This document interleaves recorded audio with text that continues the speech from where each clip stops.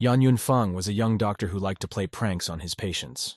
Not surprisingly, an elderly patient complained about the chili pepper in his hemorrhoid cream. The young man immediately realized that the shouting of the irritated patient would not lead to anything good, and ran away from him with all his legs. When he reached the high fence, he swung over it with his tightly packed backpack on his back and sympathized with the old man. It was high enough to the ground, so the guy's landing raised a huge column of dust. As he continued to scurry away, the doctor shouted that the crushed cold fruit was useful in treating his condition. Other than that, Yan Yunfang didn't know when he would go back and apologize for exterminating the adult film collection at the same time. The young man ran faster and faster. He needed to gain acceleration. The young man ran faster and faster. He needed to gain momentum. Jumping down from the high cliff, the boy smiled and shouted to the old man that he should take better care of his health. After landing on the roof of the train, Yan Yunfang tucked his backpack under his head and dozed off with a twig in his mouth with a smile. He remembered that as a child he had gone to the mountain with an old man to study medicine. Later he went on missions all over the world. That day, a man mercilessly kicked him with his foot from the highest point of Moyun Mountain. The young man shouted that he would come back anyway. His assignments varied. He could go to a magic mountain on a moonlit night and steal medical ingredients along with the underwear of bathing girls, or go on a crazy journey through the Amazon jungle as a mercenary, turning around at every rustle. Quite often the doctor was out on business trips in the Pacific Ocean, fishing for outlandish underwater creatures. Pensive, the young man straightened to his full height and remembered that he had always been responsible for completing tasks. As soon as the boy remembered that today's mission was to find a bride, he hit the back of his head on the bridge slab and went tumbling.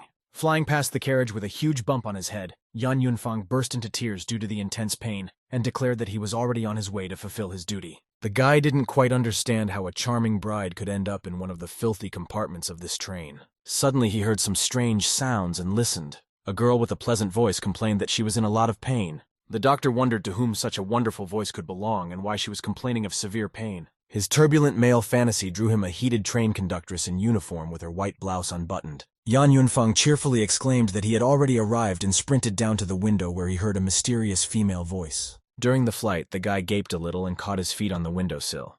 He flew headfirst into the compartment. The young man quickly got up from the floor and felt his bruised chin, blushing.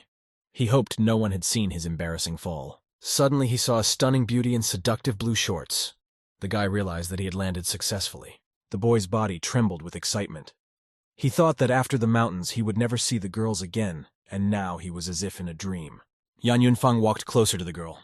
As a real doctor, he simply couldn't pass by and must examine the patient. He knelt down by Tianxiang's sleeping place and quietly tried to wake up the sleeping beauty. The young man appreciated the girl's wide cleavage with satisfaction. He did everything according to the instructions. Examining a patient is very important for a doctor. Yan Yunfang moved on to diagnose the patient's legs. They were ajar under the sheet. The guy could look at them. After examining the legs, the doctor gave his verdict. The girl is definitely ill. Her face was pale and her limbs weak. Tianxiang rolled over from her side to her back and changed the position of her legs. The young man recognized the examination as completed. This cute girl made his heart beat harder. His circulatory system couldn't take it and blood rushed through his nose. Beautiful Tianxiang, meanwhile, simply couldn't find a place for herself and was constantly tossing and turning. Yan Yunfang took a closer look at the girl's symptoms and decided that she was suffering from severe lower abdominal pain. Meanwhile, the passenger had rolled over onto her back again. The girl was very hot. She was suffocating. Barely opening one eye, Tianxiang quietly asked to call the conductor. She was unable to do so herself. The doctor readily volunteered to help her. The girl was so beautiful that the young man could not help but blush when he was near her. He barely talked himself into turning away from the passenger and not staring at her so blatantly, it was uncultured. Suddenly, Yan Yunfang saw an empty cup and a popsicle stick on the table. Now everything was clear to him. The patient's dysmenorrhea was aggravated by the fact that she was lightly dressed in cold weather, and at the same time ate a portion of ice cream. The doctor smiled lustfully and rubbed his hands together in anticipation of pleasure. This treatment should be interesting. He told the girl that she was very lucky. It was in her compartment that a doctor with brilliant skills happened to be there. He rushed over to Tianxiang and ripped off her sheet in one fell swoop. The young man couldn't take his eyes off her smoothly heaving breasts. The doctor tried to concentrate as much as possible on the deep diagnosis and closed his eyes, mentally channeling the energy. After a few seconds, the young man's eyes opened.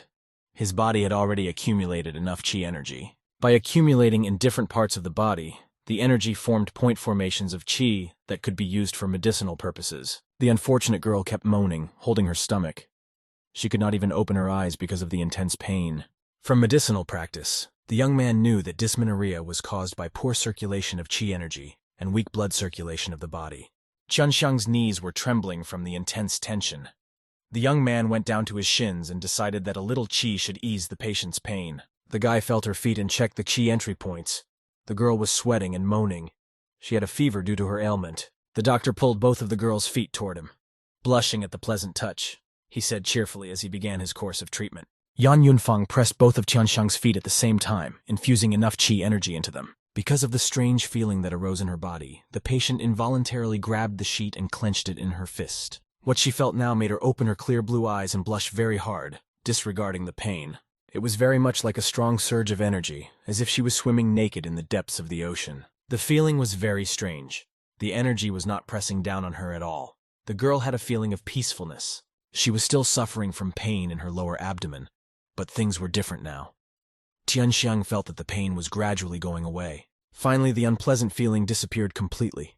The girl sighed with satisfaction. It felt good to be able to breathe calmly at last. Her present condition allowed her to lie as she pleased.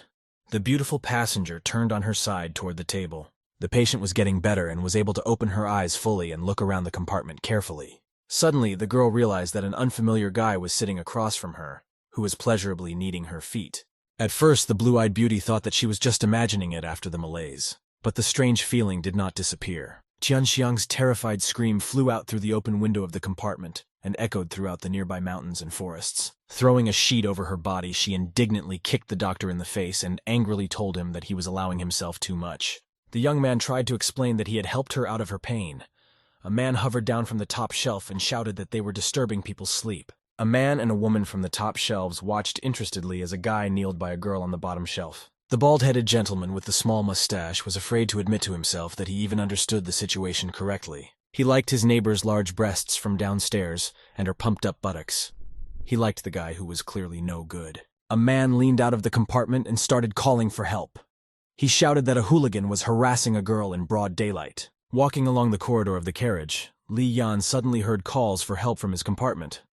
Apparently, someone had attacked his Qianxiang. The boy smiled and adjusted his glasses. He had waited too long, but his hour had come.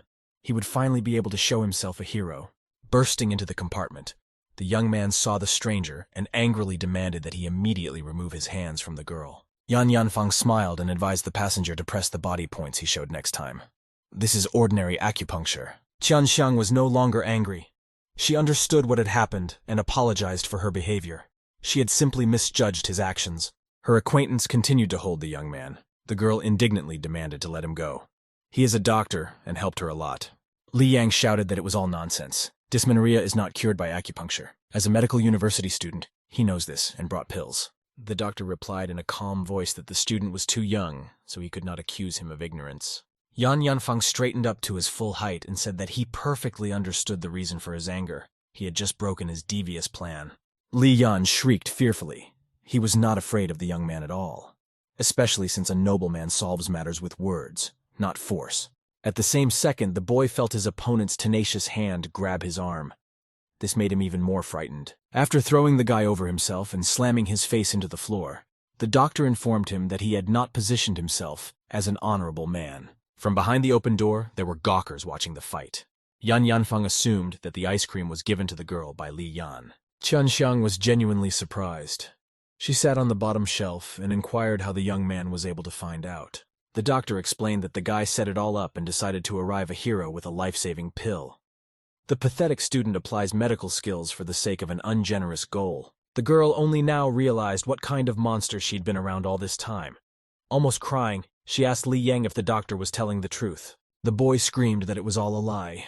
He'd never in his life been able to calculate her cycle with such stunning accuracy. Yan Yanfeng smiled and reminded that he was a medical university student, so such concepts were definitely familiar to him. He said he'd better go and read a couple of medical books so as not to embarrass his university. It was clear to the audience. They knew that this student treated the girl well, and that guy was just bullying him. They all started murmuring in unison that the guy was a quack. His methods are invalid. We should call a real doctor. The man hangs off the shelf and declares that the guy was wrong. They agree to forget the whole thing if he pleads guilty. Yan Yanfeng could no longer tolerate ignorance and people who couldn't understand the simplest things. He demanded that everyone shut up. He cried out that once a man saw a foot massage, he suspected lust, yet he himself has a yin deficiency. The man hunkered down from the top shelf in horror. For years he'd managed to keep it a secret, and the guy found out in a minute. Jumping down from the top shelf, he pleadingly asked the young man how he knew this, and inquired if the doctor could restore potency. Now the man called the guy a big brother as a sign of respect. He was ready to give any money for the treatment of his illness. Yan Yanfang remembered the old man, and clapped the man on the shoulders. He said that his master could get rid of illnesses in one fell swoop.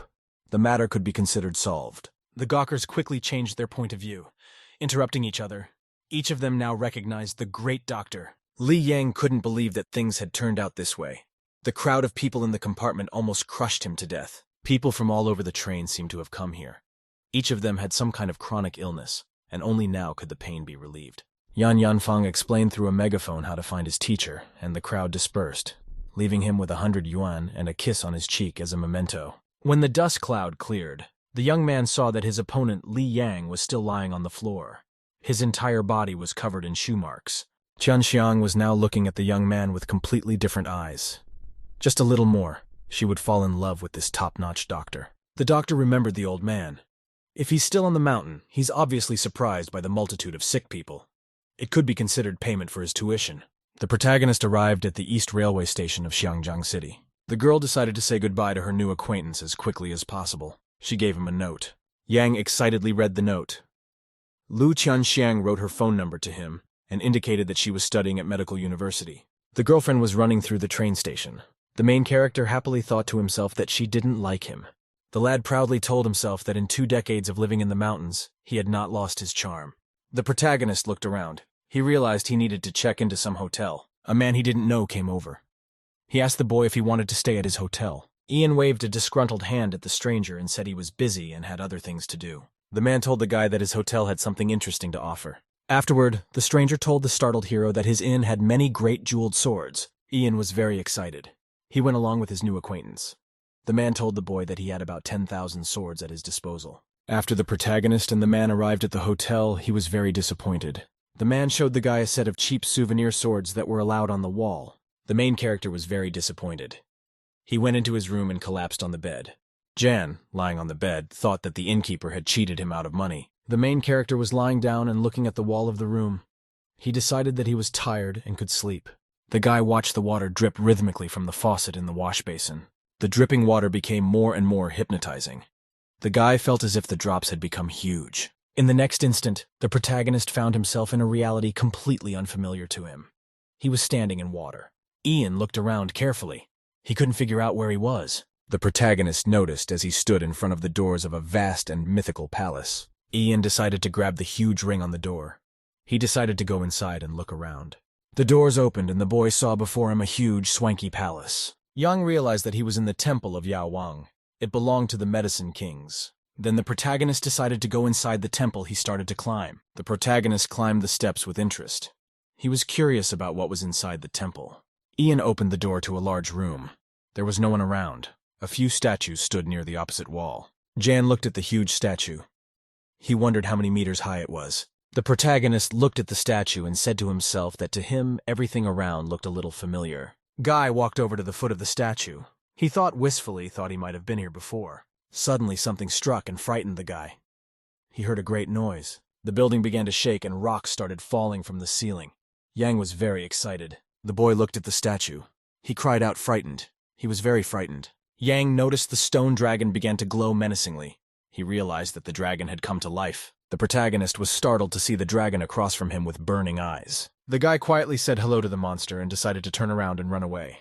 After that, the protagonist turned around and ran away from the monster with all his might. Ian ran as fast as he could. He wanted to get away from the dragon as fast as possible. The guy ran and yelled, very scared, to the dragon not to eat him. Yang shouted loudly to the monster that its meat was tough and unpalatable. The main character was very frightened. He ran away from the dragon and shouted loudly. After this guy went into a parallel reality. It's like he was in a magical space. The main character was like sitting in a little water. He didn't realize what had just happened to him. Yang saw a small magic orb in front of him. He reached out his hand to touch it. The protagonist excitedly reached out his hand to touch the mysterious ball. Suddenly, the orb burst apart and glowed with bright colors.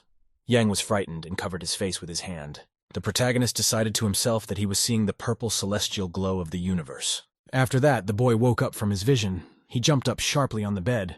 The main character was very surprised. He was remembering and thinking about what had happened. Ian looked at his hand. There was a small broken balloon. He had picked it up on the way down the mountain. After that, he had strange visions. The protagonist clenched the magic ball in his fist. He wondered what the heavenly glow of the universe was all about. Ian turned around and started to walk away. He decided he would deal with all of this later. The guy walked towards the exit of the room. He decided that today was the big day, and he had to meet his fiancée. There were a lot of people outside the huge Shinhai International building. A girl walked into the corporate building. The secretaries at the entrance greeted her and called her director. The girl's name was Gu Ruochu. The secretary told the lady that the manager was waiting for her. Gu went to the manager's office door and knocked. The manager told the guest to come in. The guest saw that there was a huge amount of papers on the table in front of the manager. She asked Xingshu how she had time to read the reports. Gu put the file folder on the table and told her interlocutor that her fiancé was in town. The manageress turned around and told the girl who had passed that there was no need to worry. Xingshu told the interviewer that a couple of days ago, her grandfather had personally taken charge of the marriage matter. After that, the girl stood up and said that her fiancé was a young master of the Yang family. Gu looked at the manageress and decided that this girl was very seductive. After that, Gu looked angrily at the manageress and said that Xingshu is the beautiful girl of the Yi family. After which the girl shouted to her interlocutor that she was totally unworthy of the guy from the mountain. The girl replied that marriage was a lifelong choice, but her grandfather had already decided everything. Gu said excitedly to her interlocutor that she could help her dissolve this marriage. The manageress took the cup with her drink and told her friend that she needed to think for a bit. She said angrily to her interlocutor that it might be that someone more worthy would come now. She asked if the manager dared to disobey her grandfather's decision. After which the girl continued to say something very angrily to her interlocutor. Gu smiled slyly and said she had a couple ideas for a really bad way to play with someone. The manageress smiled at her guest and said she was leaving everything to her. The main character was sitting on a bench near the entrance to the building.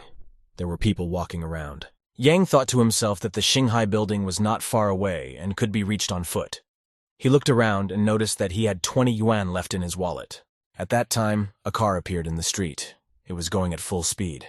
There was a little girl standing in the road. The main character looked away and got worried. He realized that the car might hit the girl. After which the guy abruptly jumped from his seat and ran to the girl's aid. The guy got there just in time. He grabbed the girl and tossed her aside.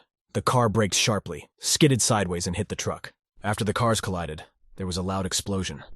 The guy carried the girl to the side at that time. There were people running around. Someone got the passenger of the car and asked for help. A man was sitting next to an unconscious girl. He was screaming for Lin to wake up.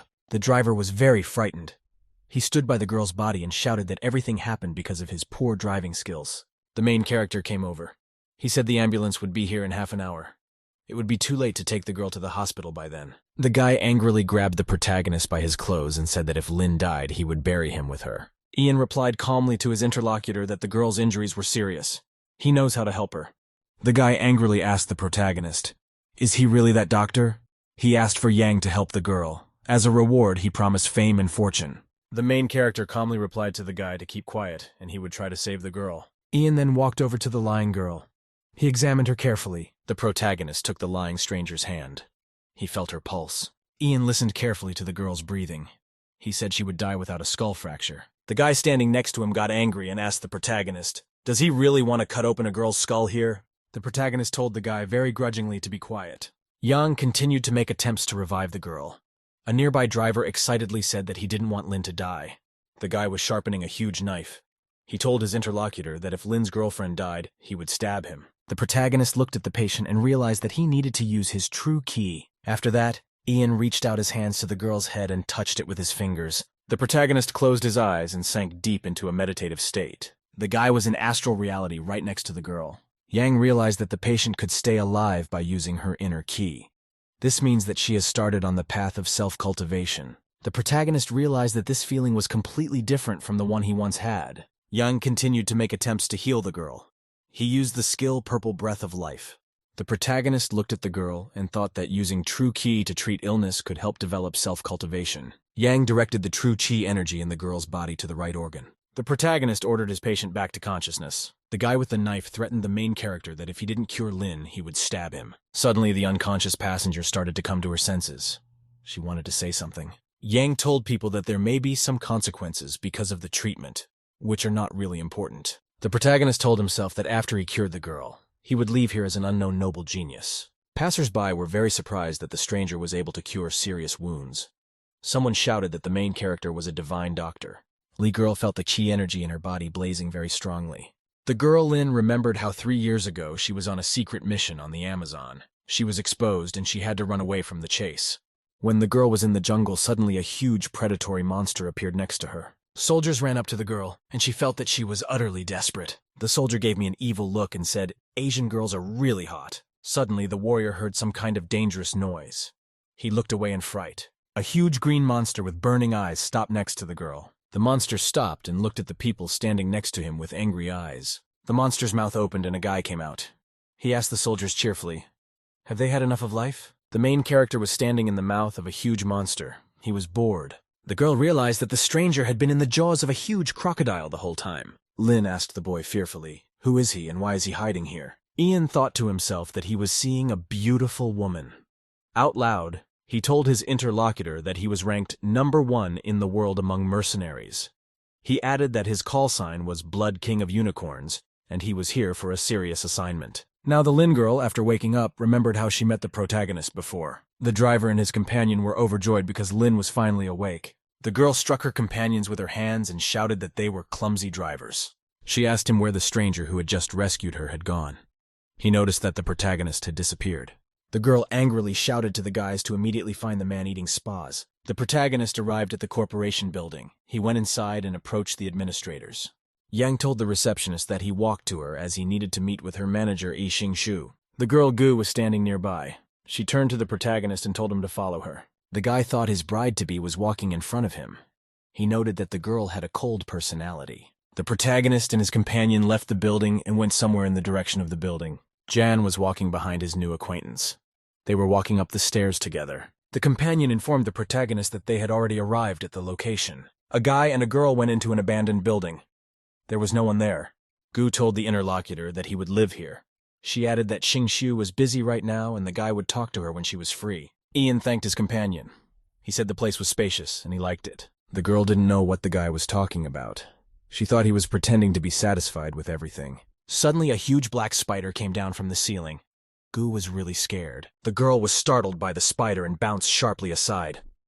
Yang did not understand what had happened to his companion. The main character picked up the girl and asked if she was okay. The main character was holding a frightened girl in his arms. He told her she saw a small spider. The interviewee got angry at the guy and called him a very vicious pervert. Ian grabbed the girl's arm just in time. He reminded her that he had saved her and she wanted to hold on now. Gu got even more angry. She demanded that the protagonist let her go immediately. The girl turned around and started to walk away. She shouted that men don't have an ounce of dignity. The guy reached out to a small spider sitting on a metal rail. The protagonist told the surprised spider not to bump into the evil girl in the future. An upset Gu was walking down the street. She thought that the protagonist had made her leave and she hadn't had time to tell him about the hospital. The protagonist arrived at the entrance of the public Xinhai hospital. Yang remembered the girl who had told him to go work at the Xinhai hospital. She added that their company would not tolerate slackers. The boy said to himself cheerfully that this little community hospital would be the beginning in his becoming a legendary doctor. The protagonist ended up working at the hospital as a janitor. The boss made the guy clean the floors and restrooms. Jan had to clean up trash all over the hospital. The protagonist listened to every instruction from his superiors. He decided to endure everything for the sake of the ultimate goal. Suddenly, a patient was brought into the hospital. The paramedics rolled him on a stretcher down the corridor. The nurse shouted that they had a patient with angina pectoris. His life was in danger.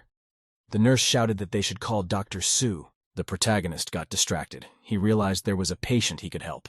Ian threw off his janitor's clothes and shouted happily that he had medical skills and wouldn't waste his talent. After that, the guy pulled out his healing food and said he was getting down to business. The protagonist ran into the patient's room and Dr. Su was already there. The nurses were happy because they saw Dr. Su. Everyone was waiting for him to help the patient. The doctor asked about the patient's family members. He added that all medical expenses would have to be paid. The nurse said the ambulance was called by a passerby, so they haven't contacted the family. Dr. Su told the nurse sternly that they have a private hospital and he can't save people for free. The protagonist stood among the other people in the room. He looked at Dr. Su carefully. A doctor angrily told a nurse that he would cure a patient if she would pay for it. The nurse said fearfully that the patient might die. The doctor said that he would not treat Naklebnikov for free. Dr. Su was very amused by the words of the nurse who said the patient was going to die. The doctor then walked over to the gurney and flipped it over with a strong kick of his foot. A sick old man fell off the gurney onto the floor. He couldn't get up on his own. The doctor cheerfully said that poverty alone was a disease that could not be cured. He added that the poverty patient would die sooner or later. The medic ordered his subordinates to throw the sick old man out into the street. Protagonist walked up to the orderlies and demanded that they let the old man go. The orderly asked the guy who he was. Ian activated his special skills and the medics fell unconscious from his touch. Dr. Su was very surprised. He looked away unhappily to see who was interrupting him just now. The protagonist approached an old man lying down. He noted that the patient's pulse was disturbed. Jan realized that the patient was suffering from variability of angina pectoris. The nurse was surprised that a stranger gave an accurate diagnosis to the patient with only one glance. Ian put a needle in a sick old man. He needed to inject near the heart at the cardiac point.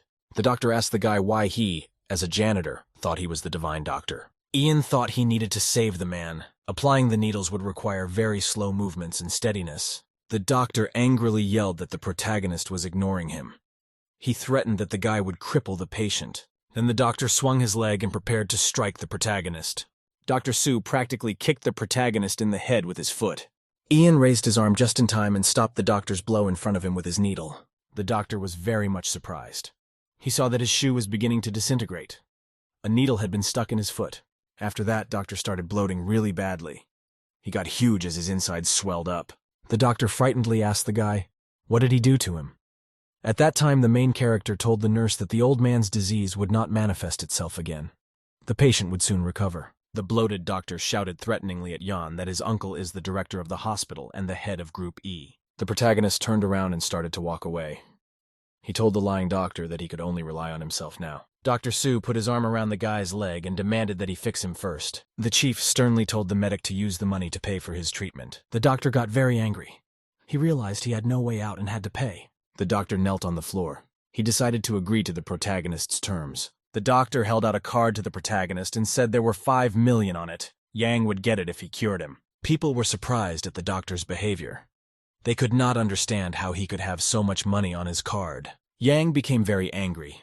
He angrily thought that when he recovered, he would put all the subordinates in a humiliating position. The protagonist asked the medic, did he really think that if you have a lot of money, it's great?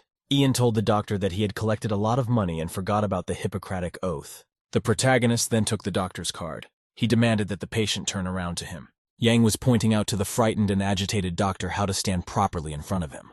The protagonist told the patient that a stagnation of chi energy was found inside his body. The guy explained to the patient that he would only recover after a good crotch stimulation. Then the protagonist kicked the doctor's ass with all his might. He flew off to the side. The doctor fell to the ground from the strong blow. He was in pain and could not get up. Yang told the patient that the treatment was over, and he would make a full recovery in 2 days. Dr. Su angrily asked the guy how dare he hit him. Yang replied, the man would be better in 2 days. The doctor lunged at the guy with a knife and demanded that he fix him as soon as possible. The protagonist turned around and swung the medic with all his might. The hospital staff watched in amazement as the doctor was knocked aside after a strong blow. Ian said angrily that the medic was an irredeemable fool and had brought death upon himself. The protagonist then threw the card to the nurse. He said that he was donating the money to the Red Cross. The director of the hospital was accompanied by a guy named Li Ju. He added that his father was brought in with angina pectoris. The principal told the guy that his nephew named Su Meije is a good doctor and will cure the guy's father. Young guest was surprised to open the door to the chamber and see his father there. The guy would have been really startled. He felt like he'd seen a nuclear explosion.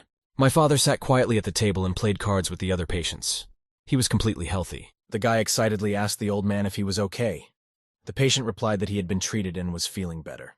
The director cheerfully said that the old man could be helped by his nephew. He asked the lad Li Ju to have Shanghai Hospital placed in the top 3. The head nurse told the guy that she too wanted their hospital to be recognized as the best. Afterwards, the nurse said she'd tell the truth so she wouldn't feel guilty. The woman opened the door to the room and showed Dr. Su lying there. She shouted to the guy that this doctor had abandoned his old man to his fate. The patient was rescued by a doctor with the last name Yang. The principal told the guy fearfully that his band E was big and respected in town. Li Ju replied angrily to the interlocutor that he didn't care at all what band he was in. The guy yells goodbye to the hotel manager, that if the hospital isn't going to save people, it should be shut down sooner rather than later. He said excitedly to his father that he knew about the hospital. The old man replied, Only Dr. Su in the hospital is a problem. The boy thought to himself that the excellent Dr. Yang was very much interested in him. The girls were in the Shinhai International building. Gu asked her interlocutor Sing Shu if she had heard about the case at the hospital. The hospital manager replied that she was aware of the case. Dr. Su Meija was dismissed from the hospital. Ding Su, the hospital manager, was also punished. The former hospital director was transferred to the department, where he started working as a janitor. Gu reported that the rating of Shinhai Hospital is in critical condition. Sing suggested holding a charity event in a couple of days and inviting Li Ju. The manageress hesitated and said she would apologize to the guy in person. Gu thought that if Xing Shu knew that the old man in the hospital was saved by the main character, she would look at him differently. It's evening and the main character decided to relax after work. Guy got a refreshment at a modest restaurant called Chew and Swallow. Ian remembered the old man telling him that he would come down the mountain for a while and meet him. The main character remembered that he hadn't prepared anything for his bride. He decided to prepare a talisman for her. Ian tossed the empty jar aside and decided to go look for a gift on Antique Street. The Antique Street was lively. There were a lot of people walking around. Suddenly the protagonist felt some excitement. He looked carefully to the side. Jan saw many merchants and customers around him. He decided that he had come to this place for nothing. A salesman appeared with a snuff box in his hand. He shouted to the people to stand aside and not to interfere with his business. After which the man angrily shouted at the protagonist to get out of here. Yang moved from his seat very quickly and disappeared lightning fast to the side. The salesman suddenly dropped the snuff box and it began to fall down. The man fell to the ground. The snuff box fell beside him. The people around him were surprised. The salesman woke up. He shouted to the protagonist that he had broken a good snuff box because of him. The man angrily shouted at the guy for hitting him. He added that his snuff box was worth 5 million. The interlocutor angrily demanded of the guy that he compensate him for the damage. Jan replied that he didn't want to bother today. The guy handed the salesman a bill. He said that the snuff box was fake and that it was worth no more than $100. The salesman shouted angrily that his snuff box was made of rare wood and was the real thing. The people around them were not happy. Someone told the seller Juan that his snuff box looked new and was a fake. Juan shouted to the protagonist to stand there and not go anywhere. He promised to come back, at which time some man from outside called out to the protagonist. The stranger asked the guy, did he really just use the fastest martial technique called flying crane gate? Ian greeted the stranger in return and said he was completely right. The man looked at the guy with interest. He decided that the protagonist was the successor to Mo Yuan. He decided to befriend him. The man offered the protagonist to go with him. He promised that the guy would choose his own gift and would not pay anything. After that, the main character walked down the street with the stranger. They passed by stores. Yang figured the old man would offer him something good. He hoped he would get the jade products and not have to pay. At this time, the seller Juan woke up.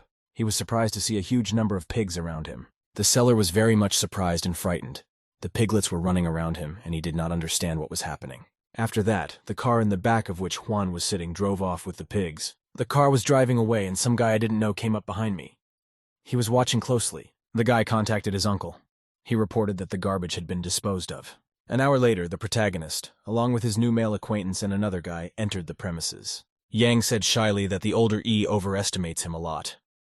The man replied to the protagonist that he would give him a piece of emerald. The guy was holding an emerald under glass. The man said he was very reluctant to part with the stone. Suddenly, the protagonist heard a suspicious noise from the side, as if something was flying. Ian shouted fearfully to his companion to be careful. A large bat flew from the side. The main character caught it just in time. Ian turned to the side and saw the stranger. He asked cheerfully, "Why is he throwing around such dangerous things?" The stranger was huge. He had a bat on his shoulders. He shouted cheerfully that his hand had just slipped. The bandit said angrily that the protagonist had broken an expensive item that belonged to his brother. The people around them got scared and started to disperse and hide in the stores. They were getting ready for a huge massacre. The man menacingly shouted to his subordinate to wait. Yang asked the thug, "Did he come to avenge his brother who hid the fake snuff box here?" The thug angrily asked the guy, "Where did his brother go?" The protagonist replied that the seller Juan spends his time in the company of fat pigs. The bully shouted to the protagonist that he was going to teach him a lesson. Then the thug swung the bat and swung it at the guy with all his might. The big guy hit the ground with a thud. There were dents all around. Yang told his rival that he would cure him of his chronic anger. The bandit swung the bat again to hit the protagonist. He couldn't hit him. The protagonist has activated a special magical skill for his defense. The guy swung around and very quickly knocked the big guy in the chest with his left hand. After the blow, the big guy was thrown to the side. He stayed on his feet. Bandit shouted to his opponent that he had very weak punches like a girl's. Ian responded to a formidable opponent that as a doctor, he should not mince words when he is called soft-spoken. Ian angrily told the thug that he hates people who call him soft. After that, the protagonist abruptly pushed himself off the ground and jumped high up.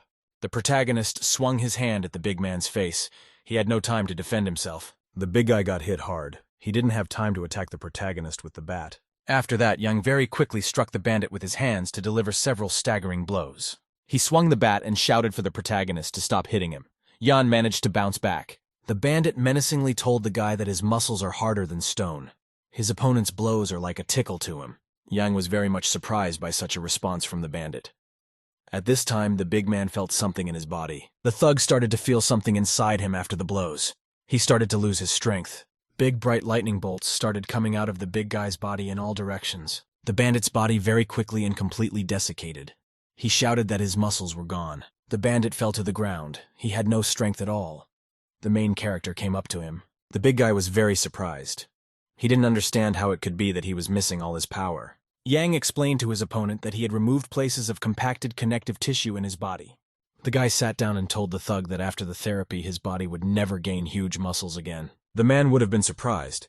He noticed that the protagonist had stripped the bandit of his muscles without damaging his bones. The protagonist asked cheerfully to the male Itai, where were they during their conversation? The man held the necklace in his hands. He told the protagonist that he wanted to be his friend. The guy frighteningly said that Itai is holding the family religion. The man told the protagonist that he has worn this jade pendant for years. He wants to give it to Yang. At this time, someone came out of a trash box and watched the protagonist and the male Itaizu closely. After that, the stranger decided that he had to report everything to his boss as soon as possible. He started walking away. The main character accepted the gift. He told the man Itai that he could always count on his help. After that, the guy turned around and started to walk away. He looked after Yang and said that he would be a dragon and a phoenix among men in the future. The man turned around and started to walk away with his companion. He said grudgingly that his son-in-law somehow couldn't be like Yang Yunfan. The protagonist returned to his room in the employee dormitory in the evening. Yang sat at the table and examined the gift. He realized that the jade pendant could be used to make a talisman. The guy held the gift in his hands. He remembered that Itai had told him that this jade was a family religion. The protagonist said cheerfully to himself that the man himself had decided to give him the jade. Ian decided that the matter was urgent. The pendant flew up and floated in the air. The guy decided to start recycling, at which time the punk ran up to the door where the guards were standing. He asked the bodyguards, "Is the boss inside?" Punk then ran into the room and yelled to the boss that there was an unpleasant situation. The boss sat quietly at his desk and smoked a cigar. He asked his subordinate what he wanted. The ringleader's name was Shu Qiang. He was sitting surrounded by girls. He reminded his subordinate that he was to move to him after he found the protagonist. Punk slumped to the floor in fright. He yelled that Iron Man had been defeated and humiliated by a stranger right on the street. He yelled for revenge. The bandit showed his ringleader the portrait of the guy he'd drawn. The ringleader said he felt like blowing off steam now and would help his subordinates. Punk told the leader that the last time he blew off steam, his victim turned into a kite. After which the leader and his subordinates arrived at the student dormitory. Punk told the ringleader that he followed the guy and he stopped here. The ringleader said they needed to go in. The ringleader kicked the door to the room. He yelled for the guy to take his punishment of death. The bandit saw a young student wearing girls' clothes who was broadcasting on video. He was thanking someone for a donation. A student dressed as a girl told someone in the audience that black silk stockings would be best for him. The bandits were very outraged and frightened by what they saw. They threw up. Punk told his ringleader that he was a little mistaken. He added that the main character should be in the next room. After which the bandits went to the next door and kicked it down with all their might. Guests noticed a guy sitting in a chair watching a computer broadcast of a student in women's clothing from the next room. The ringleader was very much surprised and amazed. He decided to turn to the guy, at which time the student in the chair felt as if he had opened a bottle of champagne. The frightened and agitated subordinate turned to his boss. After which the ringleader ran into the room, lunged at the student and began beating him. The boss was beating up a guy lying on the floor and yelling at him to only look at 2D girls. A student in women's clothing at the end of the broadcast told his viewers that he loved them all. The bandits threw up again. The leader crouched down and said fearfully, his eyes bulging. Protagonist woke up the next morning. The sun was shining in his room. Yang said to himself that the symbols he had drawn on the talisman corresponded to the shell of a turtle. They symbolized superior protection. He also offset this with the fire sword symbols. The main character looked at the pendant and said that it blended perfectly with the fire sword and turtle shell. He decided to use this talisman to protect the girl A Xingxiu. The door to the protagonist's room opened. One of the bandits said Yang was good and hid from them, but they were even better now. The protagonist replied that he wasn't hiding. He was here the whole time. The punk shouted angrily at the guy to wait for the moment of his death. The ringleader came running into the room. He said that he would kill the protagonist because he had suffered inhuman torture last night and lost an eye. The protagonist pulled out a magic talisman. He told the intruders that he would get rid of weeds like them. The guy told the thuggy bandits that he would first torture them to death and then taste their flesh. The ringleader swung his cleaver. He shouted to the guy that he had the strength to kill him. He prepared to hit the protagonist. At this time, the guy activated his skill and repelled the bandit's attack very quickly. The ringleader dropped his weapon. It fell to the side. Yang continued to stand still. After that, suddenly the clothes on the bandit began to dissolve and fall off. The ringleader asked, surprised at the guy, "Is he really the doctor the Lin girl is looking for?" The ringleader was glad he'd met a wonderful doctor. He told him the whole story. After a while, the protagonist, accompanied by his companions, arrived at the bar. The ringleader opened the door and told the protagonist that the Lin girl was waiting for him further inside. The guy was alone in the bar. There was silence all around. He asked, "Is anyone there?" Jan told the invisible interlocutor that he didn't need money from her. At that time, someone tapped him on the shoulder from behind. The protagonist turned around and saw a strange girl. He got worried. After that, the girl walked up to the protagonist and put her arms around him. The companion told the unicorn that she didn't call him here for money. After that, the girl smiled very slyly and romantically at the protagonist. The conversationalist told the cheerful protagonist that she could repay him with her body. The conversationalist put the guy's hand on her breast and told him he could do whatever he wanted to her. The protagonist looked at the girl with a very excited and agitated look. Ian grabbed the person he was talking to and wondered if she had accidentally mistaken him for someone else. The girl smiled. She thought to herself that the main character had said it himself. The companion grabbed the guy and said she wasn't wrong and they could continue. Suddenly, the protagonist grabbed the stranger and gently placed her on the floor. The protagonist lay looking at the girl with great suspicion and distrust. The interviewee looked fearfully at the protagonist and asked, "What is he doing?"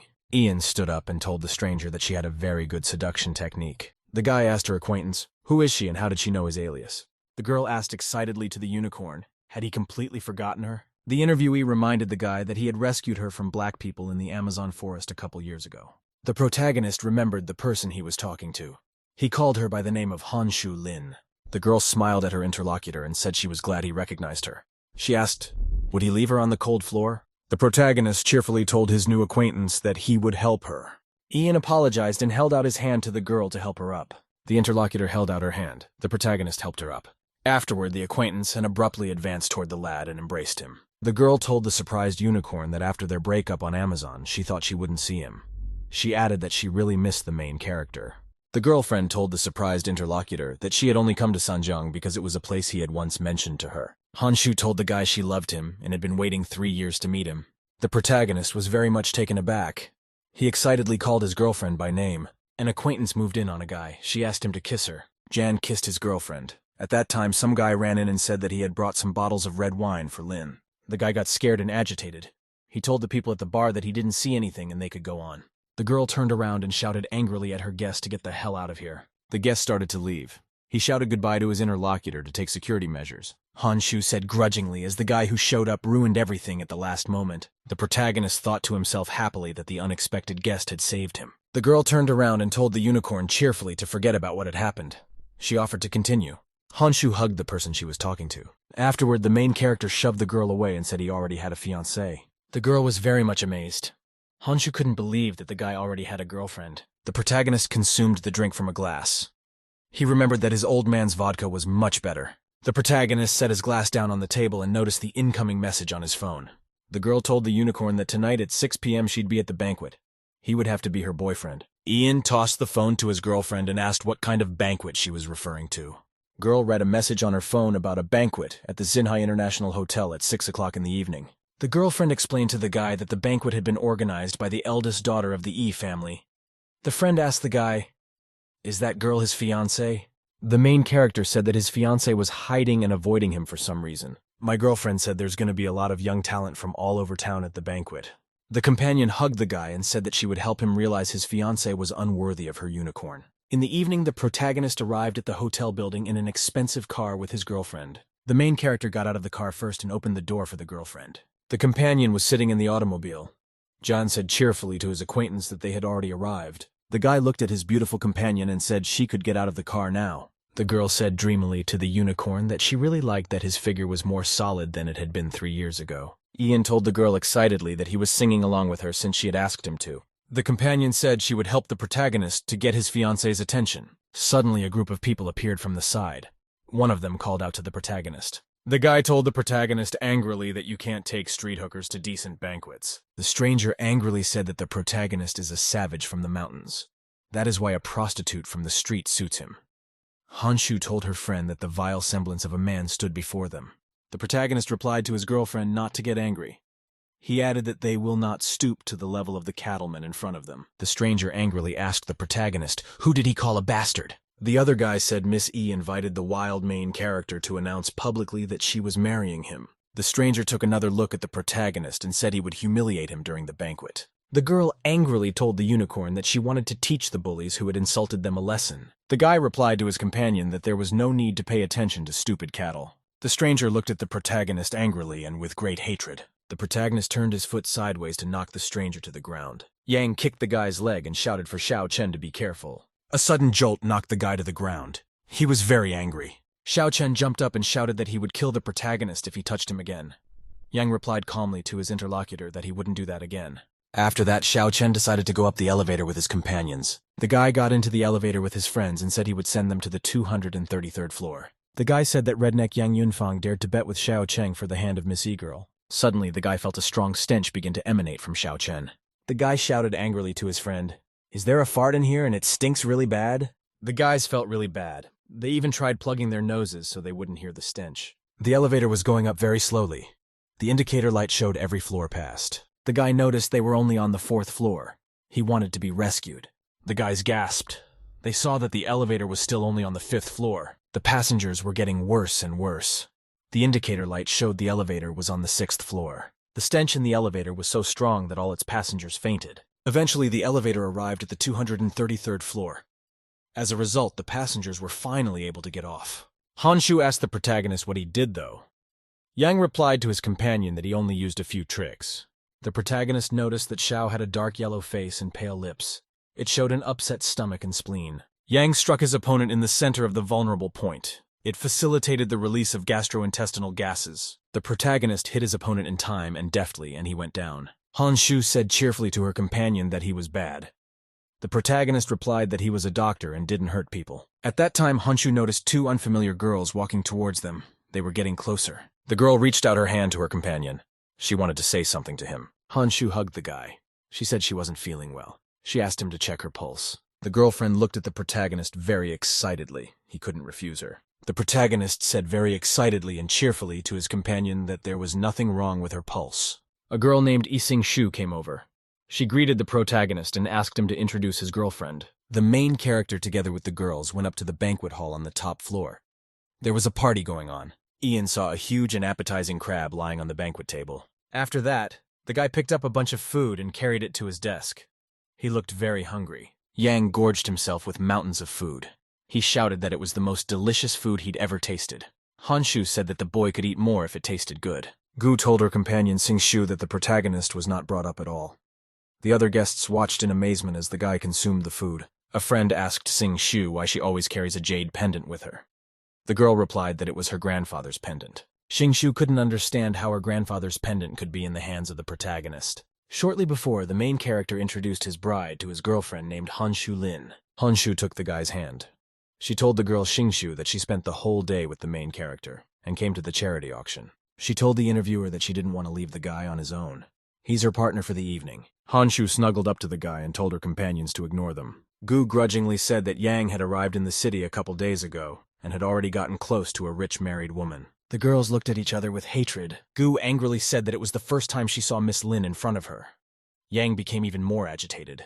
Honshu angrily replies to her interlocutor that she doesn't have a boyfriend at all because of her obnoxious character. After that, the girls threw themselves at each other with hatred. The protagonist became very worried. Suddenly came Xingxiu's voice. He shouted to the girls, "You need to stop!" Xingxiu told her interlocutors that she didn't pay attention to insignificant little things. Honshu told the unicorn to act like he didn't know the girls in front of him. She added that his fiancée was very angry. The guy told his girlfriend what he needed to say to his fiancée, just a few words. The protagonist told the bride that he came to the banquet because the engagement was the will of his parents. Ian told the interviewee that he was obliged to respect his parents' demands. Xingxiu was surprised by the main character's words. She realized that Yang Yunfeng was not the same as Ruochu had described him. The main character threw his girlfriend an amulet. He said it was a gift in honor of their first meeting. Gu told her friend that it was her grandfather's jade pendant. Xingxiu was very surprised. The girl scrutinized the talisman. She suspected something. After looking at the jade pendant, Gu decided to tell her friend something very important. The girl said in a confident voice that the main character had stolen this jade pendant. Gu explained that Yang stole the pendant and decided to give it to his fiancé. Xingxiu couldn't believe that her fiancé was such a bad person. The announcer said that the auction was starting. He said that there was a stone in good preservation in Zone A. The presenter said the most valuable stone was valued at $1 million, after which the presenter reported that other stones had worse preservation. The auctioneer said the price of other stones ranged from $300,000 to $10,000. The presenter added that all proceeds from the auction will go to material aid for children in the mountainous regions. The announcer announced the start of the auction. Hanshu told her friend that the stones were of very good quality. The protagonist asked slyly to his girlfriend, does she really want to make his fiancé jealous? Hanshu told her companion to play along or she would eat him. Yang felt pleased. The main character was very excited. After a short pause, he decided to turn to his girlfriend. Yang told his companion that he would pick out a natural stone for her. Hanshu replied that the stone would not make any difference to her. Suddenly, some people approached. The stranger said slyly that he could smell the stench. Yang turned around and saw Xiao's boyfriend walk up to them. He said he smelled something in here. The protagonist told his opponent that he didn't smell anything. But Xiao smelled a mile away. Angry Xiao shouted he poured many bottles of perfume on himself and started to smell nice. Yang covered his companion and said it's acid rain. The excited Xiao suggested that the protagonist play a game with him called cutting a stone at random. The protagonist became agitated and was surprised that his interlocutor offered him a wager. Xiao told his rival that if he lost, he would disappear from his eyes forever. Otherwise, the protagonist would have to break off his engagement to A Yingshu. The girl Gu said to herself cheerfully, inviting Xiao Chen was the right decision. Yang Yunfeng would have to break the engagement. The protagonist proudly and cheerfully told his opponent that he was accepting his wager. Yang told his companion that they would see each other at the auction, where the stones are located. Xiao Chen was very excited. He was happy because of the main character accepting his bet. Xiao laughed angrily. He shouted that he would make his opponent kneel in front of the Xingxiu girl. Xiao angrily chuckled. He remembered that he had personally replaced the natural stone. Therefore, the protagonist would not be able to win. Hangshu tells the guy that she wants him to break off the engagement and belong to her. At the same time, she doesn't want Yang to lose to the arrogant Xiaocheng. At this time, the protagonist was examining the stone very carefully. He told his girlfriend to be sure. Yang and he told his companion that he was not afraid of anything about playing with the stone. Hanshu asked the protagonist, doesn't he understand the desires of her heart? There was a group of guys running around. Some were shouting that the main character would lose, and the eldest daughter of the Yi family would have to get married a second time. The girl abruptly stopped the guy and asked, why is this Xingxiu going to get married for the second time? The guy said that the main character and Xiao Chen are going to play a game. The winner will get the right to marry Miss Yi. Gu told her friend Xingxiu that the protagonist decided to put her as a bet in a dispute. Xingxiu told her friend to follow her. She added that they would also watch what was going on. The auctioneer cut a huge stone on a table. A crowd of spectators watched. The people were very much amazed. They were frozen by the green color of the stone in front of them. The man looked at the stone and said that the emerald green color was very similar to the imperial emerald jade. The expert told the audience that this stone was as clear as water and was an emerald of the highest quality. Somebody shouted that Xiao Chen had hit him right in the soul. Xiao angrily told his rival that he was waiting for him to try to make up in front of him with strength. Xiao Chen, in a burst of emotion, grabbed a piece of clothing and ripped it off. Xiao was covering pieces from his clothes. He had a very colorful tattoo on his arm. Xiao then shouted to his opponent to listen to him and admit defeat. A rival shouted at the protagonist that he should resign himself to living the rest of his life with Xingxiu, in whose eyes he would be dishonored. The people around laughed evilly. Everyone shouted that Xiao Feng was the best at cutting natural stones and only he was worthy of the Yi Xingxiu girl. The protagonist calmly told his interlocutors that they were a herd of stupid pigs. Ian was up on stage. He told the audience that they were very mentally retarded. The protagonist asked the craftsman near the table to start cutting the natural stone. Gu told her companion that the protagonist was very stupid. He chose a natural stone from Zone D. Xingxiu replied that her grandfather had taught her since childhood that you can't make conclusions until the last minute. Gu thought to herself that Xingxiu is protecting and supporting the protagonist at tonight's event. The guy raised a huge circular saw to the rock and started cutting it. The master watched the process carefully. He said that the result would be a piece of red jade. The spectators laughed. Someone shouted that the red jade could not surpass the imperial jade in any way. The protagonist told the foreman to keep cutting. The man shouted fearfully as he listened to the sound of the golden jade. The saw cut through the rock. A very bright yellow color came out of it. Then a huge yellow dragon sprang out of the stone and flew upwards. The yellow dragon soared upwards over the audience. Everyone was very amazed. Xiao Chen was very much frightened and worried. He shouted that such a jade could not be here. After that, the guy ran to the Master Yi, shouted that he wanted to make sure the jade was authentic. The man was very much frightened when he saw a spectator running at him. The foreman plopped down on the table and accidentally hit the power saw switch with his hand.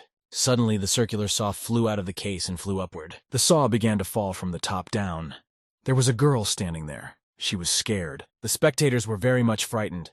Xiao Chen frightenedly called out to his familiar girlfriend. The main character saw that his girlfriend was in danger. He decided he wasn't going to let her die that way. The protagonist snapped out of his seat and rushed sharply to his girlfriend's aid. He jumped up. With a very powerful blow, the guy knocked the metal saw aside and it flew far away. Then Jan descended gently to the ground and approached his bride. The main character reached out and asked Missy if she was okay. He said he accidentally broke the wall. The girl very excitedly replied to the protagonist that she was fine. Suddenly, the Jiu girl showed up. She ran to her friend and asked if she was all right. Gu shouted that it was very fast and dangerous. She added that her girlfriend was saved by the main character. The protagonist thought that he hadn't expected that the Gu Rozu girl had such a tender and sensitive side. Yang said angrily to Xiao Cheng that his naive attempt had failed. Xiao explained that he only wanted to check the quality of the stone, and the saw had accidentally fallen out. The guy said that now nothing more could be cut out of the stone, and that the dragon was just for show. The protagonist looked angrily at his interlocutor and asked, "Doesn't he believe it?" Then the guy slammed his hand down hard on the rock. It shattered. Suddenly, a bright and yellow glow appeared from the stone. From there, a yellow dragon flew out. A dragon flew through the roof of a building at the top of a skyscraper. All the people saw it and were amazed. Someone said he could see red jade in the dragon's pupil. Another spectator was not sure if the main character's stone could outdo Xiao Chen's stone in price. Yang asked the master to value the jades in money. The man replied that red jade would be worth at least 200 million. Xiao Chen ran up to the old man and demanded that he admit that his stone was better. At that time, the main character came over. He reached out his hand and grabbed Xiao Chen. After that, the protagonist struck his opponent with a swinging kick. Xiao flew sideways. The protagonist sternly told his opponent that he could not accept defeat with dignity. The guy angrily yelled at the protagonist for being a bastard. He was still lying on the pile of rocks. The protagonist told his rival that he had previously ordered his men to perform a dirty trick. Yang stuck a magic needle into the head of one of Xiao Chen's underlings. The guy talked about the cancellation of the natural stone from Area A and the green-colored imperial jade that had been prepared in advance. The audience became very indignant. They realized that Xiao Chen's boyfriend was a fraud. He himself tried to justify himself. After that, Xiao felt very bad. He was mortified by his defeat. Xiao Chen's body began to shake in a very violent fit. He could no longer stand. The guy ran up to his friend and asked what had happened to him. He was lying unconscious. The girl asked for a doctor to be called for Xiao. The protagonist cheerfully said that no European doctor could help his rival. He added that he could cure Xiao's disorder. The guy dropped to his knees and said that if the protagonist cured their young master, they would fulfill all his demands. Ian walked over and looked at the guy lying there. He said angrily that he would fix him. The main character walked up to a guy and suddenly pulled down his pants. The guy asked the divine doctor in surprise what was he doing. After that, the protagonist took the guy and planted his butt on the face of the lying Xiao Chen. Xiao was very frightened, but he could do nothing and his comrade sat on top of him. The guy plopped his butt on his terrified friend's face. After that, Xiao Chen seemed to burst. Blood spurted out of his mouth. The people around them were frightened. They thought the boy was already dead. They could not believe that a young master could die such a horrible death. The man told the girls that the protagonist was not a doctor and had made things worse. He added that medical help was needed for Xiao Chen. The protagonist thought about it and realized that Xiao Chen might have been personally invited by the girl A Xing Shu. Yang said his patient spurted blood out of his mouth. The guy needs some rest. A friend came to Xiao Cheng and said excitedly that the young master was feeling better. The people around him were surprised that such a cure had worked. The protagonist told his companion that he was very much disappointed with the auction. After that, the guy went to his girlfriend Han Shulin and said they were leaving together. Xing Shui excitedly shouted to the main character to wait for her. Xing Shu offered to buy the protagonist's red jade for 200 million if he cut it. Gu told her girlfriend that even if the main character saved her, she shouldn't pay him that kind of money. Ian turned to his girlfriend and thanked her for reminding him. The protagonist took the stone in his hands and told the surprised interlocutor that it was not for sale. The protagonist activated a magic skill in his hand. He decided to use it on a rock. The guy put his hand on the rock. A very bright glow went off in all directions. The light from the rock stopped getting brighter and brighter. Suddenly, a very beautiful necklace with a red ruby appeared from the stone. The girl stared mesmerized at the stone. She found it beautiful on the jewelry. Ian told his girlfriend that he and promised a gift, and he hopes she likes the stone. The girl was very amazed. She was very happy that the guy had given her such an expensive stone. The girls were very much amazed that the protagonist gave the girlfriend a stone for 200 million. The girl shouted angrily to herself that she admired and hated. As the elevator rose to the 233rd floor, it brought 2 passengers inside. A guy came out of the elevator with a girl. They were looking for someone. The girl asked the companion, "Is Yang really the fiancé of the president of the E group?" The girl asked, "Why does the protagonist work as a janitor in a hospital?" Li Ju's boyfriend replied to his companion that she was asking a lot of questions. He asked her not to ask him any more questions. The girl didn't like her companion's answer and angrily called him a slut. She greeted Li Ju's boyfriend and his companion. Sing-Su bowed to the guy and apologized for what happened to his father. Li Ju explained to his interlocutor that he went through to personally thank Dr. Yang. The girl was very surprised. Sing-Su couldn't believe that the main character had saved Li Ju's father. 10 minutes later, the girl said angrily to the guy that she had been preparing for a long time to see young Yunfan, and he was gone. Li Ju shouted to the girlfriend that the main character was a married man.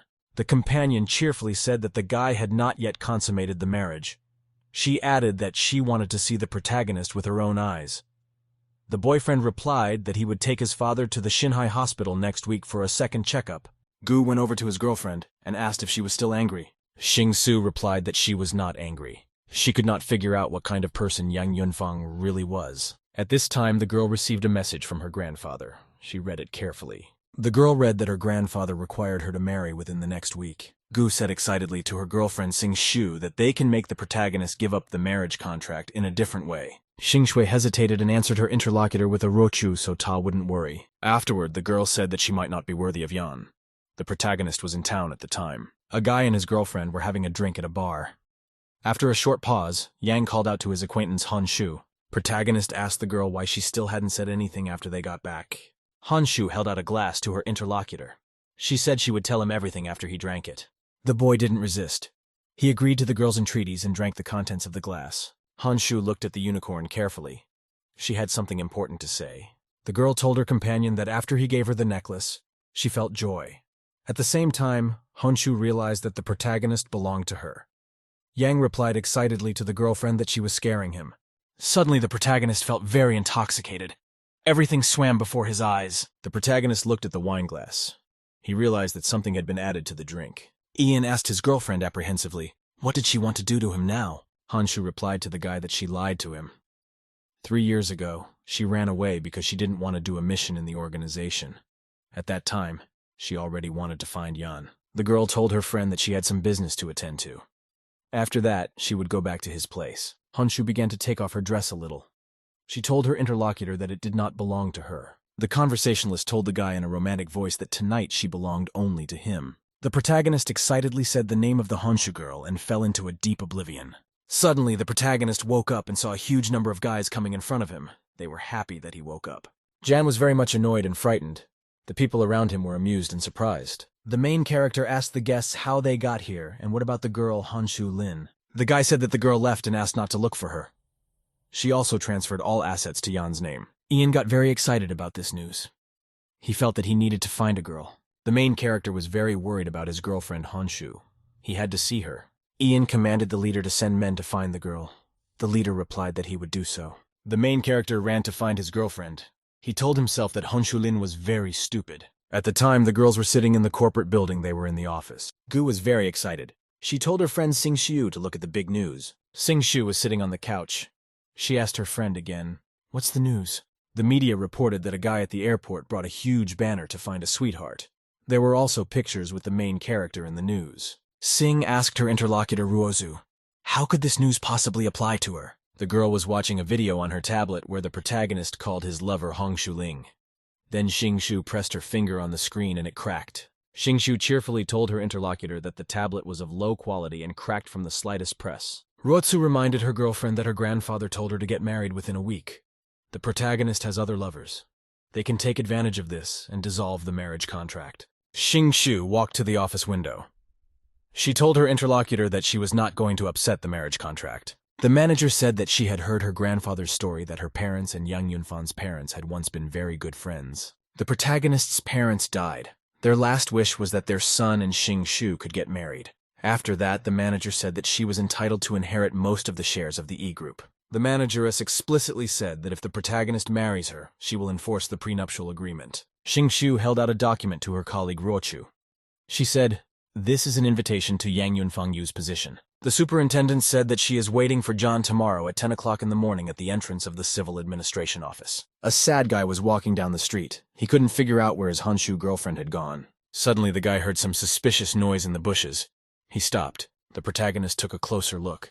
He saw someone lying in the bushes. Yang looked into the bushes and saw a girl lying there. He thought it was a Honshu. The protagonist looked at the stranger carefully. He couldn't tell if he saw his girlfriend in front of him. 10 years ago, an old man sent the young protagonist on a mission to Mount Shishan. The boy was walking near the mountain with a bag in his hands. Yang was distracted while climbing a mountain and was bitten by a strange animal. It was a white snake. The boy was very frightened. He ran and tried to throw the snake off him. Ian waved his arms and legs and shouted loudly for the snake to get away from him. The boy galloped around and didn't notice as he tumbled down the cliff below. The main character fell from a very high height. There was a forest where he fell. At that time, a girl was walking through the forest. She was carrying some kind of backpack. She was collecting medicinal herbs in it. The main character fell on a tree branch and then fell in front of a stranger. The girl was very frightened of the stranger. At first, she even wanted to run away. Ian thanked the interviewer for treating his wound.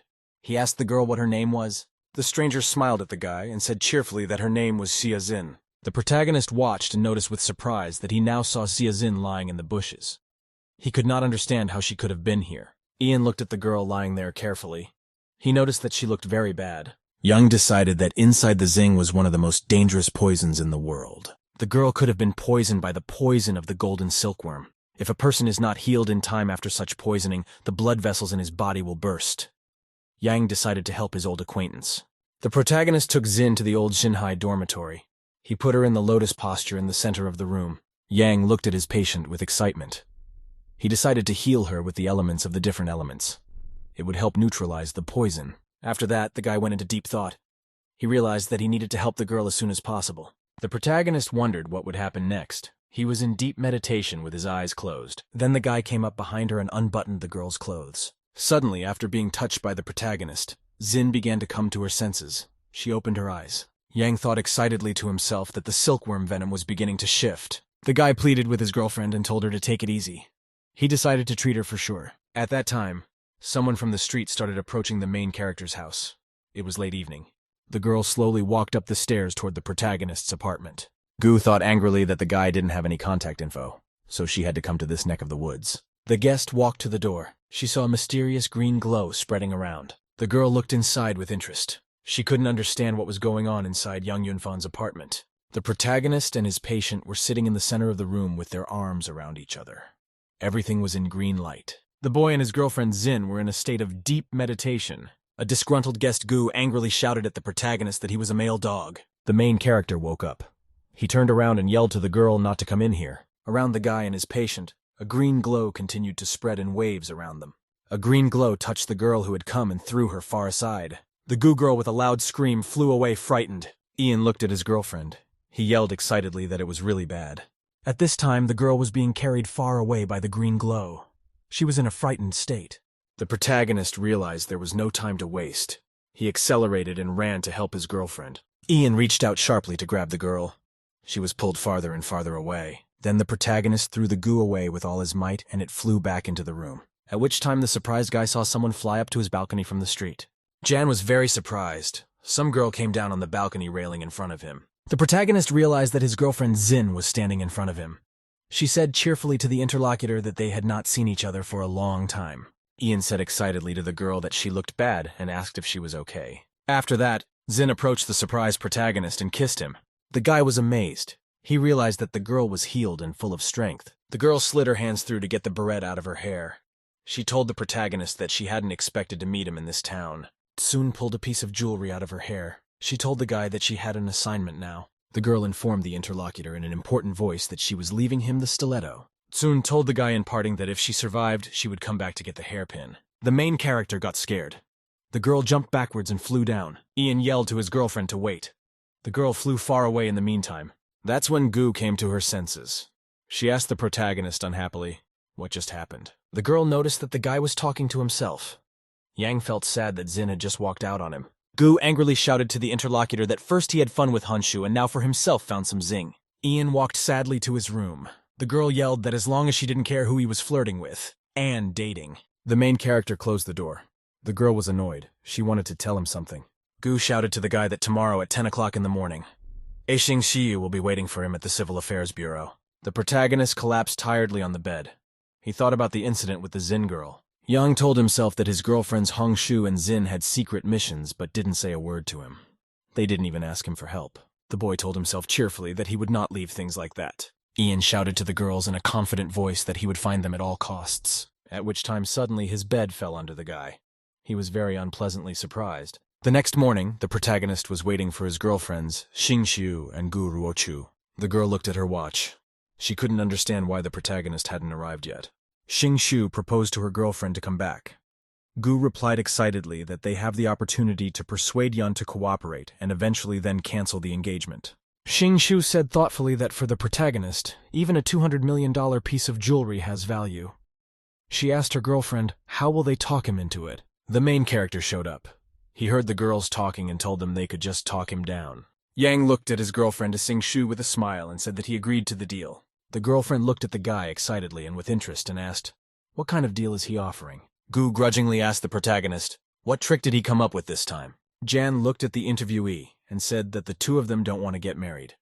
That said, there are reasons why they should get married. The main character walked up to his girlfriend and put his hand on the wall beside her. Yang told the excited Sobranjaya that she should help him find two people through her family connections. In return, he promised that he would be faithful and spend a lifetime with Xingxiu. After thinking for a bit, the girl replied to the guy that she could try to help him. The girlfriend then replied to the interlocutor that she had a few conditions. The girl told the interlocutor that he would not interfere with Shinhai's business after the wedding. The girl added that the protagonist would move into her house after the wedding. Ian replied to his girlfriend that he agreed to her terms, but only he had objections. The protagonist told his girlfriend that marriage is a private matter, and he doesn't want outsiders disturbing their family life after the wedding. Gu angrily shouted to the guy that he shouldn't go too far. At that time, she put her hand on Xingxiu's shoulder. Xingxiu told her girlfriend Ruochu that after they move out with the main character, she won't accompany him anymore. Xingxiu said excitedly that the guy won't do anything wrong to her. Yang told the interviewer that she is his wife and they can enter the building together. The girl got very excited because the guy called her wife. She clutched her clothes because of her excitement. Ian asked his girlfriend to wear more modest clothes after they officially became husband and wife. Xingxiu. With a smile, she told the guy that she understood everything. She told the guy that tomorrow he would work as a medical consultant in the hospital. Girl Gu told the main character angrily that if he bullied Xingxiu, she would take him out in the trunk of a car. Then the doors closed and both girls sped off in the car. At this time, the final preparations for the arrival of the protagonist were underway at the house of Yi Xingsu. The ringleader commanded his subordinates to be careful not to break their new boss Yang's belongings. The protagonist was in the house and gazed in amazement at his new acquaintances. The ringleader told the guy that he had enlisted the help of the Yi family to find his girlfriend Lin. Yang smilingly replied to his interlocutor that he'd better not say that he'd seen him here. He thought to himself that it would be better to hide the fact that he was married to Xingxiu from others. The protagonist was sitting in the reception area. Next to him on the desk was a pile of documents and a girl sitting there. The lawyer handed the guy the will his father had left when he was alive, after which the girl showed the guy on the table the doctor's credentials and qualifications. The guy got, according to the will, 1/10 of the shares of Group E. The main character's father wrote him a simple letter. John read it and thought it might be very specific. The protagonist reads the letter. His father tells him about the great benefits of marrying the girl. The lawyer was very surprised. The main character, after reading the letter excitedly, turned aside. The protagonist sat in a state of meditation. He thought that he would soon go to the second floor of Yin Qi. The guy thought to himself that his acquaintances Hongshu and Zun have a lot of problems, so he should quickly go to the second floor and help them. The main character knew that after he broke through to the second floor, he would form a golden virtue body. The guy opened his eyes abruptly and demanded of the heavenly forces to give him a smash right now. The protagonist saw as if he were in front of a huge golden column. The protagonist reached out a finger and touched the golden artifact. Then a force lifted the guy up and carried him far upward. He was floating in space. Yang concentratedly cultivated the golden body of virtue within himself. The protagonist continued to sit in a state of deep meditation. He saw flashes of fire all around him. He decided that the more people he cured, the more spiritual energy he would receive. For him, the breakthrough to the second floor was at hand. The guy suddenly heard some noise from the street. He came to his senses immediately. Yang turned around excitedly. He thought he heard the voice of his girlfriend, Shu. The boy was startled to realize that the voice was coming from the yard. He jumped up and ran. Ian was very much amazed and surprised when he saw his girlfriend. The protagonist decided that a dead man's soul had invaded his girlfriend's body. The guy noticed that Shu was in a semi-fainting state. He called out to her fearfully. The main character grabbed his girlfriend in his arms. He was very excited. The guy walked slowly inside the parallel magical reality. He decided that forming a body of virtues could attract all the souls of the deceased. The main character held his girlfriend in his arms. He said that with this information he would be able to exorcise the dead man's soul from Shu's body. Yang could not believe that the blood of an ancient bloodline could flow in Shu's body. The main character remembered that he could quickly increase his cultivation with a single drop of blood essence. Ian told himself that right now he had to take his mind off extraneous thoughts and save his girlfriend. The main character pulled back the clothes on the girl's body.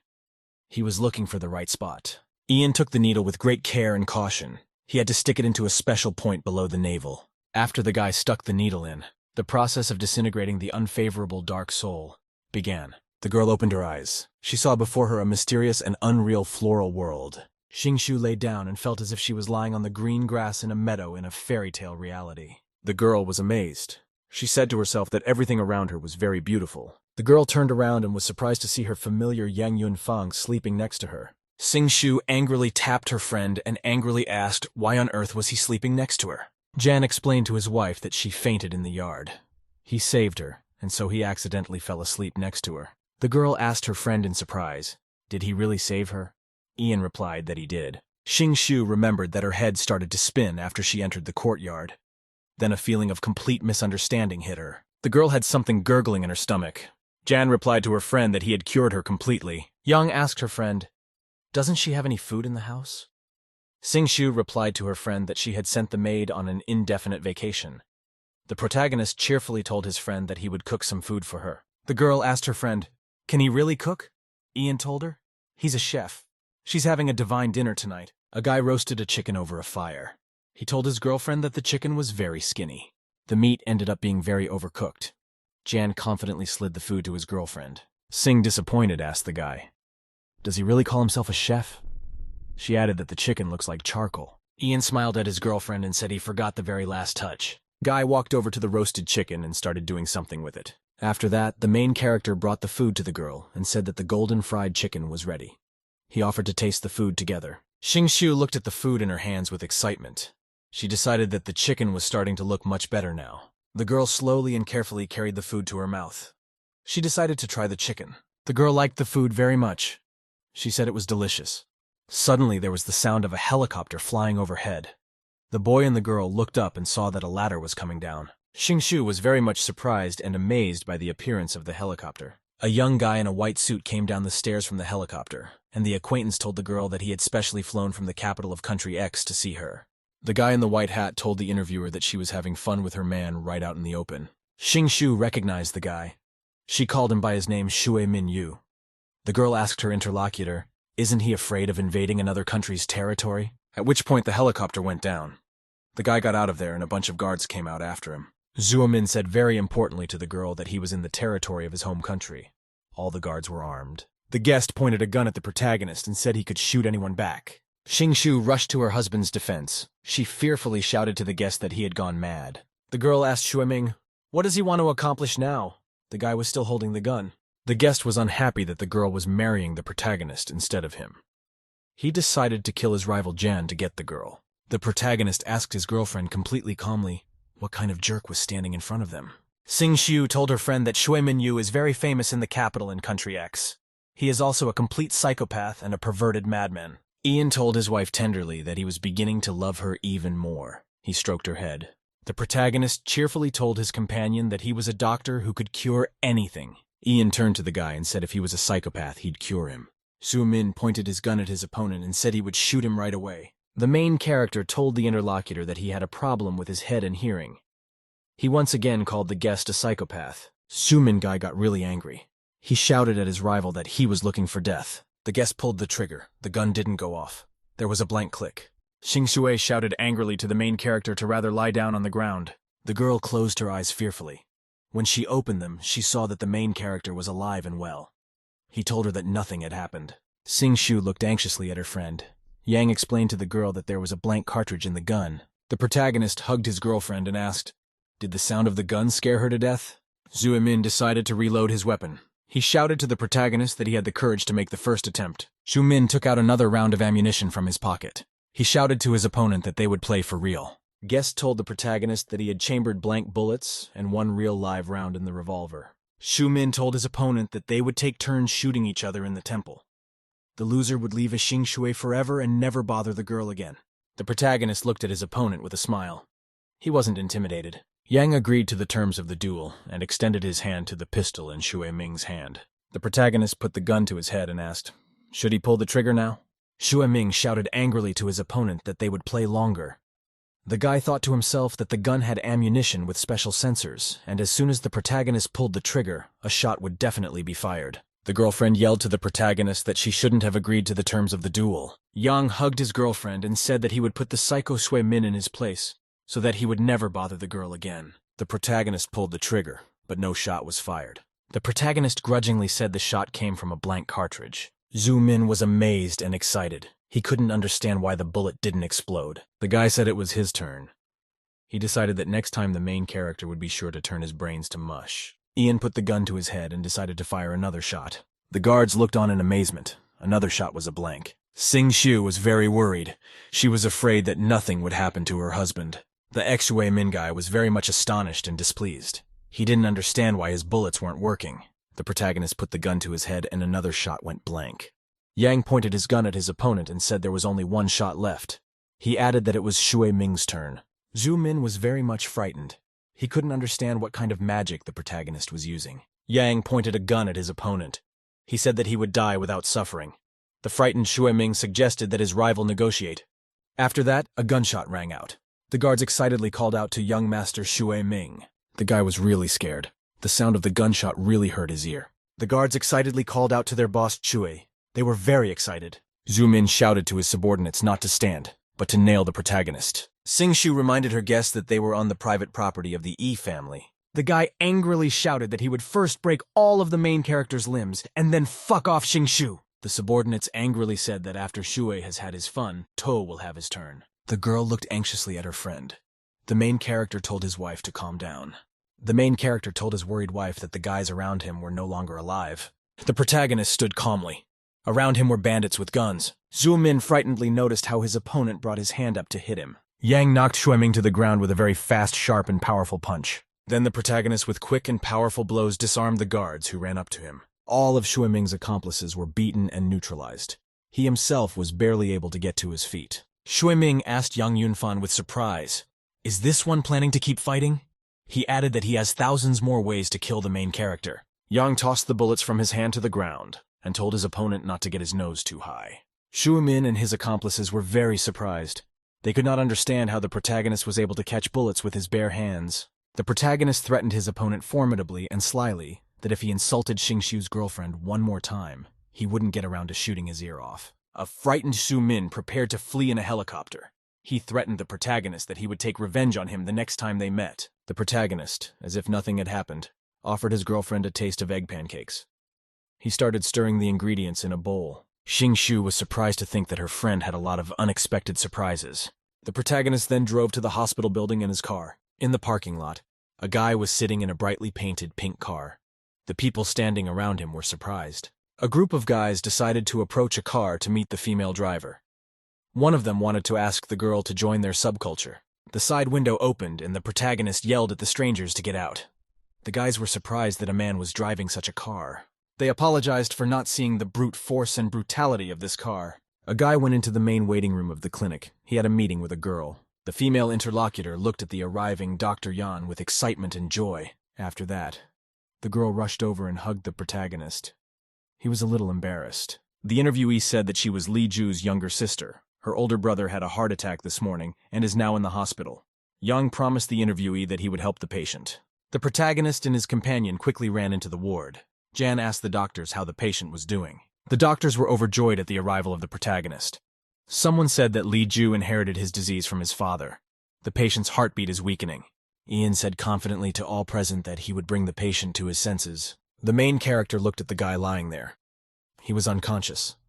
He had a weak heartbeat. The patient's condition gradually began to improve. His heart rate stabilized. After a brief pause, Li Ju opened his eyes and began to come to his senses fully. The people around rejoiced. Someone confirmed that the protagonist had earned his title of Divine Doctor. One nurse shouted happily that if their hospital had Dr. Yang, their hospital could be considered the best in the city. Jan told those present to leave and that he needed to run some more tests. The doctors happily told the guy to finish what he started. A weary Yang tells the patient that he feels like he's having a heart attack too. The girl wanted to explain to the main character about her brother's illness. Yang said that Lu Ju is much heavier than his father. The protagonist told the patient that it would take 100-year-old mountain ginseng to extract it. The patient was amazed when he heard about the century-old wild ginseng. He sighed sadly. The girl asked her brother why is he sighing and is ginseng really expensive. Li Ju explained to his sister that the ginseng in the markets everywhere is artificial.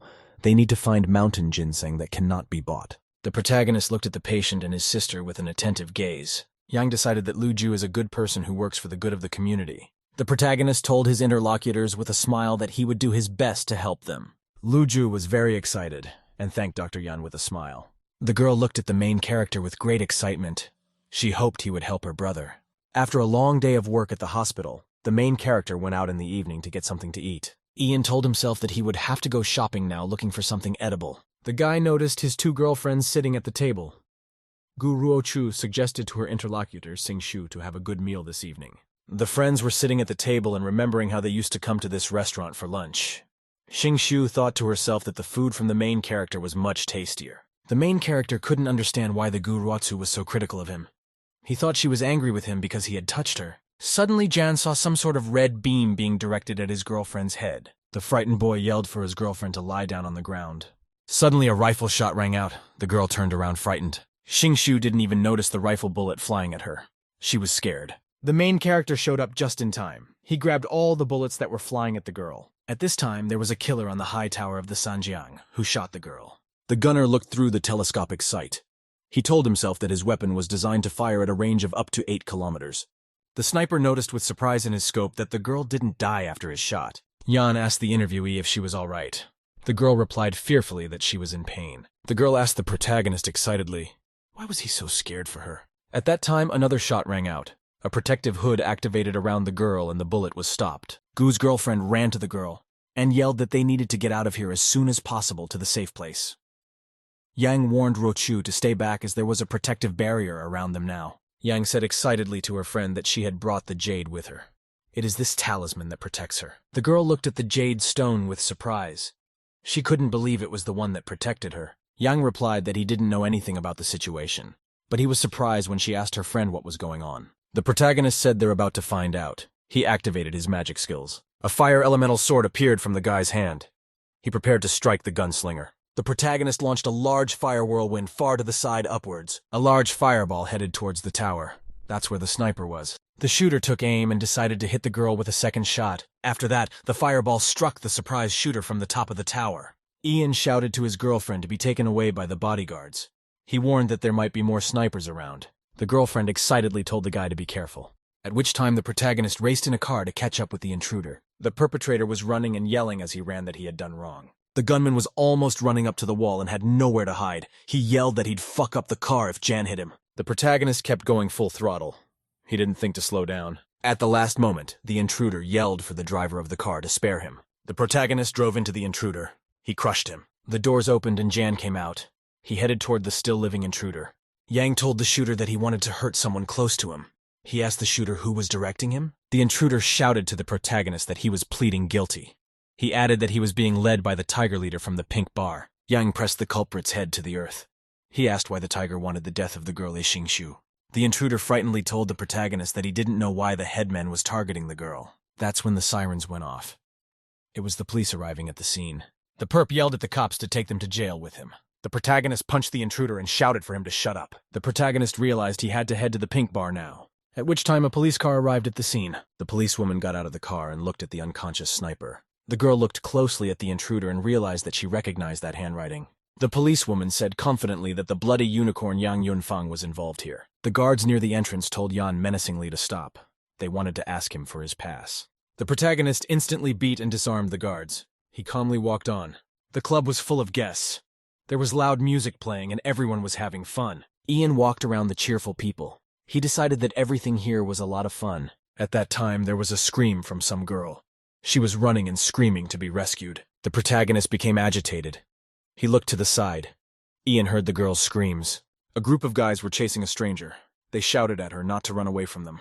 The protagonist was very surprised. He looked sideways at the girl running away, after which the frightened stranger knocked the protagonist to the ground with a great burst of speed. Ian held out his hand to help the girl. At this time, a group of bandits approached them. The bandit grabbed the stranger by the arm and demanded that she get up. She was very frightened. A group of miscreants were looking at the girl. One of them said that their boss would be overjoyed to have such a guest. One bandit said that the boss would definitely give the girl some money. The girl was very frightened. Tears were streaming from her eyes. She couldn't have saved herself. The protagonist grabbed the stranger's hand with his own. He decided to help her. Ian menacingly told his interlocutor not to believe the words of various bastards. He added that he was a very good doctor. The stranger looked at the protagonist with surprise and with hope. The bandits menacingly told the guy that this bar belonged to their boss. One of them said that the protagonist had had enough of life if he decided to interfere with them. Jan was absolutely not scared. He was calm and determined to attack his opponents. The protagonist struck one of the bandits with a very powerful swing. Ian punched the thug from the elbow and yelled that he would find the owner of the pink bar first. Yang angrily added that he would settle scores with the leader. He continued to beat up his opponents. The protagonist grabbed one of the thugs and demanded that he take him to the boss. After that, the guy opened the door to the boss's office and shouted angrily for him to come out. The guy suddenly saw that there was a girl sitting on the couch. She greeted him with a smile. The stranger replied that the tiger was a very busy man and she was temporarily replacing him. The girl asked the guest what he was doing here. She added that her name was Do Megan. The Do told the guest that he could spend time in her company. Jan got very excited. He didn't understand why the girl was behaving so provocatively. The interlocutor moved closer to the guy and asked why he was always silent. The Do was still looking romantically at the guy. She offered him something to eat. After that, the Sobednitsa took out a huge knife and said that Yang would get it as food. The protagonist grabbed the girl's arm sharply. The Do dropped the huge knife. The guy told the interviewer that she was the tiger's girlfriend. He asked if she wanted to take responsibility for her ringleader's actions. Ian angrily and menacingly told his interlocutor that there was a limit to his patience. The girl was scared. She didn't say anything. She waited for help to come to her. At that time, there were shouts. A group of people were running from the side. Someone shouted that they should protect the Do. Yang turned around in surprise. A whole herd of armed bandits running to take out the protagonist. The intruders with guns in their hands decided to kill Jan in a mob. The Do felt more confident. She shouted to the protagonist that he was going to die today. Ian grabbed his sword and shouted angrily to his companion that he wasn't going to die today. Then the protagonist threw his sword up. He decided to fight with his bare hands. Ian told his companion that he would easily deal with the bandits. He sped up and ran for the exit. The protagonist began beating and disarming the intruders with his bare hands. Yang kicked one of the attacking bandits with a huge swing. The Do was amazed at the vigor with which the protagonist beat up his opponents. The girl thought to herself, Yang is fighting a crowd all by himself and he'll run out of steam sooner or later. The Do looked at the guy and was very much surprised. Yang had dispersed his opponents very quickly. The main character stood alone in the hallway. All the bandits had been neutralized and their heads were sticking out of the ceiling. The Do was very much surprised at how Yang dealt with 100 bodyguards very quickly. The girl saw the evil protagonist in front of her. She didn't realize who he was. Yang demanded of his interlocutor that the tiger leader come to him within 3 days. The main character said that if the tiger didn't come to him, the lives of his subordinates would become unbearable. Ian looked angrily at the girl and asked again if she understood him. The Do fearfully replied to her interlocutor that she understood him completely. Yang said goodbye to Xiao Meigun. After that, the protagonist arrived at the house of the Dong Xiaoxiao family. There he was greeted by a girl. She said she would go and call her brother. Ian saw on the shelves a huge number of awards for various hand-to-hand battles. The guy scrutinized the awards on the shelves. There were a lot of them. A girl brought her brother in a wheelchair. His name was Dong Da Peng. The brother looked at the guest and thanked him for saving his sister in the pink bar. Yang smiled at his companions and told them not to thank him. Dong excitedly said that because of his illness, he had caused a lot of trouble for his sister and Yang. The brother said that he traveled all over the capital but could not find any doctors to help him. In the end, he spent all his savings. Yang told his interlocutor that his physical fitness level is at a breakthrough stage. This means that Dong has great physical potential. The protagonist took a magic artifact out of his pocket. He told his interlocutor that he could cure him. Yang activated the magic needles in the patient's body. He asked his brother, why did his spine collapse? Dong said that his spinal problems occurred when he fought in underground hand-to-hand combat. The fighter had finished the competition and was on his way home. That's when he met a man called Tiger. The Tiger offered Dong to lose in a competition for a separate reward. The fighter refused the leader. As a result, the Tiger organized an assassination attempt on the fighter, and Dong miraculously survived. The protagonist told the interlocutor that they had been harmed by the same person. He added that special things were needed to treat the fighter. Dong was surprised that his treatment required Taoist inscriptions. He asked Yan, "Is the one who is a cultivator?" Yang informed the patient that he was using acupuncture and plaques to agitate the withered meridians in his body. The protagonist carefully warned the Dong that he was starting and to be patient. The patient's body glowed a bright pink color after the protagonist activated his skill. 15 minutes later, Yang went out to rest in the neighboring room. The girl excitedly asked if her brother was okay. The protagonist was sitting by the table and sipping tea. He replied that the patient was fine. Yang reported that Dong would not just get back on his feet, but he would be stronger than he was once before. At which time the patient left the room. He was healthy, robust, and strong. The girl was startled and surprised because of the fact that her brother was able to take her door with a swing. The patient came out and said that Yang is indeed a hidden master and divine doctor. Dong Dapeng told the protagonist that he admired him. Yang was very surprised, looking at his patient's healthy body. The girl was very distressed. She had no money to repair the wall and doors. Dong fell on his knees in front of the main character and said that he would remember his kindness and healing all the time. Ian said with a smile to the patient that he was very polite. He asked that the fighter come to the pink bar tomorrow to thank him. The main character came home. He felt that he was very hungry. He had not had a chance to eat a snack all day. The guy looked at the table and was surprised to see that there was a pot standing there. Yang opened the pot. There was delicious food in it. He thought that Sing Shu had cooked it all. The main character consumed the contents of the pot very quickly. He thought he was lucky to have a wife. At this time, Xing Shu was happily watching her friend. The girl thought happily to herself, feeling good in her heart after thanking the Yang. The main character stopped eating. He heard something suspicious around him and turned around. After that, Jan threw himself on the railing and climbed up onto the balcony very quickly. The guy stood up and noticed the broken talisman lying on the floor in front of him. Yang reached out his hand and took the jade talisman that had been broken into 2 pieces. The protagonist held the jade in his hands. He decided to himself that he would first fix the thing and then return it. Ian was at the hospital. He got a call for an unscheduled appointment. Jan examined the patient. The patient said that at first he thought he had a cold.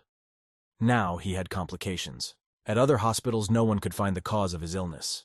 The protagonist read that an old man and an old woman had been admitted to the hospital.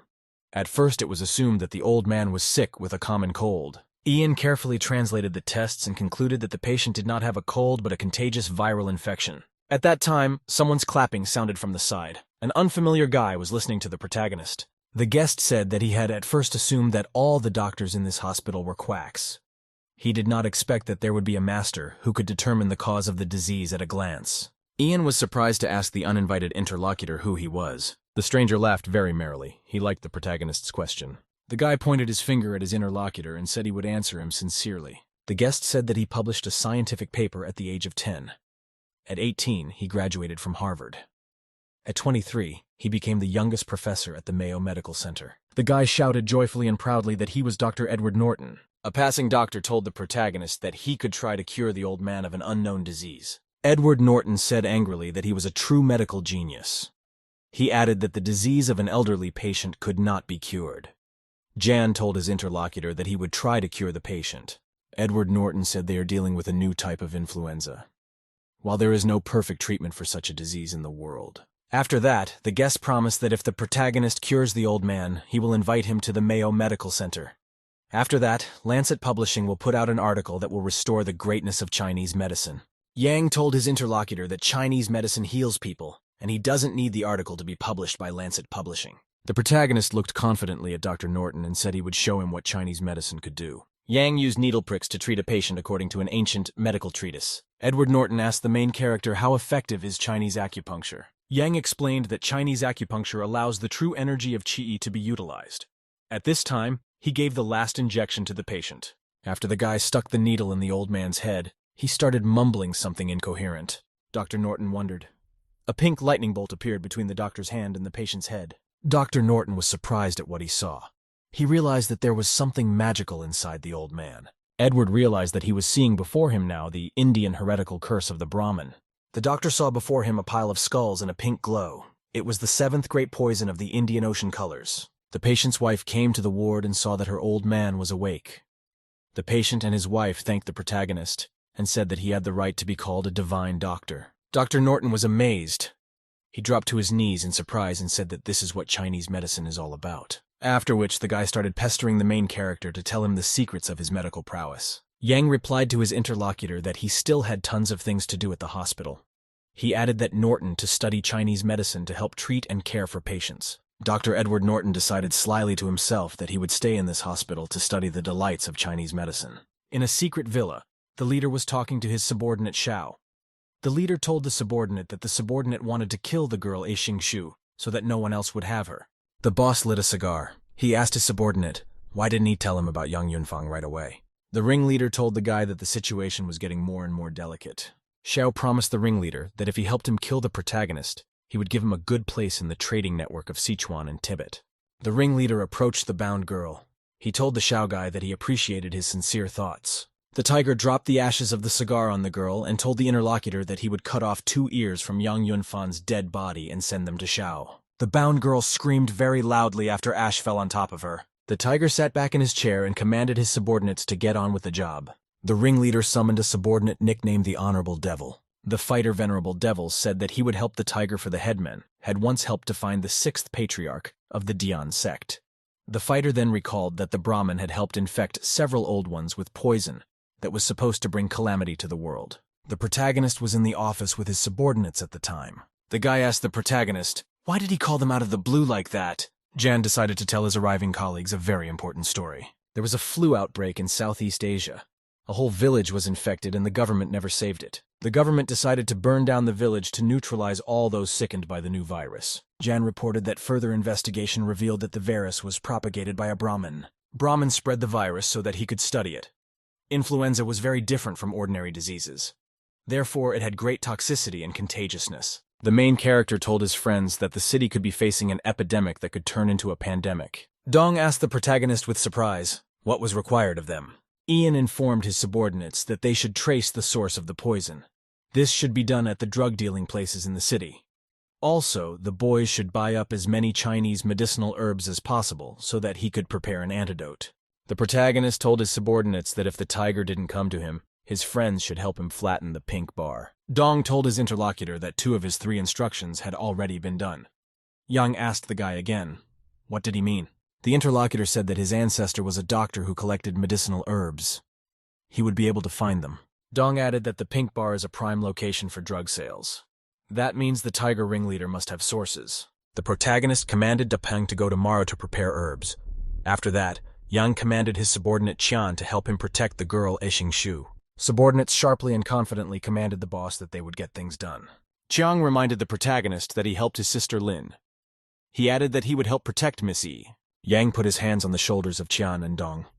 He told them that they were his brothers. The protagonist told his subordinates menacingly that they needed to solve one last case tonight. Yang walked out with his subordinates. He shouted for the tiger leader to prepare for defeat. The protagonist and his companions arrived at the pink bar. He opened the door with his foot. Yang and his companions entered the room. There was silence all around. Dong asked the protagonist, did they really come to the right place? It was quiet inside, and there were no people in sight. At this time, there was a noise from outside, as if something was flying at the Dong. Dong was very frightened. He didn't know what was happening. Yang rushed to help his friend. The protagonist grabbed the flying magical pink arrow with a very quick movement. Frightened Dong asked surprised at the protagonist, what did he just catch? Yang replied to the interlocutor that he had caught the arrow of spiritual hatred. The protagonist activated his magic skills. He saw a bright pink glow appear from the arrow. Within the pink glow were a great many souls in the form of burning skulls. Ian explained to his friends that they had now seen the devil's ghost. If someone is hit by a magic arrow, the victim will be controlled by the one who let that arrow go. This kind of skill is only used by Brahmins. Out of the darkness came someone's voice. The stranger said that he had been away from China for 10 years, but someone remembered the great teachings of his Brahmin sect. The boys were surprised to see a Brahmana in front of them. Dong said that the tiger had actually enlisted the help of a Brahmana. The Brahmin angrily told the guests that soon they would all go to hell. At this time, the bar customers appeared. They were all in the form of zombies. The Brahmin told the zombies to kill the people who had come to the bar. The zombies viciously rushed at the protagonist and his companions from the get-go. John commanded his friends that they were seeing ordinary people whose minds had been absorbed by the Brahmin. He added that the subordinates should not kill the monsters in front of them. The boys replied that they would do so. The Brahmin angrily said that if the guests wanted to save the people enslaved to him, they would do so only at the cost of their lives. At this time, a huge blue lightning bolt flew from the Brahmana towards the Qian. Dong and the protagonist fearfully called out to his friend Qian, who was in danger. Chang remained on his feet. He asked grudgingly to the Baraman why he was hitting him so hard. Yang and Dong asked their friend, did he really wear special gear? The interlocutor said that he used his favorite brother's special suit. Xiang asked the protagonist how they could defeat the Brahmana. The protagonist told his friend to protect himself and Dong Dapeng. He added that he was taking on the Brahmin. Brahmin angrily asked the protagonist, did the latter think he could handle him? He added that his movement was faster than a bullet. After which the protagonist kicked his opponent in the groin very quickly. Brahmin was in a lot of pain after being hit by the protagonist. He didn't expect that. Jan asked the Wicked One from his rival, does he want him to sing him a song about a starlet? The frightened Brahmin didn't understand how the guy was able to match his speed and strike a precise blow. Ian explained to his opponent that he was hiding behind the backs of his own hostages. The protagonist shouted to his rival to tell the purpose for which he had come to China and was about to commit a crime. He demanded from the Brahmin to tell where the tiger head was. Brahmin angrily replied to the cold hero that he would tell him nothing. The protagonist stretched out his hand to the Brahmin and said that the latter would die. The man was frightened. He shouted at his rival to stop and promised to tell everything. Brahmin thought fearfully to himself that he had to make one last move. Brahmin decided to use his special skill and pretend to be dead. Jan asked the surprised rival, why is there pretending to be dead in the form of a turtle? The protagonist cheerfully shouted to his opponent that he had many thousands of varied methods of bringing him back to life. Yang took out a huge needle 40 meters long. He shouted to the Brahmin to try to run away from him. There was a noise from outside. Someone kicked in the doors to the room. The police ran into the room. Someone shouted at the protagonist to drop his needle and not touch the turtle. Yang and his subordinates raised their hands fearfully in front of the police officers. A girl in a police uniform walked in. She told the protagonist that 3 years ago he ruined their plans on the Amazon. Now she's going to arrest him and bring him to justice. Ian slipped his hand into his pocket. He didn't realize what kind of girl was standing in front of him. The protagonist grudgingly asked the stranger who was she. The policewoman was very angry. She didn't like that the person she was talking to didn't recognize her. The stranger once again reminded the protagonist of the Amazon service. She added that it was the Yan's fault that they were exposed. The guy told her that her name was Nalan's son. He didn't want to warn the mercenaries about the ambush, and he didn't do it on purpose. Nalan angrily questioned the boy. Is he begging for mercy? She added that it was Yan's fault that she was suspended from the service. She had a little bit left to get her medal. The policewoman angrily told her interlocutor that she knew when to stop. She added that the guy would get hurt but not die. The subordinates looked joyfully at the chief of the Nalan. Someone shouted that she was the most authoritative in the army. Ian picked up a piece of wood from the floor. He asked her, does she really want to take revenge on him? The main character held a stick in his hands.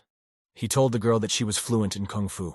The guy touched the stick with his hand and told his opponent that her abilities wouldn't help her win this fight. Then the protagonist created a huge sword out of a stick with his skills. The girl noticed that a huge pink dragon appeared next to the main character. Nalanya was surprised that her opponent was able to master the special art of sword handling.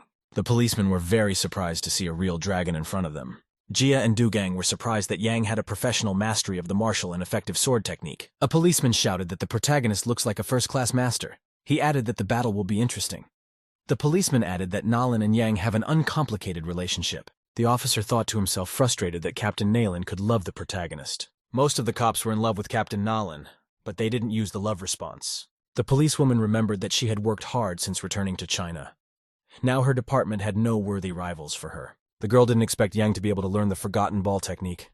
Right now, Nalan felt a great sense of oppression before the battle. The policewoman officially told the protagonist that he would be punished for his crimes. After that, the girl kicked off the ground and ran at her opponent. Nalanya shouted angrily to the protagonist that she would teach him a good lesson. The protagonist calmly prepared to fend off an attack by a policewoman. Ian instantly pushed off and was able to scoot away so that he was behind the girl. The The protagonist told Naylan, standing behind her, that he would show her what speed really meant. The guy grabbed a cop and started dancing around the room with her really fast. At that time, Cheon's phone rang. He said excitedly to the people around him to go on. The girl looked angrily at the protagonist. She even lost the power of speech with anger. Ian ran away quickly to the side. The policewoman yelled at the protagonist for humiliating her when he changed the fight to a dance. The protagonist looked angrily at the girl and shouted that she was finished. And then the protagonist jumped aside. The policewoman noticed that her rival had disappeared. Suddenly, Yang appeared in front of Naylan and pointed his magic sword at her. The policewoman was very frightened. The sword beam stopped right at her throat. The policemen pointed their guns at the protagonist. Someone shouted that they should kill Yan. The main character yelled to the cops not to kill him as he was only joking. Ian told the policewoman not to be afraid of him or his harmless jokes. The main character told the policewoman that he had discovered that reality is not at all as it is described in the books. He added that only those who have no power or money want to become great knights and bring justice to the world. The girl replied to her interlocutor that all his words were not true. She added to get his hands off her. Ian thought that the girl was hiding her embarrassment in flashes of anger. He took her by the shoulders and said that she was very good at dagger strokes. The guy told the interviewee to keep practicing hard to get stronger. The protagonist thought happily to himself that the policeman even began to shake with excitement. He decided that now he would definitely not go to jail. The girl turned to the officer without turning around. He immediately ran up and said that he was listening to her. Ian happily turned around and shouted that they were all going to be led home now. Nalanya commanded that the protagonist and his friends be put in the most brutal cell. The detainees were transferred to the detention room. Director Joe asked how the investigation was going. Joe asked his subordinates if they had any leads on a tiger drug dealer named Lin Tianhu. Nalan reported to the director that they found no trace of the tiger. She added that they noticed suspicious people in the pink bar.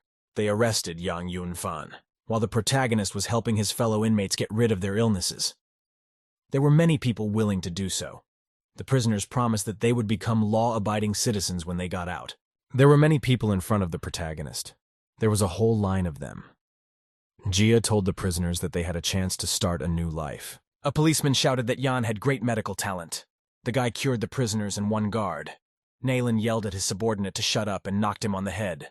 Joe walked up to the camera and asked the protagonist if he was Yang Yunfan. The policeman angrily asked the protagonist, "What is his relationship with Ling Tianhu?" The protagonist stood silent. The prisoners around him became even more frightened. The prisoner was frightened because of the way Director Zhou Yi looked at him. He felt that the policeman's gaze literally consumed his life.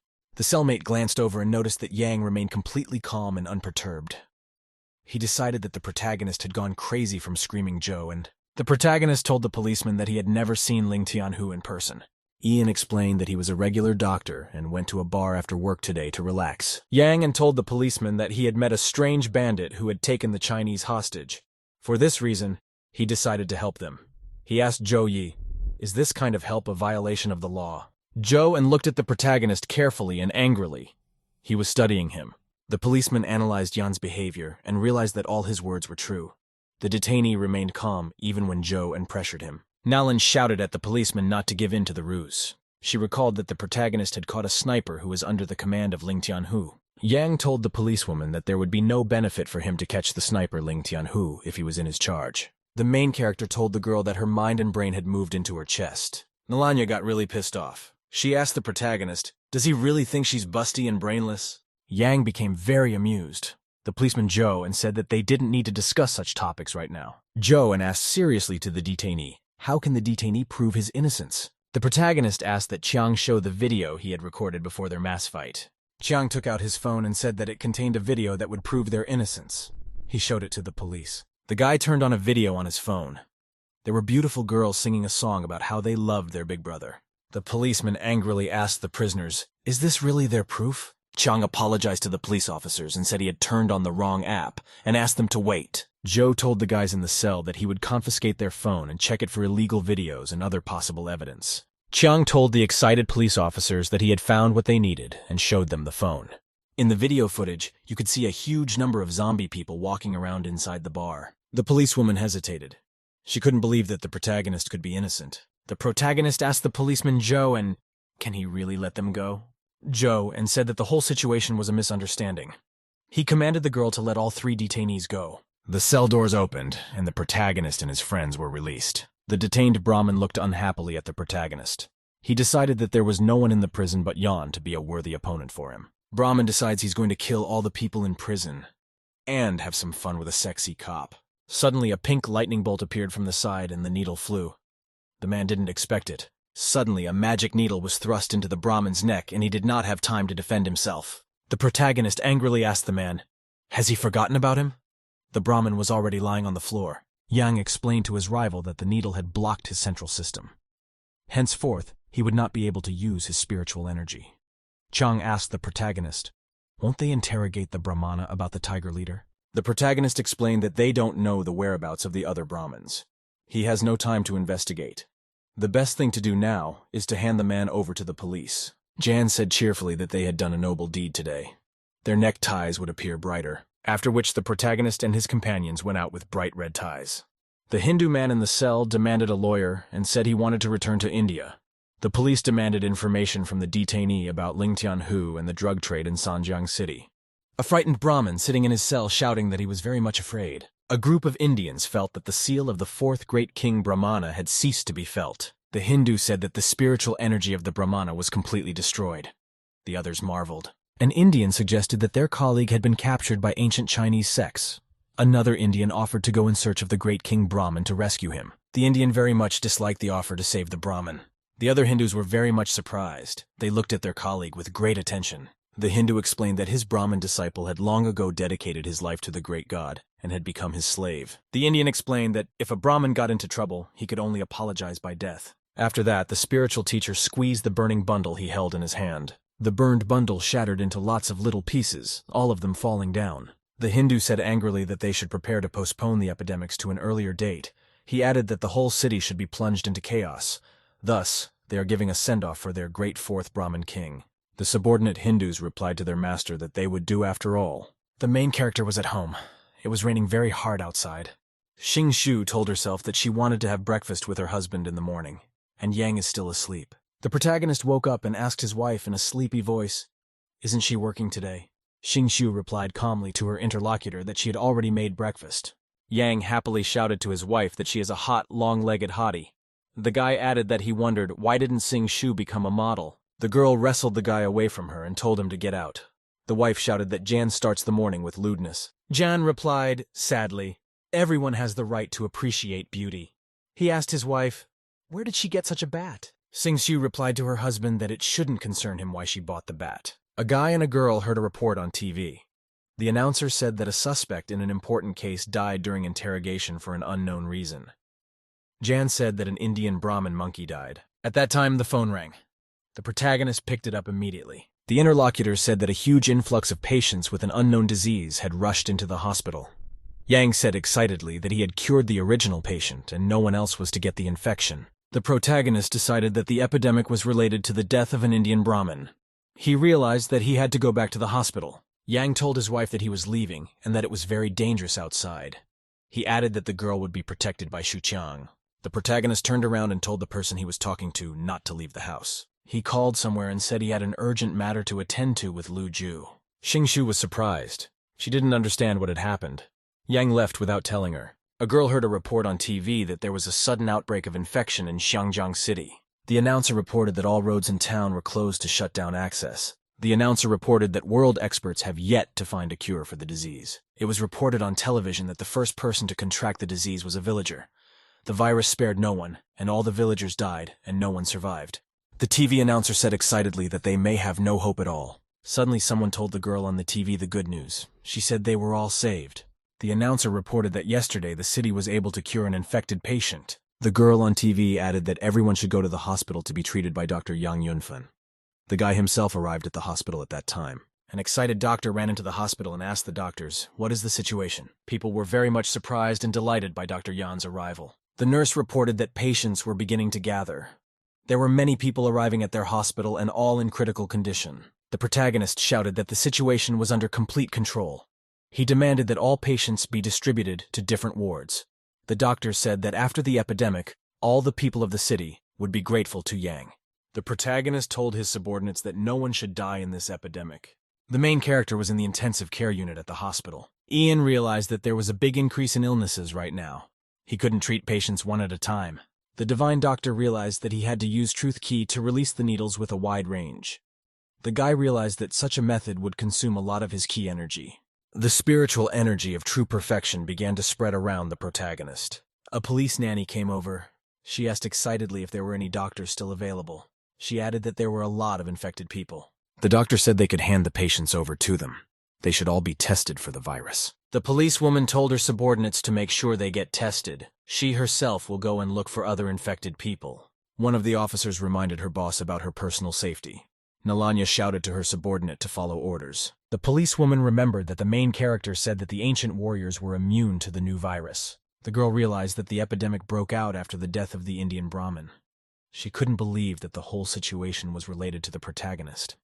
Yang was completely focused at this time. He realized that the last group of patients were people with a serious condition of infectious disease. The protagonist concentrated and realized that he had to hold out as much as possible right now. Yang activated a skill called the Voice of Heaven and the spiritual energy of true refinement. The protagonist realized that with the golden body of virtues, he could recover his lost true ki. Even longer, he would not be able to last. Yang hoped that his subordinate Dapeng should meet the deadline. The guy driving the big jeep was very unhappy. The rain kept him from driving. Dong Dapeng saw a fence in front of him with guards. A soldier shouted to the driver that the area ahead was blocked off for quarantine. Dapeng shouted to the soldiers to run away. He had just gotten a call from Yang saying that the situation was very serious.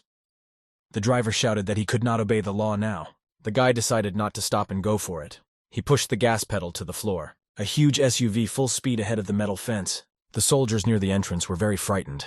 The driver shouted for them to open up now. Police Joe and commanded his subordinates to open the gate as soon as possible. Subordinate asked the policeman who arrived at the roadblock. Joan replied that he knew the guy who arrived and was taking responsibility. The policeman ordered the officers to clear the way for the jeep. In that vehicle were medicines that could solve the epidemic. Nalanya and her colleagues were anxiously waiting for help from the protagonist. The guy continued to drive the jeep at full speed. Police officers cleared the way. Dong rejoiced. He had one corner to pass and there would be the Shinhai hospital next. At which time sparks appeared from the bottom of the jeep. The vehicle began to break down. Dong shouted angrily and fearfully. His car burst into flames. The car skidded sideways. At a high rate of speed, the jeep veered off to the side, and the rear of the jeep popped out from behind the guardrail. And then the car slid off the side railing. It could have started going downhill at any moment. The jeep had stopped. It could go down at any moment. Dong was still inside. The driver was shouting angrily that he was finished. He lost control. Dong realized his car was finished. He knew he couldn't save himself. The policewoman instructed people who were sick not to go out without a mask. She recommended that people not go out of their homes to avoid getting sick. The jeep broke through the guardrail on the road and started plummeting downward from a great height. A policewoman was driving a big truck. She realized she had to hurry.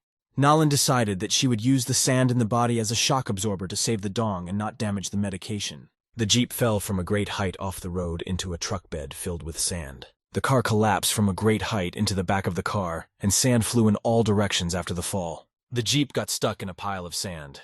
The driver and his cargo were safe in the back. The policewoman opened the door and asked the driver fearfully if he was okay. The battered and injured guy replied to the policewoman that he was fine. He added that his medication was also fine. Dong said he can't take the medicine to the hospital, so it's up to the police. Yang felt that his true qi was completely depleted.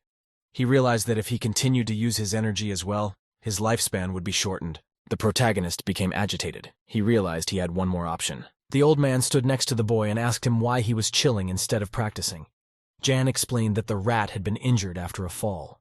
He looked with interest at the small animal which was lying on a rock. The teacher looked at the boy and realized that he was very talented and had a good heart. Jan slipped the rat a small piece of bread. He told it to eat more and gain weight. As a result, its meat would be more flavorful. The old man was very much frightened and angry. He shouted to the boy that medicine should save lives and cast out diseases. The protagonist, standing in the hospital, remembered his mentor's words that he should do everything possible to save human lives. Yang shouted that even if he consumed a lot of true qi and shortened his lifespan, he would never give up on his patients. The policewoman was running and carrying a huge load behind her. She thought the main city should hold out since the medicine was on its way. Nalanya opened the doors of the hospital and ran inside. She called out to the main character. The policewoman excitedly shouted that she had brought medicinal herbs. Asked the protagonist if he's okay. The girl excitedly approached the divine doctor and wanted to put her hand on his shoulder. When Nalanya touched the guy, everything in the hospital room lit up with bright pink flames. A bright pink color shot far upward from the hospital and reached the sky. The girl was surprised. She realized that the main character was able to achieve what he wanted. The policewoman looked at the guy through the glow. She realized that the divine physician had managed to break through. The next day, Yang thought happily to himself that he was able to make a breakthrough through the boundary when he was in the middle of the third stage of Qi.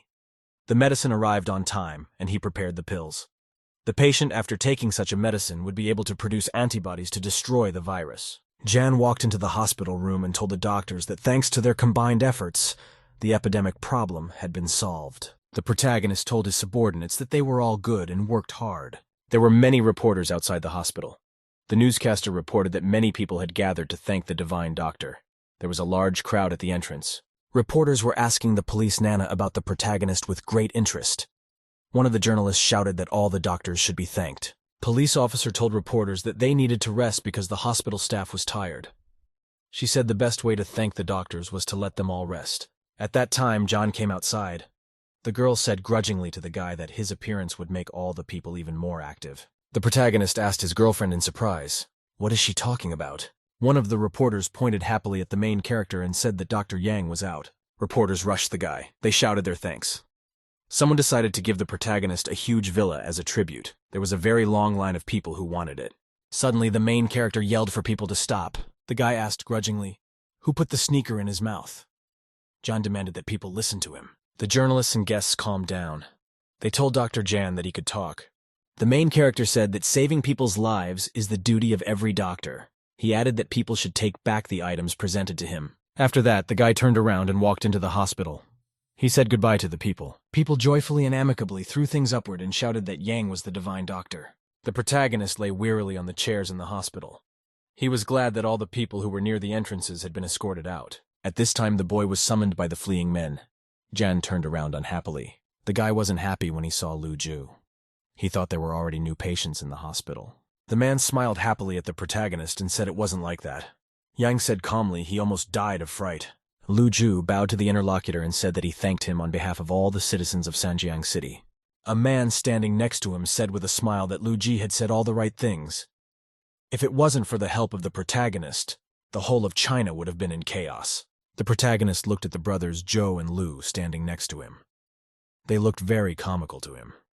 Yang thought happily to himself that no one had ever thanked him like that before. The guy told his interlocutors that it's not all credit to him. There is also a lot of merit for Lu Ju and his companions.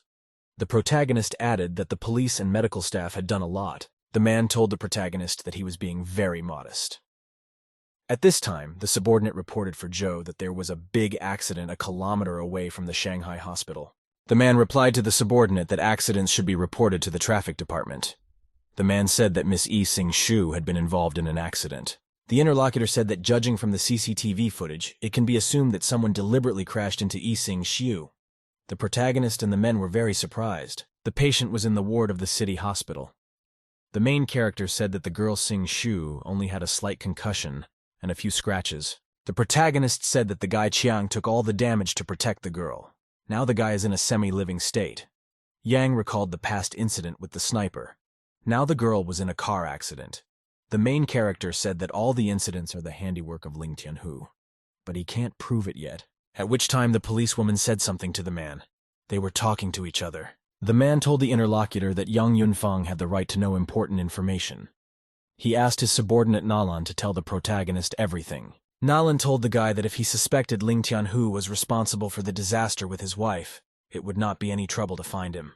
The policewoman reported excitedly that they knew the real reason why Lin Tian had abandoned the pink bar. Ling Tian was able to take over one of the largest underground rings in Sanjiang. As a result, the tiger was able to hire a world champion boxer named Abu for a lot of money. When Abu enters the ring, Ling Tianhu is always personally present. Nalan said they have already organized a squad of outstanding boxers who will pose as contestants. They will be able to capture the intruder. The protagonist asked the cops with interest, why didn't they hire a champion? The policeman said the girl is a boxing champion. Everyone in the city's underworld knows about her reputation. She can't take part in the fight because she will attract a lot of attention. The girl smilingly told the interviewee that he could gain confidence and then have a boxing series of 10 victories.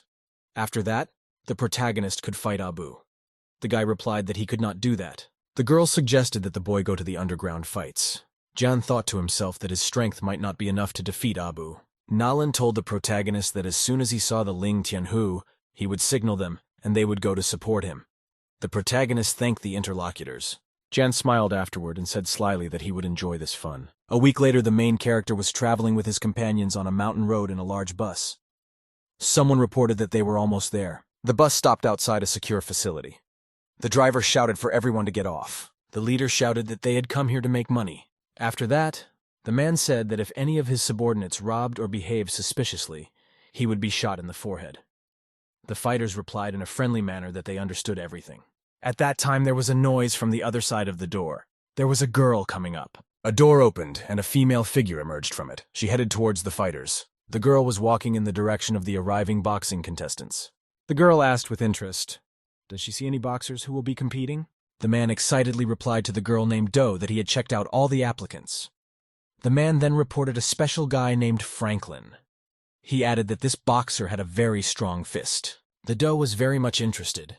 She asked the man to show her Franklin's fighter. The main character in slippers came out of the bus. He asked calmly who he needed to beat up, and said that he already had itchy fists. The Do girl came close to the main character and asked if his name was Franklin.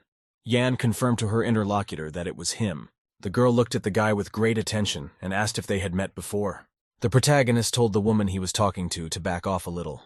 He said that he did not want the smell of another woman's odor on him. The Do was very much displeased.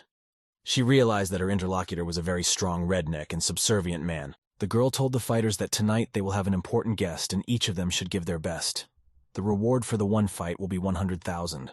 The contestant who defeats the Abu fighter will be rewarded by the tiger with 5 million, while a warrior dressed as a Roman legionnaire was demonstrating his skills. The warrior was very strong.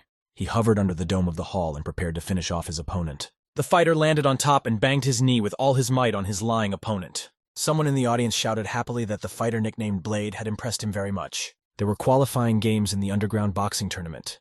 Lin Tianhu made a serious investment, and so boxers from all over the world arrived. A fighter called Blade won 4 games. The main character looked at the fighter in the ring without any emotion. He decided that the fighter's strength was at its last stage, came out to the ring and announced the 3rd round. A fighter named Tiger Clark and Franklin was invited to fight. A spectator with glasses near the protagonist advised him to be careful. Ian looked away from his interlocutor.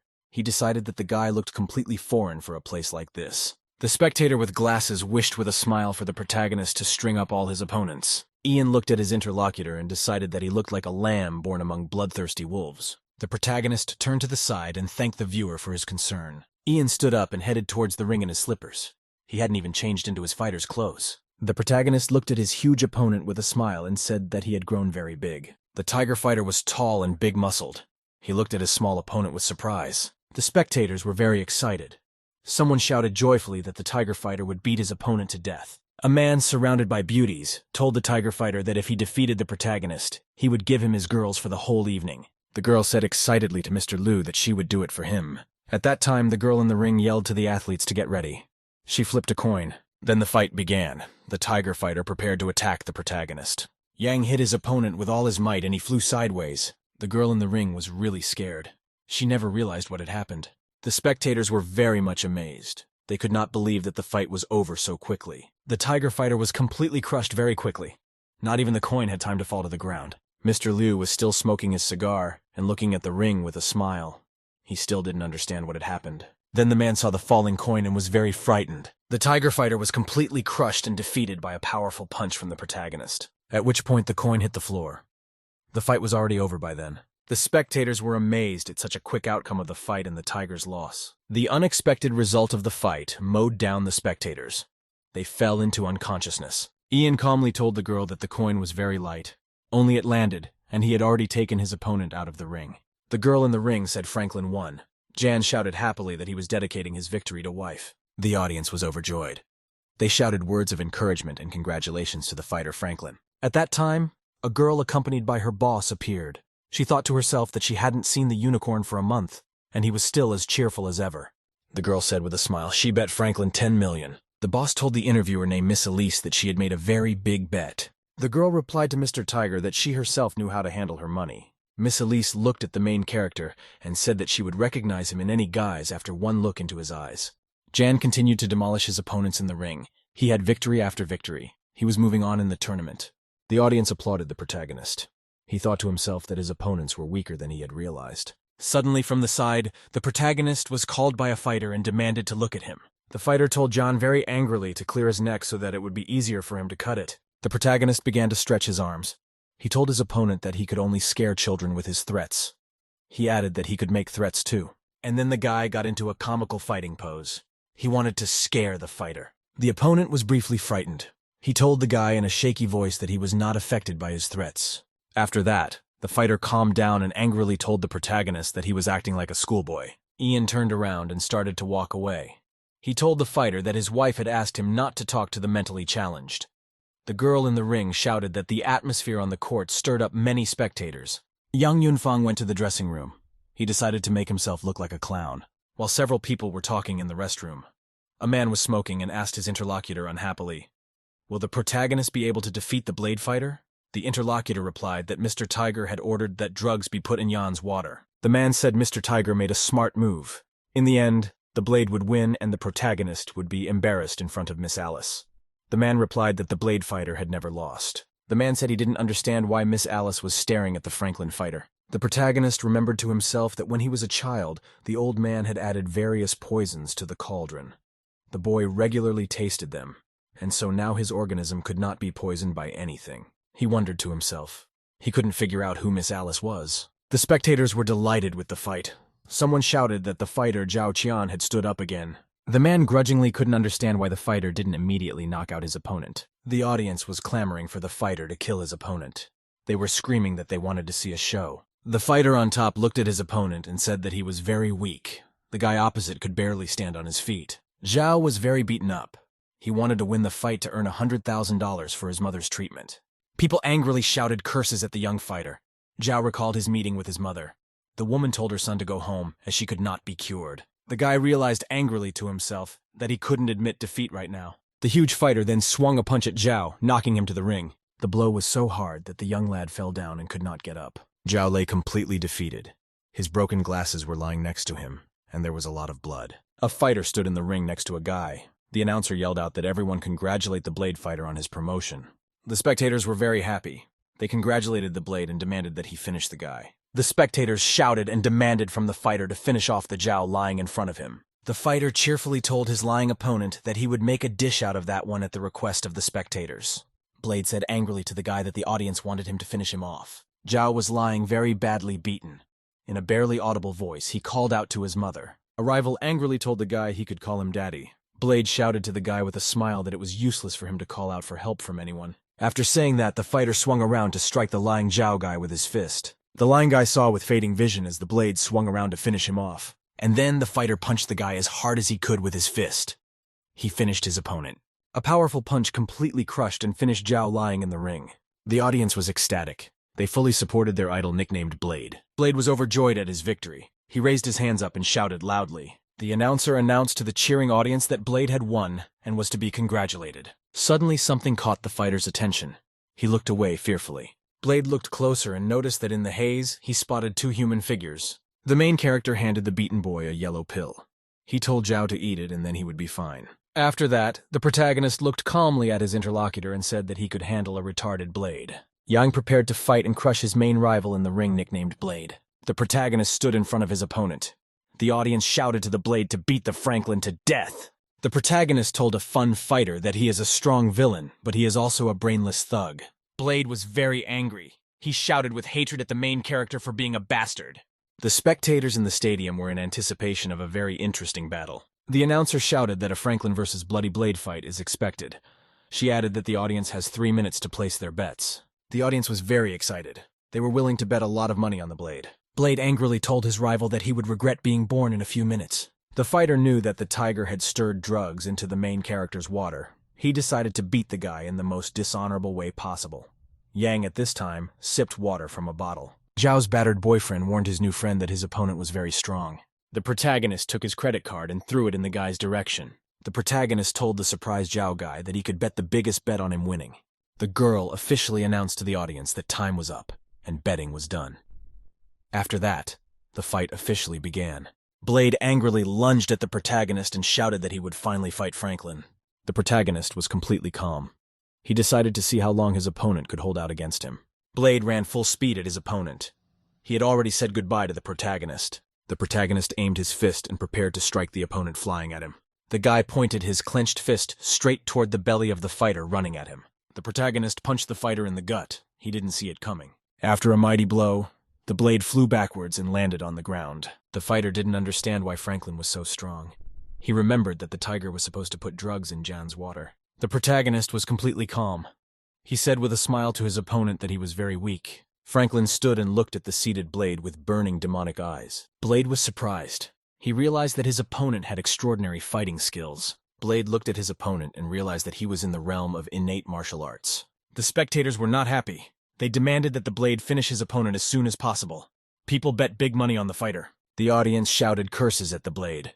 The protagonist told his rival that he had already become trash to his fans. The frightened fighter shouted loudly that he didn't want to die at all. The announcer shouted that Franklin was going to kill his rival. The protagonist shouted to the Blade to prepare to die. Then the protagonist swung around and hit his opponent's arm with all his might. The Blade fighter flew far to the side after the blow and fell lifeless to the floor. The audience was very frightened and excited. They didn't expect such a victory. The audience at the fight was very much taken aback. Most of them hated Clink because he lost to a weakling. The protagonist asked cheerfully, who was now the winner of the fight if he was able to hit his opponent with a slap? The announcer shouted that a fighter named Franklin was the winner. The audience shouted loudly. The announcer congratulated the guy. She said that his next opponent will be Abu. She asked the protagonist if he had anything to say. Jan Zakiril. He said he was the absolute champion today and wanted to say a few words. The main character gave a speech. He thanked the audience for loving him. Yang told the audience that this place created for gambling and profiting from people. Afterward, the main character turned around and yelled to all the guests on the podium that they were trash. The audience was not happy. They began shouting loud insults at Franklin. Tiger said with surprise that he hadn't expected Franklin to be so strong. He asked, where is this guy from? Girl Elise told the interviewer that the fighter with makeup is interesting. She added that she wanted to spend time alone with Franklin. Mr. Tiger replied to the girl that he would gladly arrange it for her. The girl turned around and started to walk away. She told the man that she would be waiting. Elise thanked Mr. Tiger. She was on her way to meet the main character. Jan was all alone in the VIP room at the time. He was expecting a meeting there. The boy couldn't understand why he was called to this room. He thought that Ling Tianhu wanted to see him in person. At this time, the doors began to open. The protagonist turned around and looked at them carefully. Jan was very excited. He realized that people had come to see him. A girl named Elise walked in, accompanied by guards. She told the protagonist that he had a great game. The girl looked at the protagonist with attention and turned to him. Franklin looked at his interlocutor with great attention and interest. Elise asked slyly at the guy, so why was he looking at her like that now? Ian took the girl by the face and told her bluntly that she looked like his wife. The protagonist remembered the name of the girl, Honshu Lin. He thought for a moment. Elise realized that her unicorn friend was able to recognize her immediately at a glance. The girl commanded the guards to leave the room and wait for her outside. The two guards immediately obeyed their mistress and left the room. Guy asked the Honshu girl where she went. He reminded her that he had been looking for her all along, and then she slammed her hand into the wall with all her might. Debris fell. Elise reminded the main character groggily that he married a Sing Yu. Elise told the guy that he started working at Xinhai Hospital for Sing Shu. The guy wanted to justify himself to his girlfriend. At that time, he was kicked in the groin by Honshu. The protagonist was hit very hard by the girl's punch. He was twisted in pain. Jan asked with pain in his voice to the girl, why on earth is she hitting his two jokers at once? Afterward, the guy emotionally replied to his girlfriend that he married a Sing Shu to find her. Elise looked at her interlocutor very incredulously. She asked again, did he really marry to find her? The protagonist emotionally replied to his girlfriend that she had gotten him completely right. Elise replied to the guy that he was lucky. She asked why, then, was Jan rubbing in the trust and entering the fight competition. The protagonist became frightened and agitated because the interviewer started asking questions. Yang, as calmly as possible, replied to the girl that he passed through here because of a Xing Shu. Elise absolutely incredulously asked the protagonist what he had said. Yang told his interlocutor that after she left him, there were many events. A Xing Shu almost died twice. The guy said that in China, Indian Brahmins spread a dangerous virus. He suspects that Ling Tianhu is behind it. So he came here and created a fake identity to infiltrate the trust. Her mood improved. She was beginning to believe the guy. Elise replied to the interviewer that she could help him. She added that she knew Ling Tianhu. She added that the man would do anything for her. Yang was surprised that girlfriend wanted to help him. He reminded girlfriend that she had always hated his Sing Shu. Elise replied that it was like that. Elise clarified that she still doesn't like Yixing Shu to this day. She added, however, that she continues to love the main character. She explained that she was only helping the guy to make him happy. Jan was surprised that there was such a girl in this world who could love him so much. The protagonist was very overwhelmed with emotion. He turned to a woman named Honshu. The girl told the main character to call her the Dragon Group. The others called her Miss Alice. The announcer announced that superboxer Abu was coming to the ring. He had won 100 consecutive victories by knockout. The announcer announced that rival Franklin will be going up against Abu. The protagonist was in a cheerful mood. He looked at his opponent with surprise. The spectators were very excited. They demanded that the fighter finish his opponent. Girl Alice looked at the main character and thought he was as unserious as ever. The girlfriend told the unicorn that if he defeated Abu within 10 rounds, she would give him a bonus. Ian asked his girlfriend, what happens if he wins for 3 rounds? Alice replied that if her friend won, she would do whatever he wanted.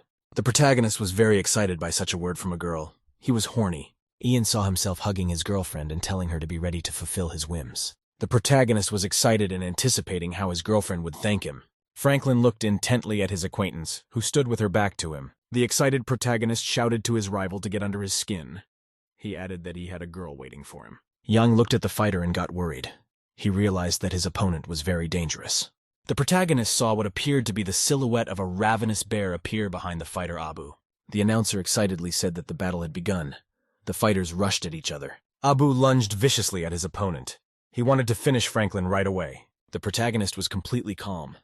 He waited until the opponent's fist came close to him. After that, the chief City with his hand grabbed Abu's fist and prevented his opponent from striking. Yang turned to Abu Yi, called him an old friend. He added that it had been a long time since they had seen each other. The fighter was very surprised. He asked Franklin how does he know him. The protagonist told his rival that they had met and fought together in the land of W. He recalled how the two of them once stood together on the mountain of defeated opponents. The announcer said that the fighters were speaking in Russian. She told the excited viewers that it was the first time she had seen such a thing. At this time, fighter Abu was remembering the country W. He recalled the incident when they were standing on a pile of corpses. The fighter became agitated. He looked at his opponent and began to remember something. Abu looked at the guy and remembered that the one was once called the War King and the Bloody Unicorn. Yang told his interlocutor that if he remembered him, they could settle everything quietly. He added that Abu should not die in the underground ring. The best death for him would be to die on the battlefield, like a true hero. The fighter was very angry. He swung around to hit the protagonist. Franklin was completely calm. He dodged a punch to the side just in time. A very powerful shot ended in nothing, and Abu ended up hitting the wall. The protagonist told his rival to better team up with him. He offered to tear up the underground ring together. The fighter swung once more. Jan was able to dodge in time. Franklin told his opponent to give up and he can't beat him. Abu looked at his opponent and realized that Franklin's strength was much more powerful than it had been 3 years ago. A warrior shouted that his wife had been killed by thugs. He took revenge and killed more than 100 people. Abu added that he would not be able to return to the country W. Abu angrily shouted that he would not be able to see his daughter Ava.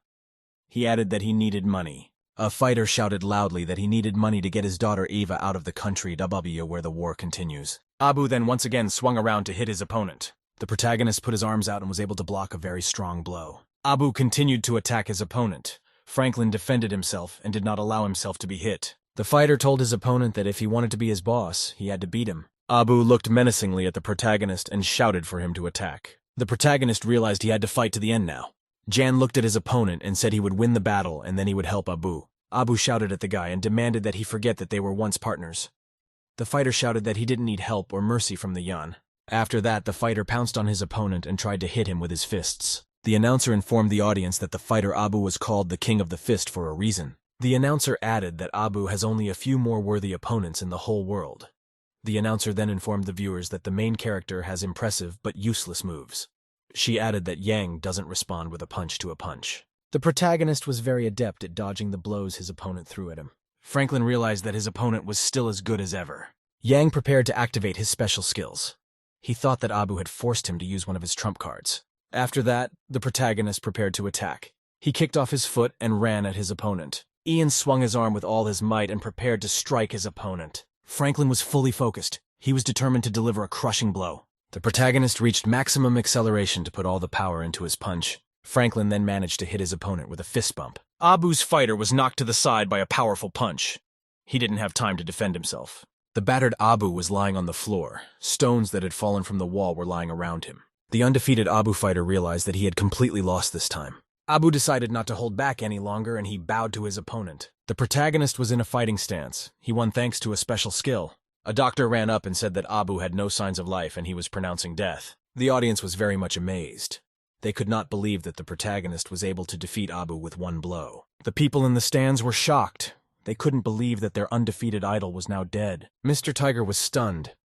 He couldn't believe that the Abu fighter was no longer alive. The man realized that the protagonist had reached the boundary of the guru stage. Such cultivators would enter the realm of innate martial arts.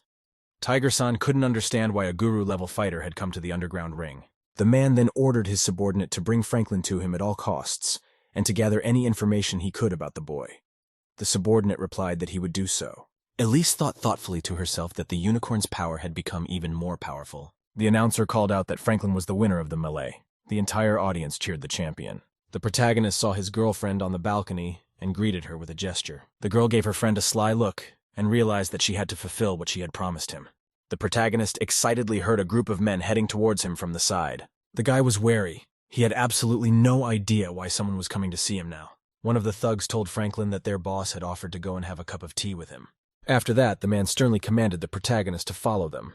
There were a lot of militants standing around. Alice asked Mr. Tiger what was going on. The man replied that because of Franklin, they had almost lost their betting income. He also added that the main character had killed his fighter Abu. The man explained that he owed a lot of money for defeating Abu. He also demanded that Alice not interfere, or she would get into trouble. The girl did not like such threats. She asked the man if he was really threatening her with trouble. Yang asked his interlocutor as calmly as possible, "Does their boss want to have tea with him?" Franklin looked at the man calmly, and said that he drank the water provided to him before the fight, so he doesn't want to have tea with the boss. The bandit was angry. He spit out his cigarette and told his interlocutor to get ready. The bandit yelled to the protagonist that they were all about to feed him bullets. The bandits drew their weapons. The gunman started threatening the guy that they would shoot him if he tried to move. Yang grudgingly told his enemies that there was no way they could learn simple things. The militant leader was surprised to notice that Franklin had disappeared instantly. The man was very frightened. He felt that the protagonist was somewhere close by. Jan suddenly appeared in front of the ringleader and asked cheerfully, who was the faster of the two? The ringleader angrily shouted to his subordinates not to stand, but to shoot at the protagonist. The bandits were very excited and scared. They turned to their boss. The gunmen showed the leader their weapons. They melted and could not fire anymore. Mr. Tiger was very surprised. He realized that the main character used special skills.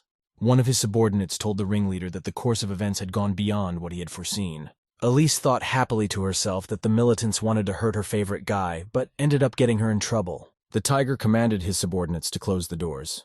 He added that it would not be easy to defeat Franklin. Every door in the neighborhood was closed. Every exit for the protagonist was blocked. Ian found himself all alone in the great field, surrounded by bandits. Franklin stood completely alone. Armed gunmen stood on all sides around him. One of the bandits took out a knife and told the protagonist cheerfully that he wouldn't leave here alive today. The leader commanded his fighters that they should now attack together. Young impatiently told his opponents to attack him together. It would save a lot of time. The ringleader shouted to his subordinates to kill the protagonist as soon as possible. Suddenly there was a noise from above. A helicopter was approaching the building. People looked up. The glass shattered and an armed girl burst into the building on a rope. An armed policewoman held onto the rope and prepared to descend to the floor. After that, the girl jumped down and prepared to intervene in the carnage. Nalanya said cheerfully to everyone here that they were having fun and she wanted to join them. The protagonist was surprised that Sun Nalan had come to his rescue. He shouted to the girl that he hadn't signaled her yet. The policewoman angrily reminded the guy of the order that had been given from the beginning. Yang thought fearfully to himself that Ling Tianhu was about to run away. The guy looked up and saw a grenade falling. The policewoman angrily asked her interlocutor where he was looking now. The protagonist sharply commanded the girl to lie down. He grabbed her by the shoulders. The policewoman looked away fearfully. She had no time to say anything to her interlocutor. The girl saw a huge number of battle grenades falling on them. There was a very big explosion. Everything around was destroyed and engulfed in fire. The leader was fleeing on a boat at the time. Mr. Tiger told disgruntled subordinates that they lost a $10 million casino today. The subordinate said Franklin now dead, and they successfully escaped. The man said they were covered by a Megundo. She probably couldn't get away. At this time, Mr. Tiger threw his cigar aside and said that he had already made due use of the girl. He added that he would be able to find an assistant. Afterward, the leader told his subordinates that he still had a girl named Alice with him. Mr. Tiger looked at his girlfriend standing on the deck. He added that he could earn the lost money back. A luxury yacht sailed the ocean and carried its passengers further and further away. A man with a glass in his hand told Alice that he was apologizing for killing the boy she loved. The girl sat on the sofa. Mr. Tiger told his interlocutor that he looked forward to their continued cooperation. The girl calmly replied to the man about their future cooperation. Then Alice presented a golden pistol to the frightened man's head and said that everything would change drastically. The subordinates were very scared for their leader.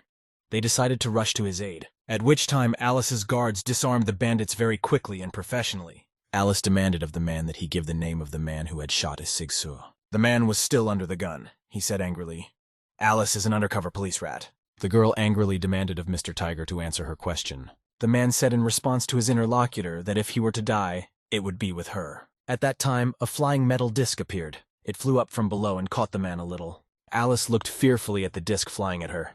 She was frightened. The disc flew past the girl and she let the gun out of her hands at the same time. The man grabbed his gun and said to himself grudgingly that he had almost been killed by a policewoman. Mr. Tiger pointed his gun at the girl. He said angrily she had a frightened little face. After that, Mr. Tiger pointed his gun at the girl and prepared to shoot her. Alice was very frightened. Mr. Tiger fired his gun straight at the girl's head. The bullet went right through. The man cheerfully told the dead Alice that her corpse would remain intact. Suddenly, Tiger-san saw the residual silhouette of the girl he had just killed appear in the air in front of him. Suddenly, a fully alive Alice appeared from the side. She grabbed the man by the shoulders. Alice said menacingly to her interlocutor that he really underestimates girls. The man was very much astonished. He couldn't help but believe that the girl was still alive. Alice then grabbed the ringleader and threw him over herself with a powerful wrestling hold. Mr. Tiger flew far to the side after a powerful throw from the girl. The man hit the table with a thud after flying. He dropped his gun. Mr. Tiger was frightened. He decided to try and grab his weapon. Alice yelled to her opponent that he was moving very slowly. She prepared to kick him. The girl kicked Mr. Tiger's head with all her might. The ringleader was completely disarmed. He could no longer fight off the girl. Alice pointed the gun at the ringleader and demanded that he answer all her questions. Mr. Tiger, with consternation, asked the interlocutor, "Who is she?" And then there was a huge explosion on the luxury yacht. There were very few people who could have survived. The main character was in the building of a huge stadium. There were people there, and they were screaming to be rescued. The audience was really freaked out. One guy couldn't believe he was still alive. The protagonist told the policewoman after he'd caught his breath that he was a risky guy. Nalan looked at young Yunfan with astonishment. She realized that he was about to save them all. The protagonist, at the most dangerous moment, gathered his energy and formed a huge shield to protect people. Yang had his strength exceeded the innate martial arts realm and guru level. The main character was walking down the hallway towards the bar. He was all alone. The police eventually arrested everyone involved in illegal gambling. Law enforcers have captured the dangerous ringleader Ling Tianhu. He was detained on a drifting yacht.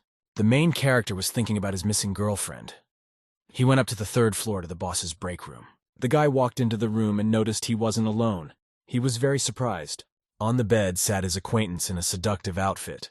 The girl told the unicorn that she was already very much waiting. Yang was very much astonished. He asked excitedly to Hong Shuling, "What is she doing here?" The interviewee was sitting in a seductive outfit. She told the guy that she had lost the bet and had to pay the debt. The main character thought to himself joyfully and excitedly that today he was finally going to be a big boy. The girl pulled up the stockings on her legs. The guy was watching her very closely. The protagonist felt very highly aroused. It was as if he flew off to the side. The girl asked Jan with excitement and interest if he was okay. The main character was still very much aroused. He couldn't answer anything. The interlocutor affectionately told the guy that he had a fetish for pretty girls in stockings. The girl looked at the protagonist and called him a lecher without malice. After that, Honshu stretched out her legs to the protagonist. Yang was very much aroused. The protagonist felt as if his golden cockerel was waking up. Ian pounced on his girlfriend and yelled that she was very pretty today. Honshu told the very excited protagonist to wait and take his time. The female companion said they had plenty of time. She looked at the guy and told him to wait. The girl headed for the shower. Ian was very unhappy because girlfriend first turned him on and then left him. He decided to turn on the TV to distract himself a bit. The main character decided to take a little sip of water from a bottle while he watched TV. There was some program on TV. A girl was singing joyfully that she was like a butterfly. The main character was amazed when he saw the program. He even spit out water out of surprise. A man appeared on the screen. He excitedly started singing that his girlfriend was a log, after which the man and his girlfriend bumped each other's ass. The TV presenter happily announced that the contest has a new champion. Ian was very dissatisfied. He wanted to distract himself, and after watching television, he got more aroused. Honshu was in the shower. She asked the protagonist, did he really decide to watch porn movies instead of her? The main character decided to turn off the TV real quick. He yelled to his girlfriend that he only gets horny on her, and then the girlfriend got out of the shower. The protagonist even dropped the bottle with the drink. Ian gazed uninterruptedly with a very aroused look at his girlfriend. Honshu was wearing a medical suit. She asked romantically to the guy, isn't she beautiful to him? The protagonist stood and stared at his girlfriend in silence. He was mesmerized by her appearance. Honshu looked at the guy and asked why he was silent and did he really think she was ugly. Ian hugged his girlfriend and told her affectionately that to him she was the most beautiful. The girl was silent. She looked at the protagonist very testily. Honshu said grudgingly to her interlocutor, men always think with what's in their pants. The girl said grudgingly to her friend that if she hadn't dressed up like a doll, he wouldn't have wanted her. The main character got really excited. He wanted to say something to his girlfriend. She interrupted him. Honshu told her interlocutor that he may not have to explain himself. She added that she likes him, she won't regret helping him. The girl told the interviewer that she loved him and had been thinking about him for the past 3 months. Honshu told her interlocutor that she missed his voice and longed for him to say something softly to her. The main character grabbed his girlfriend and kissed her. He said he would take responsibility. The girl told the protagonist not to say anything and just kiss her. After that, the main character stayed with his girlfriend Honshu in a kiss. The night flew by quickly. The bird said in surprise that the shaking building was a lot of fun. The protagonist woke up in the morning. He was still remembering his girlfriend. Through the dream, he called her name. Suddenly, the protagonist heard something suspicious. He jumped up sharply on the bed. Jan looked outside and saw that the sun was shining brightly. He decided to look for his beloved. The guy remembered romantically to himself that Honshu had been very passionate last night. Ian thought happily to himself that the girl was a little embarrassed, and so she hid in the bathroom. The protagonist quietly got out of bed and very quietly strode towards the restroom. Then the guy grabbed the handle to the toilet stall with his hand and carefully opened it. Ian Nude ran into the bathroom and shouted a greeting to his girlfriend. The protagonist was very frightened. He noticed his acquaintance sitting in the toilet stall, frightened. The guy was really scared. He covered his hands and called the main character boss. The main character ended up landing right on top of his acquaintance after jumping. A startled Yang asked the guy what he was doing here, and where did his girlfriend Honshu Lin go. The guy frightenedly explained that the girl had left early in the morning. She asked him to wake up Jan. The guy was very scared. He didn't understand why his friend walked in at the exact moment when he was in the toilet. The main character felt displeased. He didn't understand why the girl left without saying goodbye. The interlocutor told the protagonist that the girl left something before she left. After that, the guy handed the main character a letter from his girlfriend Honshu. The girl texted the guy that she was leaving to do some tasks. She added that she had gotten some information from Ling Tianhu. The protagonist read the letter carefully. He remembered himself, the secret man. The guy shouted very angrily to his enemy that he was doomed to die. There was a party at a luxury villa. There were many guests and security guards. The guy told his friends that the rich people had asked them to be his bodyguard. He added that with such security measures, not even a fly would enter the place. The fighter was telling his friends that being rich is a very good thing. You can have fun with beautiful models in a country villa. The main character appeared on the fence from above. One of the guards angrily asked, "Who is there?" Ian jumped on top and disarmed the bodyguards. He called them little episode actors. On the 3rd floor, the guy Shu Minyu was angrily chatting with a girl. He grudgingly asked, "How much money does she need to put away her stubbornness?" The female interlocutor fearfully asked Mr. Shu to let her go. Shu Minyu told the girl that she might cry. He added that he likes it when whores cry. The girl screamed fearfully for someone to rescue her. The boy reached for her. Shu Ming shouted angrily to the interlocutor that he was more turned on. After her shouting, he stretched out his arms towards her. When the girl was startled, she slapped the guy's hand on his chest. She hurt him. Zhu Min was very angry. He shouted at the interviewer for scratching her breasts. The girl was very frightened. She apologized to the guy in a trembling voice. Zhu Min then swung around to hit the girl. He shouted that there is no forgiveness for whores. The girl continued to beg for forgiveness. After the violent blow, the interlocutor lay frightened on the bed. She was still begging for help. The guy angrily shouted to the interlocutor that he was interested in her since she looked a lot like a Xingxu. At this time, some man nearby patted the guy's shoulder and said that energy was whipping out of Zhui. The guy was very displeased. He turned around and asked the stranger who he was. In the room stood young Master Kenjiro Ishikawa, accompanied by his subordinates. He was dressed in a robe and had a sword at his belt. The master said thoughtfully to his interlocutor that women are as delicate as a flower. Afterward, the man put his hand on the guy's shoulder and told him to be gentle with women. The guy roughly threw away his interlocutor's hand and said, "Master Ishikawa came at a bad time." The guy asked the man unhappily, "Why does the man interrupt him?" He added that he was in China giving a huge space for the man's business. The girl at this time ran away, frightened. Shu asked the master, where is the professional ninja he promised him? He added that Yang Yunfeng was probably on his way to this place by now.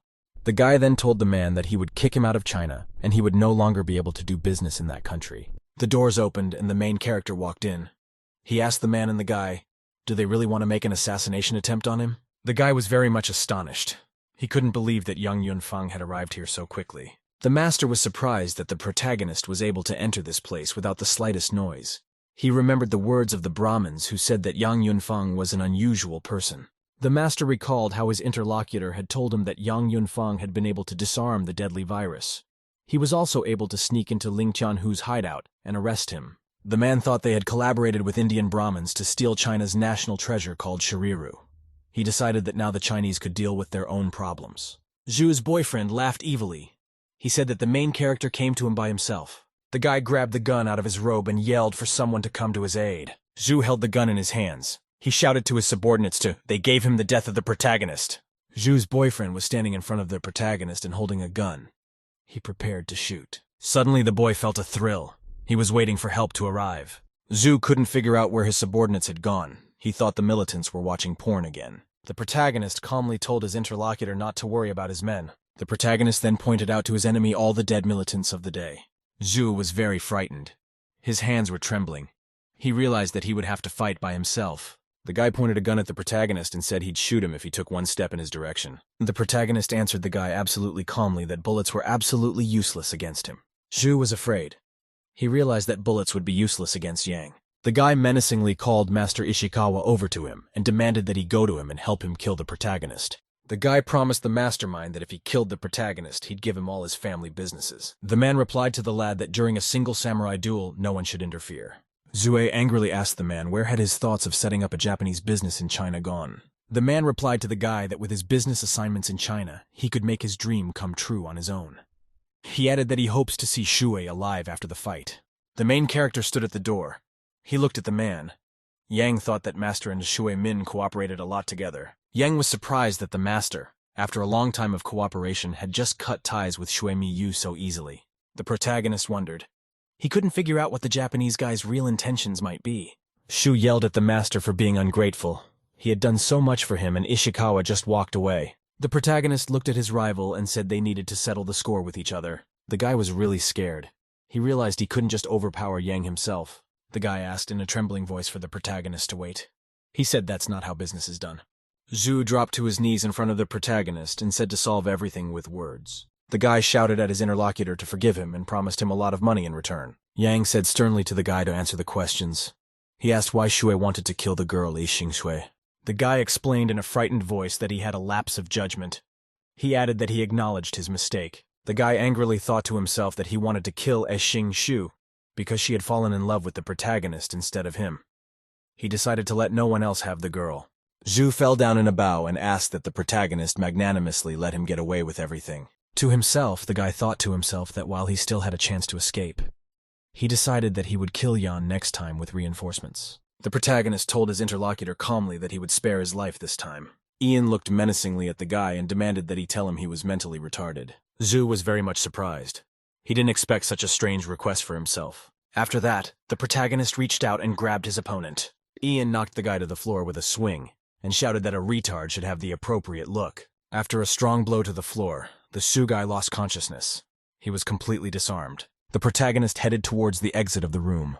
His opponent was lying near a large dent in the floor. Ian told himself that he had to make sure the bad guys never had a chance to be like that again. The SUE guy began to gradually come to his senses. He raised his head and looked around. The guy started looking around in surprise with a crazed look. He was completely unhinged. The girl with the fan said the main character didn't kill Shu Min-yu's boyfriend. The girl prepared to draw her sword. She said that Yang was able to turn her enemy into a fool with just one blow. After that, the girl jumped up and swung her sword. The guy was sitting there mumbling something crazy to himself. The girl rushed over and chopped the guy's head off. He didn't realize it. After that, the girl angrily shouted that she wanted to chop off Zhu's head herself as well. After that, a mass meeting was held at the Sue family home. People came to attend the guy's funeral. The guy was beautifully ennobled and lay in a coffin wearing white clothes. The head of the household named Shui Qiangdong asked his subordinates, "Have they found the boy's killer?" The subordinate said that they investigated. He told the head of the household that the guy had a conflict with the main character because of the girl Yi Sing-shu. It is suspected that the killer is Yang Yun-fang. The man asked angrily, did the Yang family break the agreement and now act against their Su family? After that, the head commanded his subordinates to send someone from his sect to capture the main character. The man said angrily that he would make Yan beg for death. The subordinates replied that they would definitely fulfill everything. At that time, the main character was walking down a city street. He was holding a huge number of boxes in his hands. The guy grudgingly told his companion named Miss E that he was already dying of fatigue. The girl reminded her companion that he had promised to accompany her shopping. Protagonist asked by his companion former Abu fighter, why isn't he helping them with the packages? Abu calmly replied to the protagonist that he is the bodyguard of Miss E. The protagonist reminded the fighter that he had helped him fake his own death. Then Yang was able to get Abu out of Ling Tianhu's custody. Now the fighter is in a fancy job and getting decent money. The guy angrily asked the former rival fighter, why is he taking the side of his enemy? Miss E stood aside. She was amused to hear her companions arguing among themselves. At that time, someone's footsteps sounded from outside. Someone was coming towards the girl sharply. A stranger in black glasses jumped a girl. She almost ran her over. The protagonist arrived just in time. He grabbed Xing-shu in his arms and asked fearfully if she was okay. The girl calmed down and said that nothing had happened, and it was just that a stranger had fallen and hit her. Xing-shu looked at her fallen interlocutor and said her name was Lesser Yao. The protagonist asked his girlfriend in surprise, does she really know the stranger? Xing-shu replied cheerfully, Les Yao is a big celebrity. Xing-shu happily revealed that the stranger began her career as an actress. It is not uncommon for her to be called the most beautiful girl in Southeast Asia. Lesser Yao is the idol of many men in the country. Ian replied to his girlfriend that he didn't understand who it was, as he had been isolated on the mountain for most of his life. The girlfriend told the protagonist that the actress left show business 3 years ago for an indefinite period of time after an accident. At that time, a huge number of reporters ran up. They started taking pictures of the actress and shouting that she was here. The actress was very much frightened by the people who ran up. She turned around and covered herself with her hands. The photographers were unhappy because they didn't have time to photograph the actress's disfigured face. They wanted to make a lot of money out of it. At that time, there was a small explosion and the cameras were blown apart. The photographers were surprised. They did not understand what had happened. The girl Xing-shu ran up to the actress Meng Yao and decided to help her up. The main character told the Strictly photographers that he was sick of people like them. The photographers were very angry. They wanted to beat up the main character. One of them shouted that the broken camera was very expensive and demanded compensation for the damage. Another photographer said that the guy looked familiar to him. He added that it was better not to mess with this doctor. The photographer angrily shouted that he wanted to send the protagonist to a hospital bed. At that time, Abu's guard appeared in front of the men. He was very angry and looked menacingly at his frightened interlocutors. After that, the photographers were very frightened and decided to make a quick getaway. Ian handed the actress her headpiece and asked her if she was okay. The girl frightenedly asked her interlocutor, what kind of hospital does divine Dr. Yang work at? The main character along with his friends were very surprised. They looked at the actress with interest. The next day, the mutilated girl was transferred to the hospital. There she was assisted by the main character. Reporters asked Dr. Yang how much chance of success the surgery had. Someone asked the guy, why was he chosen by Miss Les Yao and how does he want to treat her?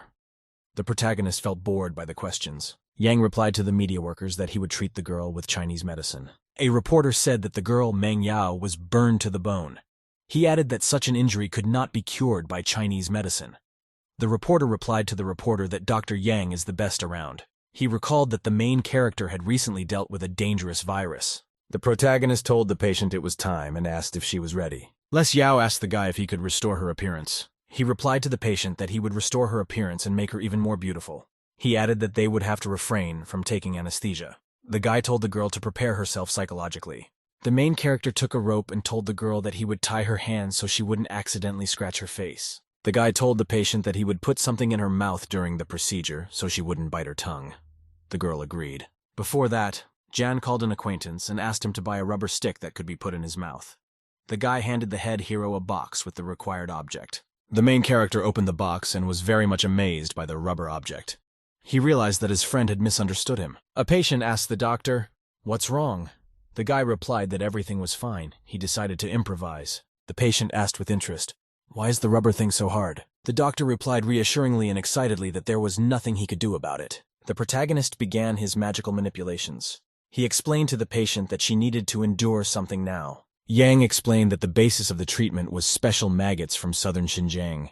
He poured them from the jug into his hand. Then the protagonist put special maggots on the girl's face. Yang explained that the larvae are harmless to humans inside human blood. They will die, and then their corpses will turn into solid calcium. The guy explained that the treatment would result in the facial bone defects being completely repaired. He added that no anesthesia should be administered during the procedure. Jan explained to the patient that during the treatment process, the patient requires tremendous willpower and a lot of patience. The girl felt intense pain, but she held back her screams. Jan told the patient that everything now depended on her. 3 hours later, the actress was taken out of the hospital door. She was very weak. The people outside the hospital were astonished. They saw that the patient's face was still disfigured. Someone shouted that even the divine doctor could not cure the patient. After which one of the girls ran up to the actress and touched her face with her hand. The reporter noticed that the actress's face was outlined with some red substance. The TV reporters were surprised. They realized that everything was a prank. The actress told the cheerful people that she had not traded her acting skills for 3 years. Les Yao said that after her facial trauma, her life went downhill. There were a lot of bad things written about her on the internet. The reporter told the actress that her comeback is the best counterattack ever. She added that the haters can now admit they are wrong. Meng Yao told reporters that although she is healed physically, she will not be able to heal her mental trauma. The actress said that haters never admit they are wrong. They can only write a few comforting words to the victim. Lesser Yao told excited reporters that haters will always go looking for the next victim. The girl told the audience that whether she was beautiful or not, she would take responsibility for her own life. People shouted joyfully to the girl that she was even more beautiful than before. People ran and started looking for the main character. Each of them had health problems and wanted the help of the divine doctor. The protagonist walked out on the other side of the hospital and told himself that he preferred to be a quiet, handsome man. The media reported that the former all-China actress Meng Yao returns after extraction. The news reported that the actress became even more graceful after the treatment. The protagonist was in the basement socializing with his new arrivals. The protagonist told his companions that he had prepared some spiritual pills for them. He added that the boys should eat the pills, and their true power would be increased as a result. The guy asked the main character with interest, "Are there any power classifications for the spirit realms?" Yang explained to his companion all the cultivation levels. He added that there were 9 floors in each realm. The main character explained what happens to a cultivator when he goes to different realms. Yang said that once a cultivator entered the Juji realm, he would become the truest first-class master in the mortal world. Such a person would be able to arrange terrible things tomorrow and end the existence of a small country. The guests cheerfully shouted that there was nothing to wait for, and they began to swallow the pills. The guy asked with interest to his boss, "What level is he on now?" The protagonist thought to himself that he was going to break through to the 4th floor of Yinqi. He thought that if he wanted to break through the borders as soon as possible, only the dragon grass of southern Xinjiang would help him. The protagonist picked up the phone and decided to call an acquaintance. The guy cheerfully asked his familiar police Nalanya how she was doing. The girl said that she had learned important information. The main goal of Ling Tianhu and the Indian Brahmins was to spread the virus and steal the national Chinese treasure from a Buddhist temple during the general hype. The protagonist asked in surprise, what did the kidnappers want to do with the Sharira? Nalan explained that the cherished Sharira is evidence of the attainment by one sage of the immortal golden body of truth. Such a body is similar to the supreme nature of the Buddha's body. The girl reported that according to legend, if a person practicing the Tao touches the Sharira, he or she will be able to cultivate for hundreds of years.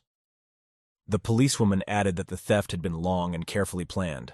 The policewoman said excitedly that there was information that Indian Brahmins might try to return to their homeland through illegal border crossing. She asked the protagonist for help in this task. Nalan added that the national treasure of China must not fall into other hands. The next day, the main character arrived at the big train station. There were a lot of people there. Ian remembered that the Indians were leaving the country in a week. In that time, he needed to find dragon grass. The guy got the root. He told him to point him in the right direction. The guy looked at the root. It had the same properties as the spiritual herb. For the same reason, he uses this ancient ginseng root as a compass. He will use it to find the location of the dragon grass. After a brief pause, the root confidently showed the direction for the lad to the south. The protagonist has arrived in Mountain City. Southern Xinjiang is near the Chinese border. Further south is Mountain Aren. He decided that he would get a little extra benefit on this journey. A stranger approached. He asked the guy, "Does he need a bus?" Jan replied, surprised that the man had once duped him for money.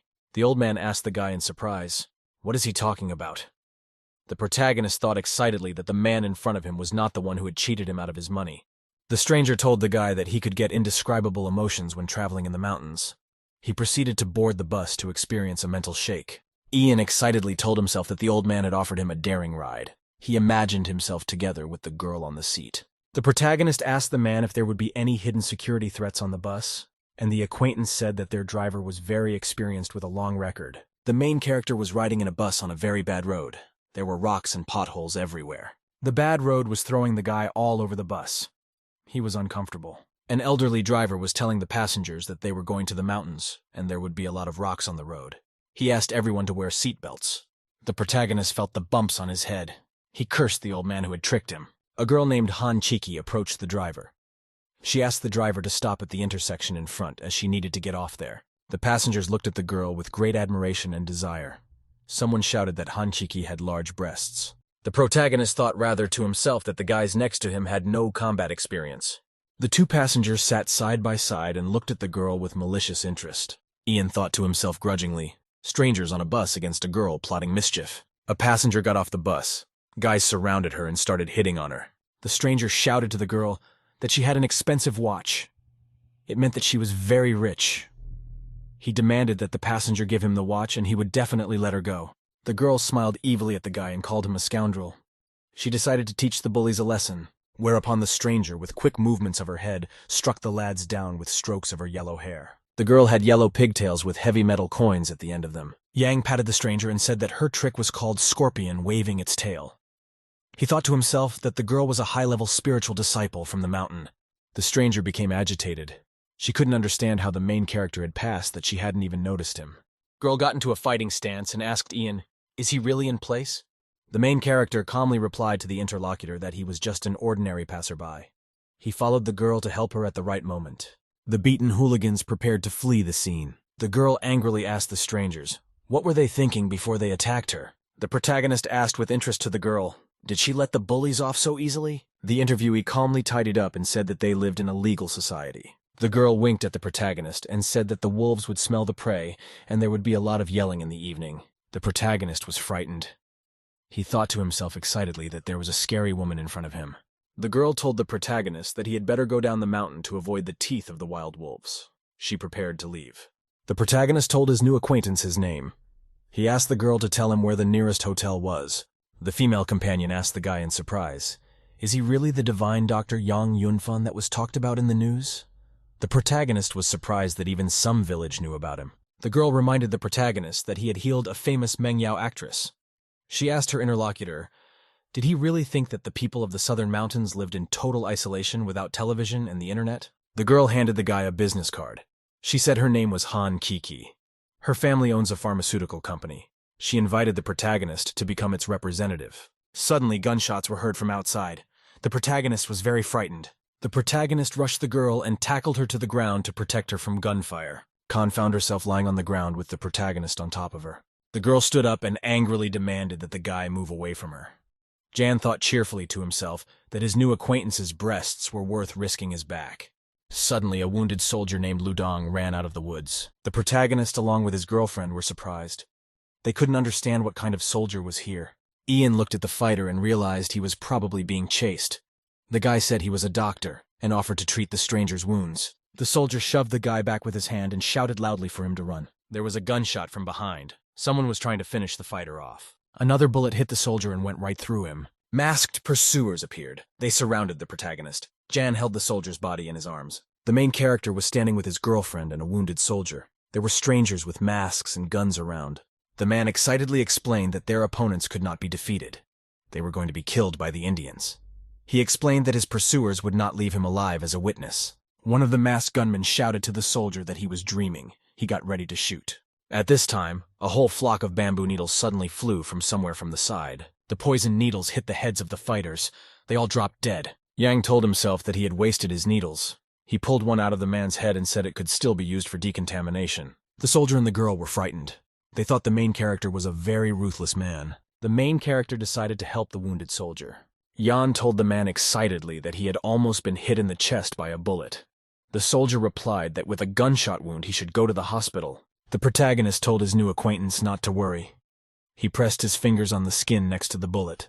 After a hard push from the protagonist, the bullet flew out of the soldier's body. The man was very surprised that the guy kicked the bullet out of him with his bare hands, and he didn't even feel any pain. The girl reported that the help was provided by Yang Yunfeng, who is called the Divine Doctor. Jan gave the soldier some grass and told him to chew it, and then put it where the bullet had been. The protagonist realized that there might be wolves and other wild animals around, so he had to be wary. The man was surprised at how the guy quickly kicked the bullet out of him. He decided that his new acquaintance was very unusual. A man gave the protagonist his name. He said that his border detachment had discovered Indian secret agents. They had pursued him and wounded him. The soldier Liu asked that the guy come down the mountain and report the incident to the police and ask for backup. The protagonist asked his interlocutor how many Indians were against him. Liu replied that at least 20 men had shot at him in the ambush, of whom 16 or 17 should have remained. Young thought he had come to southern Xinjiang to retrieve the cherished Sharira. But the unforeseen happened because of the appearance of Indian secret agents, so he must postpone the extraction of dragon grass for later. The main character gave a thumbs up and said he hates the Japanese the most. After that, he hates the Indians. The protagonist told the soldier that he would go with him to rescue his brothers. In the meantime, the girl Hankiki must go down and report to the police. The soldier was excited. He realized that the protagonist was just an ordinary man. The guy hurried the man. He said that if you were late, you could lose a lot of good friends. Soldier Liu thanked the protagonist and handed him his gun. The main character said with a cryptic smile that he doesn't use guns. The protagonist and a man were descending carefully from the mountains. They noticed a cave in the rock. One of the Indians said that the Chinese border guards were cowards, and they hid in the caves.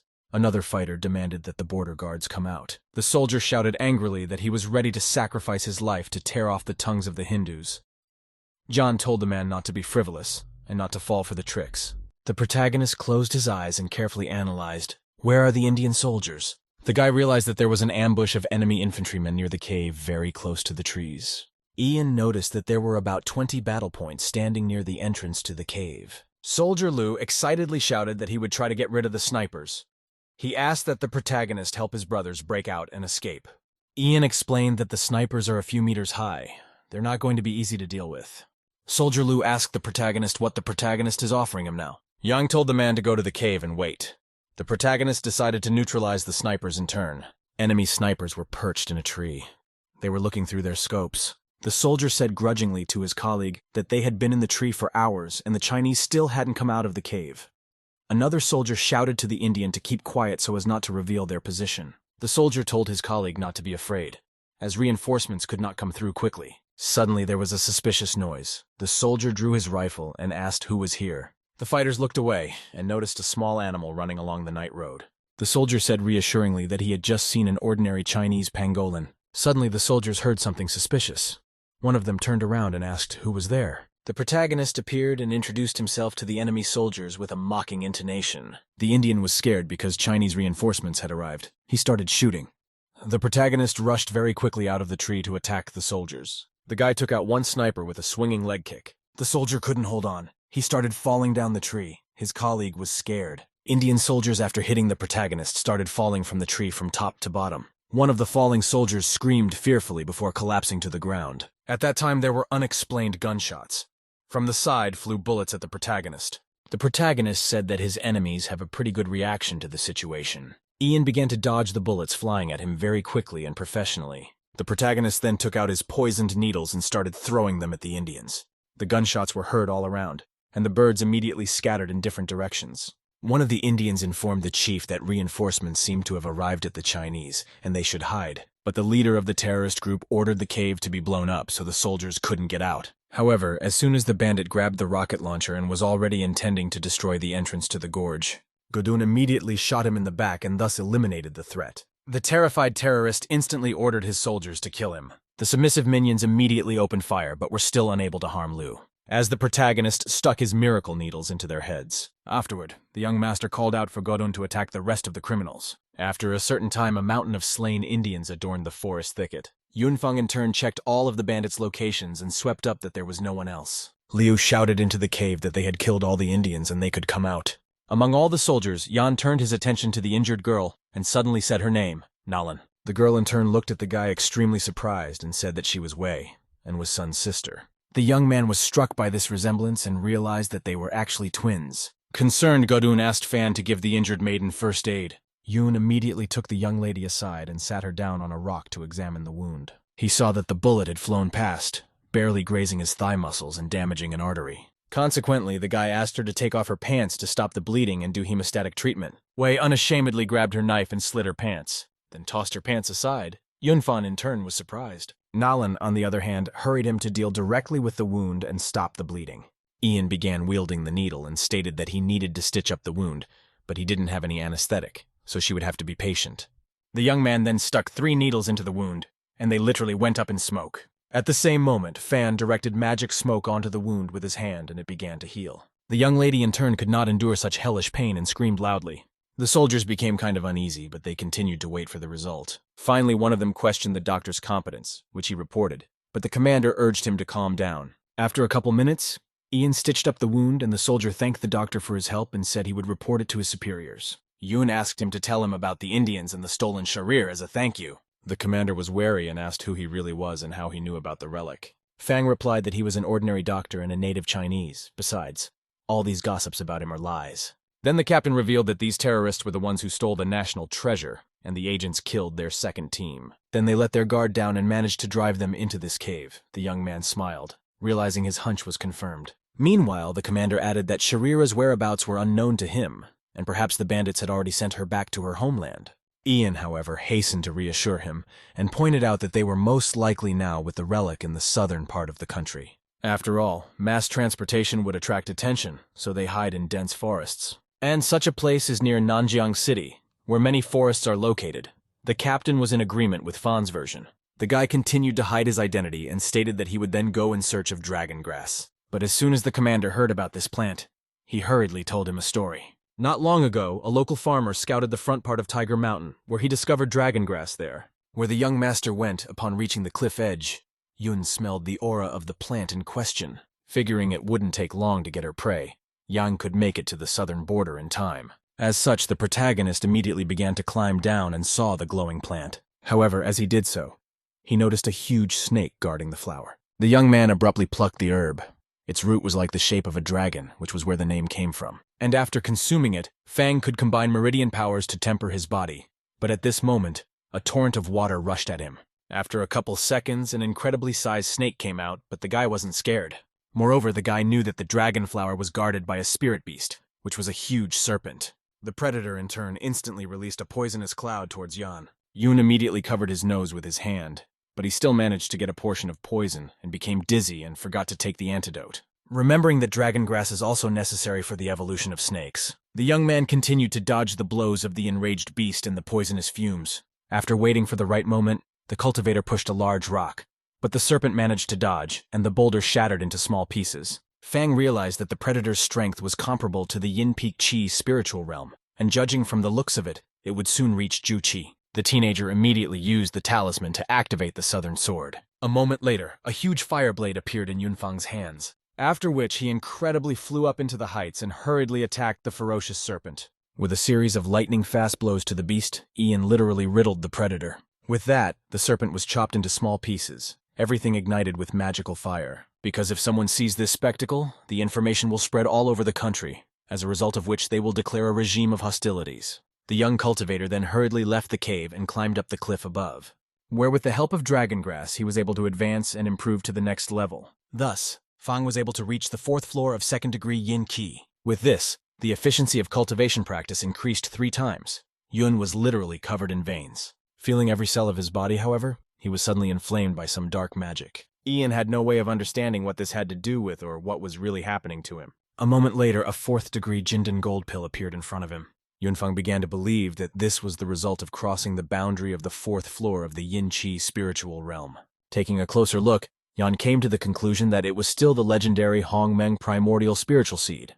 Fang remembered that the capsule condensed out of the heavenly radiance and great mist, freeing itself from the bonds of spiritual connection. It was rumored that Hanmen was the first divine tree of the Buddha, and its seeds have healing ability. It also activates the body's physical function to its maximum, stimulating rapid cellular change and regenerating cells. And because of it, the body becomes much lighter and the aura is absorbed inside 3 times more efficiently, which means Yun will become stronger. But in order to master the seed in the cultivator's body, A tremendous amount of spiritual energy of the highest quality is required. The guy believed that if he expended all his spiritual energy applying the catalyst, he would be able to transform into a Nine Heavens fairy. Soon the young master traveled to Nanjing in the company of the bewitching Chiki, who in turn turned out to be extremely fastidious and made a remark to Ian about his slow driving. Yun wouldn't have contacted her at all if she hadn't agreed to help him get information on the Indians. Han has a hint that it won't be long before he gets the data he needs on the agents. But in order to do so, the guy is required to become her personal driver. After all, a businesswoman like her can't be riding public transportation with trash. The protagonist smiled and replied that he was honored to serve her. At that moment, a young maiden in a fancy automobile leveled with them. The young lady lifted her glasses and winked at Jan with a smile, noting that he was a good driver. The polite Yunfang reciprocated and complimented her instantly. Naturally harmful Tsitsi in turn extremely disliked the young man's behavior. The girl threw her leg over his and wondered if that person was really that beautiful. The dumbfounded fan nearly ripped the steering wheel out of surprise and didn't know how to react. Meanwhile, the naked Han continued to allow this behavior. Then she asked who was prettier, her or that rude girl. The teenager didn't understand how to properly answer such a provocative question. He finally got his act together and stated that he had actually married early. Shocked by this turn of events, Chiki immediately retracted her foot and asked again, did he really have a wife? Yun naively assumed that it was over, and the girl would finally leave him alone. However, Han suddenly leaned against him and asked another uncomfortable question if she was prettier than his wife. Then the young lady went completely bonkers as she started forcing the guy to call her mistress. But the young master was slow to answer, realizing the awkward situation she had put him in. Crazed in the extreme, Chiki insisted once again and kicked him. Then Ian called her the most beautiful girl on earth and declared that she was much more attractive than his wife. Han smiled and said he should know his place. However, in doing so, Chi accused him of deliberately saying that so that she would disengage from him. Afterward, urged him to watch the road to get the necessary information about the Indians. After a certain amount of time, they finally arrived at the famous Yindu casino. Ian knew that in every city there was someone who at first glance was an ordinary person, but was actually the head of the mafia, who had an alliance with profitable people to enrich himself and do his dirty deeds. But some gangs fail to maintain good relations, as someone always wants to get all the power and is willing to do anything. At this time, the mafia chief Hong Tian begged Yun not to bet more as he already had no money. Chiki urged Fan to spare him because he had already won 200 million from him. Hong in turn realized that if it wasn't for the eldest daughter of the Han family, he would have killed him long ago. As such, offered him 50 million for the guy to leave his casino alone. But if he refuses, Tian will be forced to sever their ties, which won't be good for Miss Qi. The protagonist tensed up and asked the head of the mafia if he was thinking of threatening him. Hong immediately began to guffaw and say that the young man had misunderstood him. Then Ian said that he was willing to return the 200 million he had won, in return for information about some people. This news literally shocked him, and he wondered who Yunfang might be looking for in the southern county. Especially if even Qi couldn't help, then he wouldn't find these people, which was what informed him. However, the young man did not think so and assured him that it was only a matter of desire, for he would have to find people from his circle. Afterward inquired if he happened to know where the band of Indians was. The frightened Tian's face changed dramatically and asked a counter-question about how Fang knew about them. Ian urged him to calm down and guaranteed that no one would ever know who exactly had given out this information. The head of the bandits began to ponder, for in fact it wasn't that long ago that they had contacted him to show them a way to retreat. But Hong in turn turned them down because no one was going to discuss his reward for their help. And from that time, martial law was declared in the city. Special agents also began to appear. Tian thought that Yun was one of them. The mob leader did tell Fan that a group of Indians were hiding in an abandoned warehouse near the Ganges River. At that moment, an explosion suddenly sounded, and the ceiling began to crumble. The scared-to-death Hong didn't understand what was going on. Chiki was also wary. Meanwhile, the Indians were able to break through the back entrance to the casino. They were armed with technological slingshots with laser sights. The young master ordered everyone to duck immediately, while he prepared himself for a clash with the bandits. Moments later, the terrorists once again fired fiery bullets towards the protagonist. However, Yunfang blocked them with a magical barrier. Han was surprised at such abilities of the young man. Tian, on the other hand, literally burst into tears, as he was well aware that they had come for him. One of the Indians urged his sidekick to kill Hong and rob his casino. The partner gladly agreed. But suddenly Ian appeared behind them and wondered what they were whispering about. After which he twisted their arms, the terrified terrorists wailed in pain.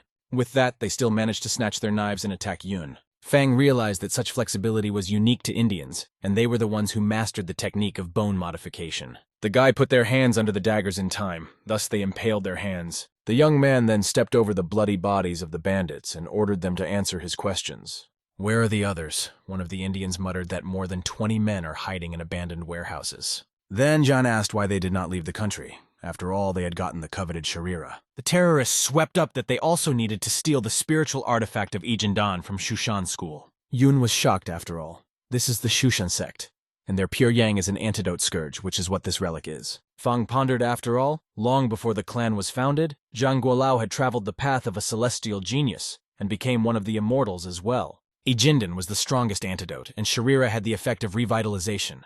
But why the two things were necessary for the Indians, he didn't know. The bandit added that the Special Security Bureau had sent their masters to help them when they found out where they were. And the mountain watcher Shui Yun went to look for them. She possessed pure yan, and she was also sent by the ringleader. The guy never ceased to be amazed, and upon learning that she was still alive inquired about Shui's whereabouts. The Indian narrated that she had settled in the suburbs and had her own villa, which was located 30 kilometers to the northeast, after which the young cultivator struck the terrorists with lightning-fast blows. They collapsed to the ground unconscious. Fang then urged Qiki to call the police and hand over the bandits to them, as he urgently needed to leave. The maiden was as always long on fastidiousness, and the young man instantly jumped out the window heading for the outskirts of town. After all, the teenager was well aware that Zun could also be there. Meanwhile, in the suburbs of Nanjiang, the chief disciple of the Shushan sect paid a visit to Zin's villa. Wei asked her if she was still guarding the master while he meditated, adding that the teacher had said when Sharira's aura got close to them, she would be able to feel her presence. The surprised sister asked a counter-question as to why the mentor brother had come. Tian smiled and muttered that once this operation was over, he would definitely take her as his wife. The girl reacted extremely negatively and put her peacock blade to his neck, telling him that this was not going to happen. Yun immediately backed up and urged her to calm down, saying that she shouldn't start the meeting with such aggression. Wei was well aware that the peacock feather was a very dangerous weapon that could kill a person in seconds with its poison. In reality, Tian didn't actually pursue the goal of marrying her, but it was the only way he could obtain a spiritual treasure. At this moment, the sect leader with Shui approached them. They inquired why Yun was constantly chasing after Zin. The young lady in turn asked a counter-question as to why they were out too. Evil Elder Ji said that they should train hard instead of hovering in the clouds and thinking about love. Wei apologized for his behavior, himself waiting for the moment when he could eliminate the old man to become the head. He also intended to straighten out Shui, who was constantly obstructing his affairs. Yun asked Zin to find a secluded place to get a good rest and recover from the fight with the Indians. But the damsel claimed she was fine, and asked her mentor why the bandits had driven them to the southern borders of the country. Shui said that they could only get a small amount of energy from Sharira, which was why they were targeting Jindan. Ji added that this was the reason why they traveled to the southern border to preserve the national treasure. And if they do manage to steal the artifact, it will have irreversible consequences. The angered Yun muttered that she would personally kill them when she saw them. After all, these impudent people had trespassed on the sacred thing, the Shushan sect. At this moment, a distinctive signal sounded to the entire outskirts. Everyone became nervous. The worried clan head nervously uttered that someone had already rushed inside. The disgusting sound increased and put a lot of pressure on everyone. The old man urged to cover their ears, as the magic voice of the heavenly demon could have a detrimental effect on their souls. Terrible things were happening inside the villa. The building was shuddering and everyone was scattering in different directions. Those who did not have time to run inside the house began to inevitably turn to stone. Suddenly, a giant-sized king cobra appeared near the villa. Silhouettes could be seen in the dissipating fog. The elder wondered who they were. A moment later, he saw the spiritual snake-like god of the ghost realm. Along with him was one of India's foremost shamans named Kumara Jiva. Ghost swordsman Kumara, the chief among the 3 heavenly emperors, was also present. They reported that on the orders of the exalted Emperor Vishwakarman, they had come to take away Ijindan. Kumara in turn urged the snake god to deal with them within 5 minutes. But the snake lord declared that it was too long, and only 3 minutes would be enough for him. Then he blew into his pipe, thereby activating a huge cobra which began to spray poison. Shui immediately activated the 1,000-leaf spiritual sword, and a protective barrier appeared. Then urged the clan head to eliminate the snake god while she restrained the cobra. The elder instantly moved behind his back and prepared to attack. However, Kumarajiva came to the rescue in time and blocked Ji's shot. The Indian shaman blurted out a sinister smile and muttered that he was now his rival. The dazed old man couldn't understand how the monk withstood his attack with such ease, assuming that his strength was actually on the 8th floor of the Yin-Qi spiritual realm. Concerned Shui in turn inquired if the sect head was all right. But at that time, she was attacked again by the snake-like god and unleashed her cobra. Yun managed to expose her sword and the snake grabbed it with its teeth. The mentor knew it would be difficult to handle it. Zin at this moment also wasted no time in wasting time and attacked the ghost swordsman. However, she was never able to hurt him as Kumara managed to dodge the blow. Then he grabbed the maiden altogether, saying that she should persuade the clan head to give up the relic unhindered in exchange for her life. At that time, Zun abruptly released one hand and immediately pulled out a peacock blade, by which the ghostly swordsman hastened to attack the Indian. The ghostly swordsman knew what kind of weapon it was. The girl, meanwhile, bounced to the side and naively assumed he was finished.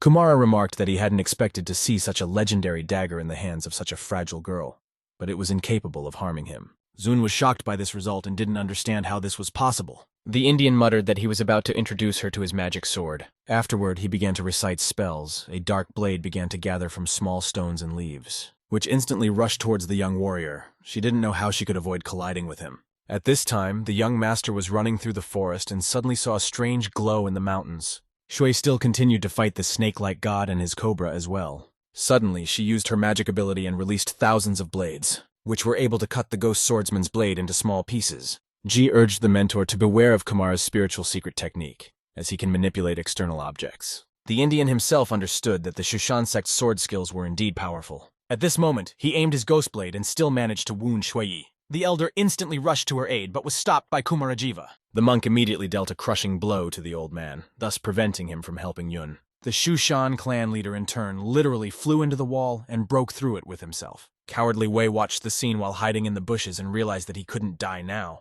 However, he was suddenly overtaken by a snake-like god and declared that he could not escape. Zun, in turn, helped the injured mentor up and asked if she was all right. Kumara pointed his ghostly blades at them at that moment and ordered them to bring Ajin Dan. Shui said that it wouldn't happen even if he killed her, but his soul would haunt him forever. The wounded Ji supported his sister and muttered that 20 years ago they had defeated the Brahmins and would not ask for mercy. Kumara decided to talk to Zin after all, and stated that she should think about her future, unlike her old teachers, who clearly have nothing left to lose, and if she doesn't tell them where Ajin Dan is, they will die. At this moment, Wei suddenly shouted out that he could show this place and tell everything. Naturally, the reaction of the sect leader was negative, and he began to resent this. The serpent god declared that they were lucky today and would definitely be able to fulfill Emperor Vishwakarma's task. Kumarajiva muttered that he wanted to take away the inner strength of the clan head. The ghost swordsman gave the okay for them to kill them and take the power. The Indians rejoiced and already prepared to carry out their plan. However, at that moment, the main character's talisman flew into them, the snake-like god managing to dodge. But that didn't save him, because a moment later there was a big explosion, which literally shredded the cobra and crushed the owner with its weight. A huge hole was formed in the body of Brahmin shaman Kumarajiva. Yunfeng immediately approached him from the back and grabbed his head. The monk couldn't do anything. An exasperated Yang nervously said that he had disappointed him very much, after which he twisted his neck in cold blood and wondered who would be next. The serpent god was shocked by the young man's incredible strength. He smelled the aura of war and the spirit of extermination emanating from him. After all, he was able to defeat the strongest Brahmin monk. It was truly the strongest cultivator. Dumbfounded by Yang's sudden appearance, Zun called out to him and asked what he was doing here. Fang wondered in response why every time he met her she got into trouble, then urged her to hide immediately and leave those Indians on him. By demonstrating his power, Yun believed that he could be honored to gain Zin's favor. At this moment, the shocked ghost swordsman muttered that he had killed his brother, adding that he owed him revenge and would tear him apart, then proceeded to show off his skills. Kumara lifted a huge amount of rocks into the air and pointed them towards John. The young master in turn instantly applied a talisman, creating a barrier, thus activated a magical shield that absorbed all the damage of the stones flying at him. The main character made a point of saying that since he enjoys throwing rocks so much, then he would return it to him in full. Fang immediately applied the flying sword talisman. The snake god didn't understand how such a cultivator with such powerful spells had gotten here, still combining several spells with each other. After a couple seconds, the fire talismans embraced the Indian's body, after which Yunfang sent the same mountain of magical papers to Kumar, which literally restrained him in movement, and the ghostly swordsman had no way to escape the trap. A moment later, all the talismans exploded, and thereby caused not a little damage to the Brahmin masters. The Shushan sect's mentors were shocked at such a guy's crushing strength. A wounded Kumara suddenly appeared amongst the falling talismans. He swept up. He had not expected to encounter such a strong warrior. Fang realized that he had attached Yuan power to his body to protect himself from the fire. The ghostly swordsman exposed his flaming blade and said that it was now his turn to demonstrate his skills. Kumara immediately launched lightning-fast punches, but Yang skillfully dodged them. The Indian also remarked that he was the first person in 20 years to make him nervous. At a certain point, he still managed to cut Ian, and his cheek immediately began to corrode. Zun became nervous and wondered if Yunfan was all right. The young cultivator stated that he was fine and ordered her to stay within the protective barrier. Kumara was happy with this result and believed he would soon gain the upper hand over the youngster, then rushed into another attack. Fang noticed that his speed had increased. However, Yun still waited for the right moment and suddenly grabbed his sword arm. After cutting off his other hand, the Brahmin warrior cried out loudly in wild pain. Jan in turn demanded that he tell him the whereabouts of the cherished Sharira. Only then would he consider letting him live, or at least giving him a human burial. The ghost swordsman's reaction was extremely inadequate. He laughed and said that the guy was adorable. Then he changed dramatically in his face, his eyes glowing with dark magic and a crazy smile never leaving his face. The young master bounced back sharply, realizing that something incomprehensible was happening to him. After a few seconds, Kumara began to increase in size significantly. His hideous laughter never ceased to be horrifying. Suddenly, he began to cast spells, after which he instantly flew up into the heights and hurriedly used his deadly technique. G stated that with this skill, Kumara once destroyed a small country near the Indian border. The frightened Xin urged brother Yunfang to run away immediately to save himself. The ghostly swordsman in turn ordered them to kneel and beg for mercy.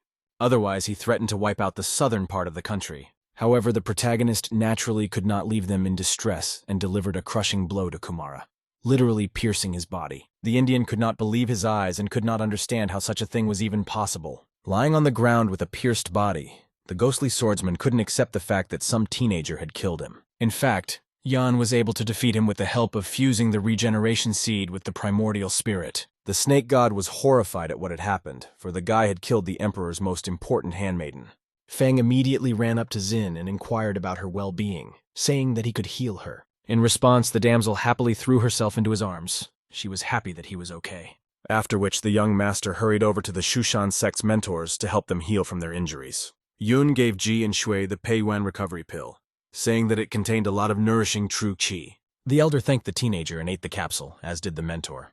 The effect didn't take long, and the old man literally felt the incredible result in seconds. Ji thought about the fact that each new generation was superior to the previous one. After all, this boy had dealt with two masters, and the difference between Wei Tian and Yunfan was simply colossal. Yun in turn immediately started apologizing to the clan head and saying that he had made an oversight.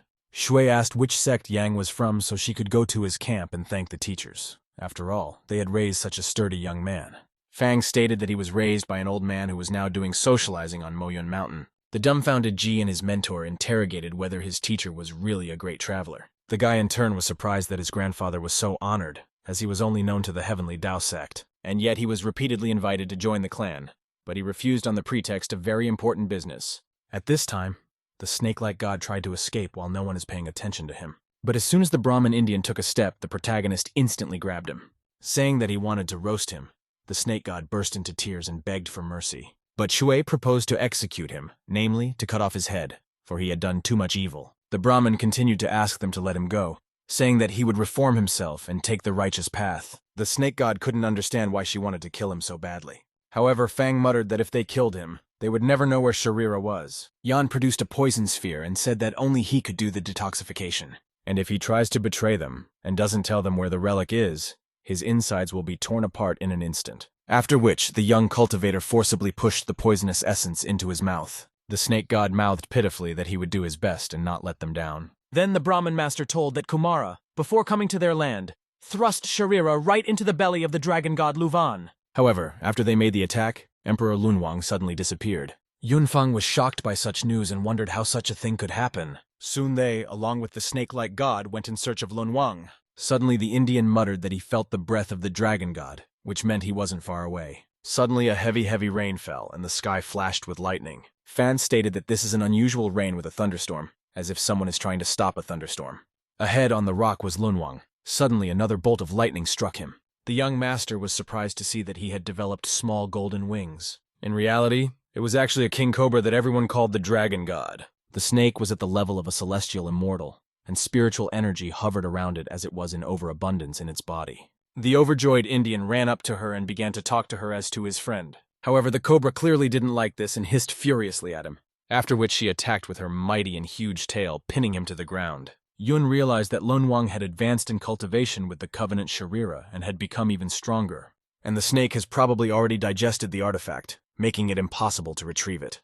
At this moment, another bolt of lightning pierced through the predator's body, severely injuring Lunwang. The Indian began begging John to save the dragon god before it was too late. The extremely surprised protagonist wondered if he had feelings for this beast. Meanwhile, the guy realized that the thunderous calamity had caused a lot of injuries to the cobra. In addition, the huge amount of aura could hurt the soul. As such, it is imperative to get the cherished Sharira out of the snake as soon as possible. The young cultivator instantly used the binding technique and restrained Lun Wang with chains. Then activating his X-ray vision, Fan scanned the beast to find the artifact. After which, he delivered a powerful blow to the area of the relic that had been eaten by the cobra, as a result of which he was able to dislodge it from the body of the huge snake, and thus took possession of Sharira. Holding the tiny artifact in her hands, Yun wondered why she was causing so much trouble.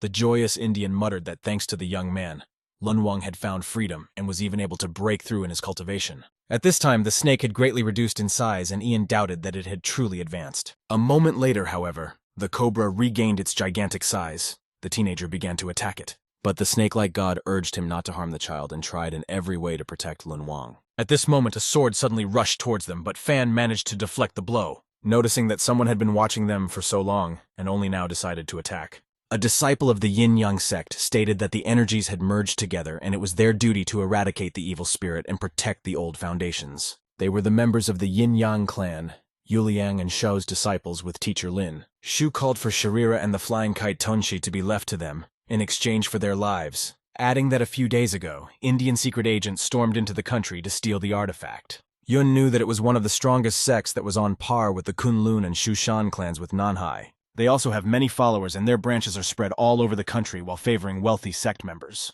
And these Taoists clearly don't shy away from killing to get spiritual energy. Shen suddenly declared that he saw no point in talking to them, and they just needed to be killed. Yuliang was in solidarity with his brother and muttered that they would be able to extract many valuable materials from the flying kite. Yunfeng replied by saying that he was giving them 3 seconds to change their minds and just leave. Shu asked him how he was so brave, since he was facing the members of the Yin-Yang clan, which meant he couldn't live. Suddenly, the warriors flew into the air and pointed their blades towards the teenager. However, the young cultivator absolutely calmly continued to idle away. Scared out of his wits, the snake-like god shouted that the guy needed to run away. But Fan was of a different opinion, and within a couple seconds, he pierced all the warriors with a magical arrow. Thus, all 3 members of the majestic Yin-Yang sect were defeated. The young master businesslike declared that handling them was easier than chopping vegetables. The shocked Indian thanked his savior, realizing that without him, he would not have been able to overpower them. After all, not even a cobra could help him in this situation, and the snake god decided to follow him everywhere. Yun in turn began to search the defeated warriors, but found nothing of value. Suddenly, a bag that was lying on one of the slain clan disciples caught his eye. After twirling it around in his hands, the protagonist finally realized that it was actually a storage pouch. He immediately started shaking it out and found a low-grade paralysis-inducing dagger. There were also energetic Kinkola tabs with torn cowhide shorts, and various other unnecessary items in the form of a toy magic wand. After shaking out every single item, Yun came to the conclusion that they were extremely poor. Suddenly, the snake-like god called the host to look at one fascinating thing. It was a pill oven and looked rather unusual. The material it was made of and the spiritual power within it were simply excellent. Yan wanted to study her after taking Sharira back to the Xiantian County Special Security Department. After all the chores, the guy started cooking breakfast for Xin. He also managed to get the Indian into the sect. An overjoyed Fan apologized to the girl for the delay and hurriedly brought the food. Unexpectedly, Chiki appeared and asked if she could try it too. A dumbfounded Yun asked her how she had gotten here and why she had come.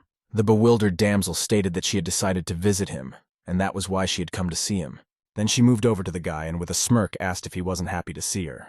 Naturally, Yang realized that she was purposely doing all this on purpose in front of Zun. Suddenly, the young lady asked the teenager casually if she was his friend. Fan replied that it was really his friend Han, by whose help he had come on the trail of the Indians. The young man put porridge on the table and said that Zun should eat it to recover. Chi savvy that if his wife found out about him courting someone else, she'd give him a funny life. The young master sat her down at the table and urged her to take a bite too, thus trying to close her mouth. After which he once again began to show concern towards Xin, saying that the girl should take her time eating the porridge as it was hot. Han in turn only became even more angry, for Yun was looking at this maiden differently from her. Consequently, Chiki conceived a dangerous game and started touching the guy with her foot. The protagonist almost dropped the juice from his hands but tried not to show it. With that, Han smiled extremely sweetly and peered at the young cultivator. Zun noticed Yang's flushed face and asked what was wrong with him. The teenager began to rather ridiculously guffaw and tell the girl to eat her porridge before it got cold. At a certain point, he got tired of putting up with Han's antics and grabbed her leg. Qi tried to break free, but all her attempts were futile. The youngster was starting to get angry. Fang, on the other hand, was really enjoying what was happening and decided to teach her a lesson. Suddenly, Yun began to diligently tickle her foot and Han laughed loudly. At the same time, however, for some unknown reason, she suddenly felt good. Yunfan enjoyed the moment and gloatingly smiled looking at the maiden. Suddenly, Xin slapped the table with her spoon and declared that she was already full. A perplexed Ian wondered why she ate so little, and if she didn't like the porridge, he could make something else. But Jin's incomprehensible reaction was followed by the same from Cheeky, who jumped up from her seat and told him to take her home. Fang replied that she had gotten here on her own, which meant she could get back here too. Khan began to play the innocent sheep, and stated that she was worried about him, and that's why she went looking for him and even twisted her leg. Naturally, Yun doubted the veracity of her words and informed her. Then Chi pulled off one stocking and showed the bruise on her leg, saying that she was in a lot of pain. Jan hurriedly put a dogskin patch on her with ointment for pain and swelling, and implied that it would soon go away. But the restless maiden continued to be fierce and demanded that he take her home immediately. Finally, the young master gave up and asked Xin to wait for him for a while. Of course, the young lady was very upset, which was evident from her sad expression. Meanwhile, at the Grand Hotel in southern Xinjiang, Ming had settled in well enough. Xue Yang ordered the young maiden to feed him grapes. The young lady had to fulfill his every whim. She took one berry in her mouth and slowly brought it up to the arrogant young man. However, at a certain point she dropped a grape and he didn't like it. Whereupon Min began to chase her away, the girl apologized and said it was an accident. But Jan's bodyguard instantly grabbed the poor girl and dragged her towards the exit. The inhuman guy also ordered his guards to play with her for a while and then dispose of her afterward. The girl in turn burst into tears and continued to beg for mercy, but it had no effect. One of Xue's subordinates reported that they had gone to the Yin-Yang sect, as Lin should be the stepping stone to avenge Yu. But Min said he was responsible for his own death, and his father was drawing premature conclusions. At that moment, a guard suddenly burst into the office and muttered worriedly that he had bad news. Shu and his disciples were killed, with the illusory spirit life rune disintegrating, and his father ordered Yang to return to the capital. The other insisted on going to southern Xinjiang immediately. Min in turn asked if they had been able to find out who had killed them. The bodyguard responded that at this time they have not been able to identify those involved. Shu then ordered 2 of his men to go and report that it was Fang who had killed the Taoists. After all, father was so worried that someone from the Yin-Yang sect would not agree to follow orders. That's why they should be given one more task, to give them a little more fire, so to speak. Meanwhile, the young cultivator finally brought the disgruntled Cheeky home. Knowing how much Han liked to scandalize, it wasn't clear to him why she was quiet right now. So he asked what the girl was thinking about. Chi stated that he had a wife and was courting another in southern Xinjiang. Fan decided to play along with her and mouthed that he was really good looking and no girl could resist him. Han couldn't stand it and demanded that he leave the confines of the car immediately.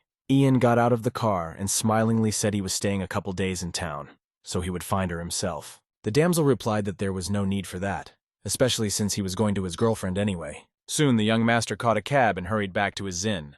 The curious driver suddenly asked him where he was from, for his dialect was different. Yang replied that he was from Xiantian County. The cab driver again asked if the guy was from the Han family. After all, he came out of their house. But the young man stated that he had nothing to do with them, and was an ordinary person. The driver instantly stepped on the gas and drove off in a completely unknown direction. The protagonist realized there was no turning back, and he was clearly up to no good. Assuming that he was taking him into the forest and was going to rob him, the thought even pleased Yun. After a while, the young cultivator inquired where he had taken him. However, the driver ignored him, soon followed by a couple more cab drivers into the alley. The driver immediately ran out of the car and informed his ringleader that the guy had come out of the Khan family home. The huge stooped man remarked that he had seen a fair number of overconfident people in his lifetime, and they all lost their confidence after just a couple blows with the baton. Then he called on his associates to beat up the teenager. But everything turned out exactly the opposite, and in a couple of minutes most of the criminals were defeated. After which, Business Fan approached the beaten bandits and urged them to continue such an engaging conversation.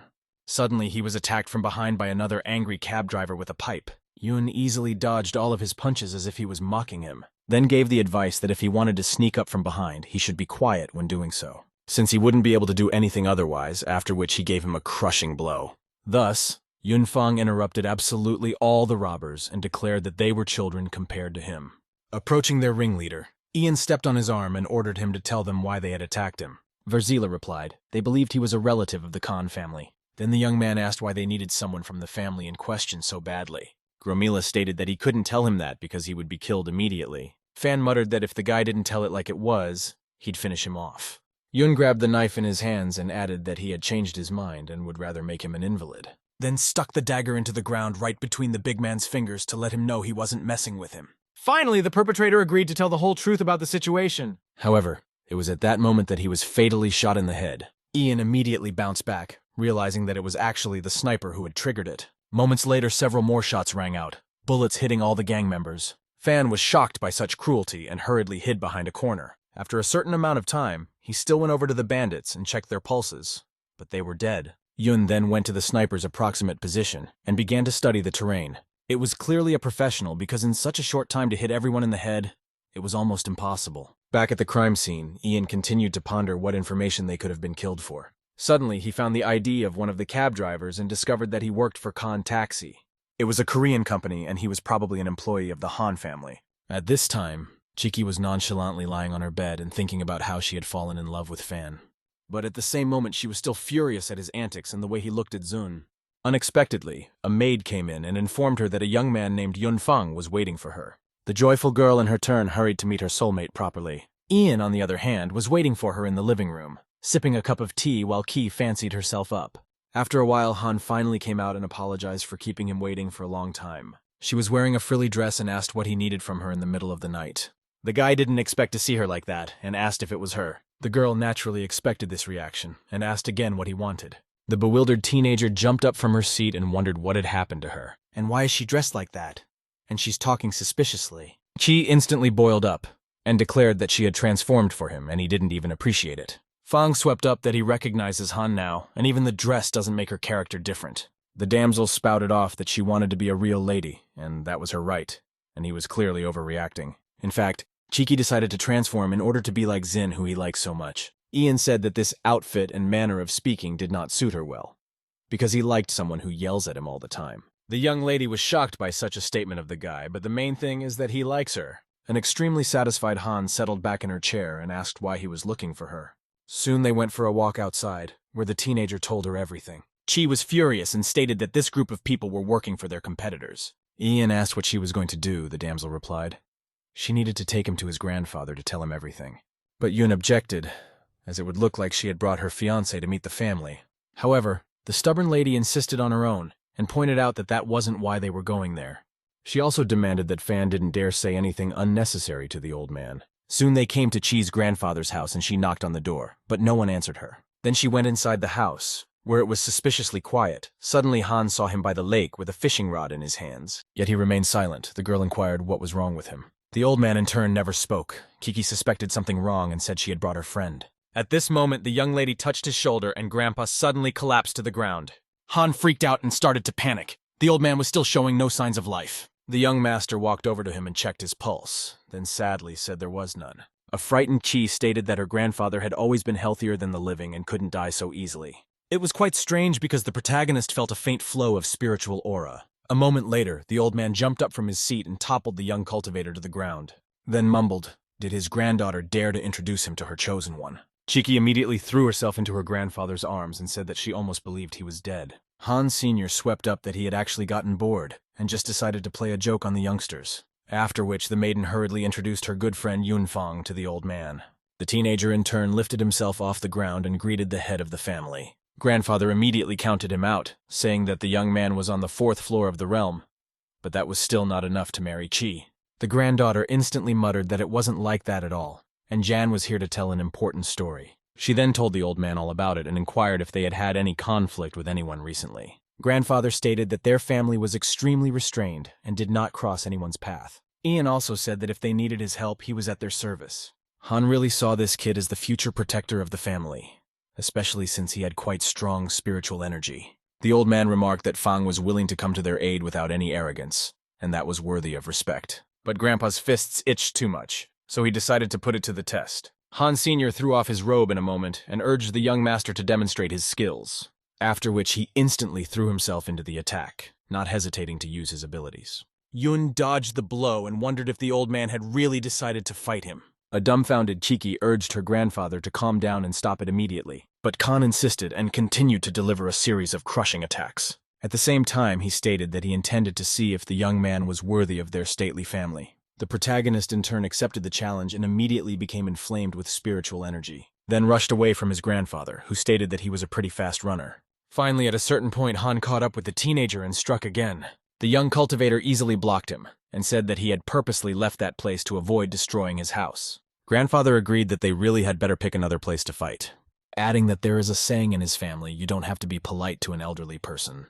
Suddenly he gained an incredibly muscular form and urged Fan not to be ceremonious with him. Yun replied that he would not hold back from now on, and now the old man would taste true strength. After that he hurried to attack him but never got the necessary result, because Grandpa had time to use his supernatural skills. Subsequently, Ian literally flew a few dozen meters and broke through a couple of stone walls. He had no idea that Khan would be such a strong opponent in this sparring match. Fan was not going to give up, and once again attacked the old man. However, he once again flew back. The guy was shocked, for even such a powerful blow he was able to withstand. Meanwhile, Grandfather hurriedly returned to the battle and urged Yun to try harder. However, suddenly Yan shone with a bright light. Han Sr. couldn't understand what had happened. In fact, the teenager had managed to break through to the 7th floor of Yin Qi. Grandpa was shocked, for in just a few seconds of fighting, he had advanced 3 floors. However, that said, he wasn't going to give up either, and they got into a fight again. Finally, Han calmed down and muttered that his strength was indeed impressive, especially since he was able to break through 3 floors forward right during the battle, which speaks to his incredible potential. Yang, on the other hand, realized that he had used up all of his stored energy and would have to return to Sanjiang to study Neidan. His grandfather kept praising him and invited him for a cup of sake, saying that he had never realized how talented he was. In response, Fang reiterated that if he needed his help, he would do his best. After a while, Yun went to Nanjing West Railway Station. Naturally, Zun decided to see him off, and they bid each other a heartfelt farewell. The girl was suddenly sad. She dreamed that someday she would be stronger and they would go on a trip together, and then they would create an immortal pair of 2 cultivators in love. The thought even made the young lady blush. At that moment, Qi came running in and began to resent the fact that he never deigned to say goodbye to her. Soon, Yun arrived in Sanjiang, where he met Nalan and presented her with the coveted Sharira. Then, of course, the young master hurried to his wife, but there was no one at home. But he found a note from her where Singh had written that she had traveled to Japan for work, which was a problem for him because he needed to concentrate on his work and spiritual practice. He was welcomed at the hospital by friendly staff, and the nurses literally carried coffee to him. However, the main character caught himself thinking that he had never seen this nurse before and asked who she was. The girl smiled and replied that she was his personal nurse and would help with everything. The young woman moved closer to him and asked if he needed milk in his coffee. Fang in turn stated that he needed to go to his patients and left. Patients were also thrilled to have the young doctor back at the hospital. The nurse began to diffuse the situation in the hall and asked not to crowd in the corridor. The male half of the patients naturally did not take their eyes off the charming maiden. The hospital employee in turn asked to go to patient number 25's office. Fang began to thank Dr. Yun. After all, he was able to cure his cancer, and he implied that he could not worry about ginseng. Another patient, however, invited him to the hotel. Ian instantly turned to his nurse for help, who immediately found a solution to escort the rather intrusive person out. Colleagues in the shop, of course, envied the young talent and constantly discussed it. Then an elderly grandmother came in to see him. After checking her pulse, Fang concluded that she was fine. The strange-looking woman spouted off that she was fine, but her sister-in-law was pregnant. At that moment, a young maiden with a full belly approached him, and Ian began to measure her pulse. However, when the protagonist examined her, he caught himself thinking that she had a yin fetus. In her eyes, the teenager saw a dark key. The girl smirked extremely disgustingly. Yun realized that someone had cursed her to create Hong spirits that were invulnerable to the elements of water and fire. This could only be done by masters from the yin-yang sect. Suddenly, the old lady asked him if her daughter-in-law was sick. Jan replied that this child must be gotten rid of because if she gave birth, the child would have an inborn dangerous genetic effect. The grandmother immediately boiled up and called him a charlatan because her daughter-in-law was carrying a baby for the 3rd year and couldn't lose it. After which, he and the maiden headed for the exit, but Fan managed to apply the blood sensation talisman to sense changes within a 50-kilometer radius. But one thing confused him: he couldn't hear a heartbeat in her chest. After a few days, he had urgent business again. The guy believed that the Yin-Yang clan intended to massacre the city. At that moment, a police car suddenly pulled up, from which Sun got out and asked what he was doing here. The young man replied that he was just taking a walk.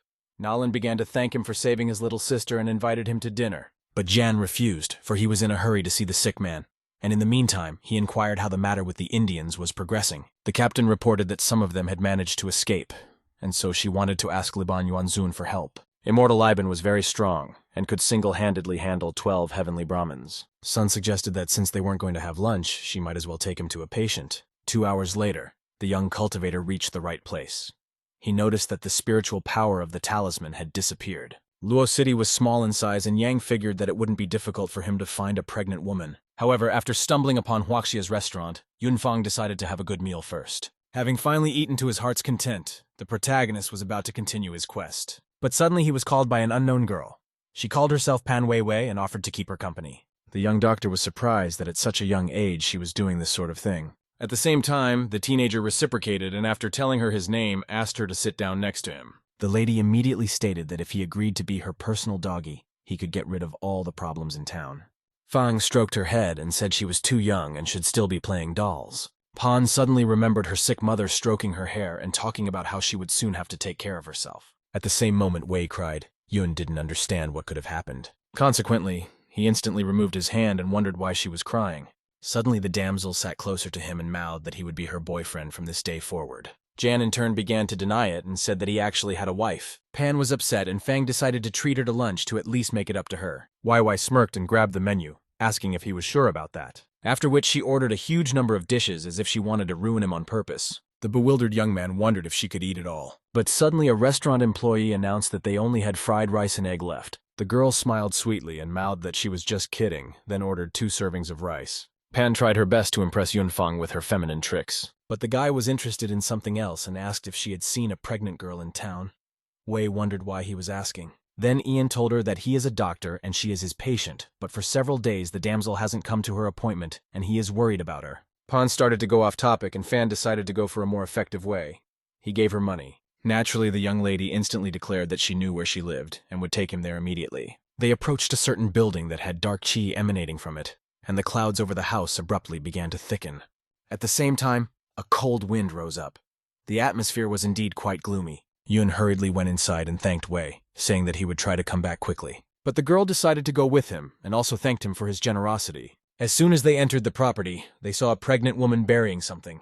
Pan called out to Kayun and said that she had brought her a doctor. The maiden turned around sharply. Dark chi was still in her eyes. The young man immediately greeted her and told her that he was the doctor she had recently seen. Tsai in turn suddenly smiled and asked her guests to go inside. Soon they walked to the living room where the young doctor began to check her pulse. It was quite strange, as Fang felt that the fetus was lacking oxygen. Yet Tan looked quite healthy. Kayun asked if she was okay. Yun replied that both her and her baby were fine. At that moment, a man entered the room and bought the protagonist tea. He had an incredibly gloomy aura. Yan stated that he was not healthy, unlike Tang. Suddenly, an angry grandmother with a crutch ran up to him, and once again called him a charlatan. Then threw a punch. But Fan managed to dodge and the crutch hit the table. The guy urged her to calm down. Suddenly, Wei intervened in the scuffle and grabbing her crutch said that she shouldn't act like that with the doctor. The woman recognized her as Pan and realized that the teenager had miscalculated everything by bringing her to their house. The man in turn apologized to the guests and implied that it was a misunderstanding. Ian, on the other hand, realized that the source of the dark sickness was their bodies, but how to cure them he didn't know. In addition, the level of their gloomy aura was incredibly high, making it difficult. After a certain amount of time, Yun and Wei hurriedly left the confines of their home. The man invited Fan to join them for chrysanthemum wine when they had a baby to celebrate the occasion. Their caustic and disgusting smirks did not leave their faces. An unfavorable aura continued to hang in the air. However, there was some kind of handprint on Pan's back. Tan muttered that the girl would only notice it in the evening. Yang in turn decided to reward Wei with a talisman, saying that he had underestimated her, adding that this amulet activates the jade shield and can rid her of dark forces. Then the girl gladly took the talisman and thanked the teenager. Pan also said that he could call her if necessary. Fan believed that the amulet could help her overcome her gloomy aura. Passing by a body of water, the young master noticed the reddish water. Dipping his hand into the water, he realized that it was actually human blood, after which the young cultivator began drawing talismans for manic psychosis. He also needed to make an amulet of wisdom. He figured he would make them play by his rules after all. However, suddenly his protective talisman was activated, which meant Wei was in danger. The protagonist instantly grabbed some magical amulets with her and went in search of her. Yun realized that he needed to find her as soon as possible. After all, the jade shield wouldn't last long. Meanwhile, the injured Pan was crying out for help. The protective barrier was already running low. A sinister, huge monster stood over her, trying to finish off its victim. However, Yunfang came to the rescue in an extremely timely manner and literally flew into the monster. A frightened Wei saw her savior and urged Fan to be careful. The guy started attacking the demon with his magic talismans to banish the evil spirit. A moment later, a huge yin-yang array hung in the night sky, illuminating the streets of the city. Suddenly, he flew into the monster with lightning speed, and thus triggered an explosion. The young man in turn immediately ran up to Pan to see how she was feeling. Wei informed him that there were corpses and bones lying everywhere. Also, the monster had devoured her sisters. Yun promised her to deal with this demon. He believed that it was an incarnation of a female fetus that could kill even the host. The monster suddenly muttered that the cultivator wouldn't be able to save the maiden and would devour her along with him. At this moment, he began to seemingly split, his clones flying through the air and eventually surrounding Yan. Yunfang once again resorted to his talismans, and once again there was an explosion. In the dissipating smoke, the young man noticed human remains. That was when he realized that Kaiyun was actually burying the bones of her fellow villagers in her backyard. And most likely all the residents are already under the influence of the dark aura, which means we need to gather everyone in the mansion and purify their flesh. The demon at this point stated that the people were killed for the right of rebirth, for it was the highest tribute to the ancestors. But Fang objected, after all, you don't need to sacrifice a huge number of innocent people to be reborn. The monster, however, suggested that he join them to pay his respects to his forebears. Naturally, the young master hastened to answer him with a hard series of blows. After which, with the help of talismans, he summoned huge blades that stabbed into the monster's body. Thus, half of his body separated from his legs, holding the foul thing back and preventing him from attacking. Although the young cultivator was able to wound the monster, he had expended too much strength in doing so. However, a moment later, the monster once again activated its magic tricks. As such, the protagonist activated the teleportation amulet, and he and Wei were instantly transported to another location. The demon urged him to surrender, as any resistance, in his opinion, was futile. Pan was shocked by the guy's abilities and asked him if he was a Taoist immortal celestial. Jan replied that he was an ordinary person who was passionate about spiritual practice. At this time, a monster literally appeared out of thin air and declared that he would make this girl his puppet, and he would destroy the cultivator, after which he could be reborn using his body. Fan, however, assured him otherwise and hurriedly applied the Dragon Rage talisman, saying that he would now meet his death. Within a couple seconds, a huge, fiery serpent appeared and rushed towards the monster. The demon couldn't believe his eyes and asked Yun when he had time to do this. The young man in turn ignored his question and ordered the heavenly Sharira to subdue the foul thing. As a result, the flaming dragon literally consumed the monster in the blink of an eye, then rose into the heavens where a beautiful glow colored the night sky. The people of the city ran out into the street and looking at this sight could not understand what it was. Wei Wei rejoiced like a child and muttered that the strongest Yunfang had done it after all. However, it took all of his strength, causing him to literally roll off his feet. Pan decided to take him to a nearby hotel to give him a break. Wei in turn rented the most spacious and expensive room in the establishment, after which, with great effort, she dragged the young doctor to the bedroom and laid him on the bed. But just as the girl was about to kiss her beloved Fan, a bright light suddenly began to emanate from it. Pan immediately moved away from it. The glow penetrated from the 7th floor to the 8th floor, as if it were a protective barrier. The next morning, the young master opened his eyes, and for the first time did not realize where he was. Suddenly, Yun saw the sleeping Wei lying on his chest. He wondered why they were here and what had happened. At that moment, Sun knocked on their room and demanded that the door be opened immediately. The protagonist was frightened and began to think how to explain the situation. Soon Ian opened the doors and saw Naylan. The captain was also shocked by his presence. The furious maiden asked if he was the cause of last night's battle, as a strange glow was still emanating from that place. Yun replied that he was only coming to check on his patient. Suddenly, Sun burst into the room, where she discovered a young lady on the bed and simply taken aback. Naylan acted stiffly. She handcuffed the guy and said she would get the court to give him the death penalty. The young man tried to explain to her, but the exasperated policewoman would not listen to him. Upon arriving at the station, she was reported that 54 people had died yesterday, and the Tang family may have moved in with a mother-in-law named Wenjing. At this moment, the young cultivator was suddenly freed from the handcuffs, after which he said goodbye to Nalin and mouthed that she should check the neighborhood and he would look for them in the city. Sun was furious, but also realized that it was really the only way out. Fang immediately went to Shou's house, and under the guise of one of the naughty student's parents, tried to break into the house. Since Wen was an elementary school teacher, the woman kindly invited him into the apartment. Walking into the room, Kaiyun saw the doctor and dropped the cup of tea from her hands. She wondered how he was here. The young man stated, "She understands exactly why he came to her." Tan mouthed that she didn't want to run away from him. At this moment, the distraught old woman grabbed a knife and rushed towards Yan. All of a sudden, the guy said that they were the reason people and their families were hurt, because they were all killed. As a consequence, they suddenly began to repent and even cried. Kaiyun said she was ready to get rid of the child and report to the police station to confess. Soon they were off to the hospital to see Fan. Her husband was very nervous and sitting right at the door. Yun swept up that separating the fetus wouldn't be easy, but her health wasn't in any danger. The young doctor then began stabbing a needle into her umbilical cord in order to release the demon outside. Suddenly, the monster possessed Chuyun and declared that it wouldn't succeed and would kill him. The young man replied that he had sent dozens of innocent people to the other world. The monster immediately activated the magic shield that Ian was trying to pierce with the needle. The demon had said that if he died, she would die too.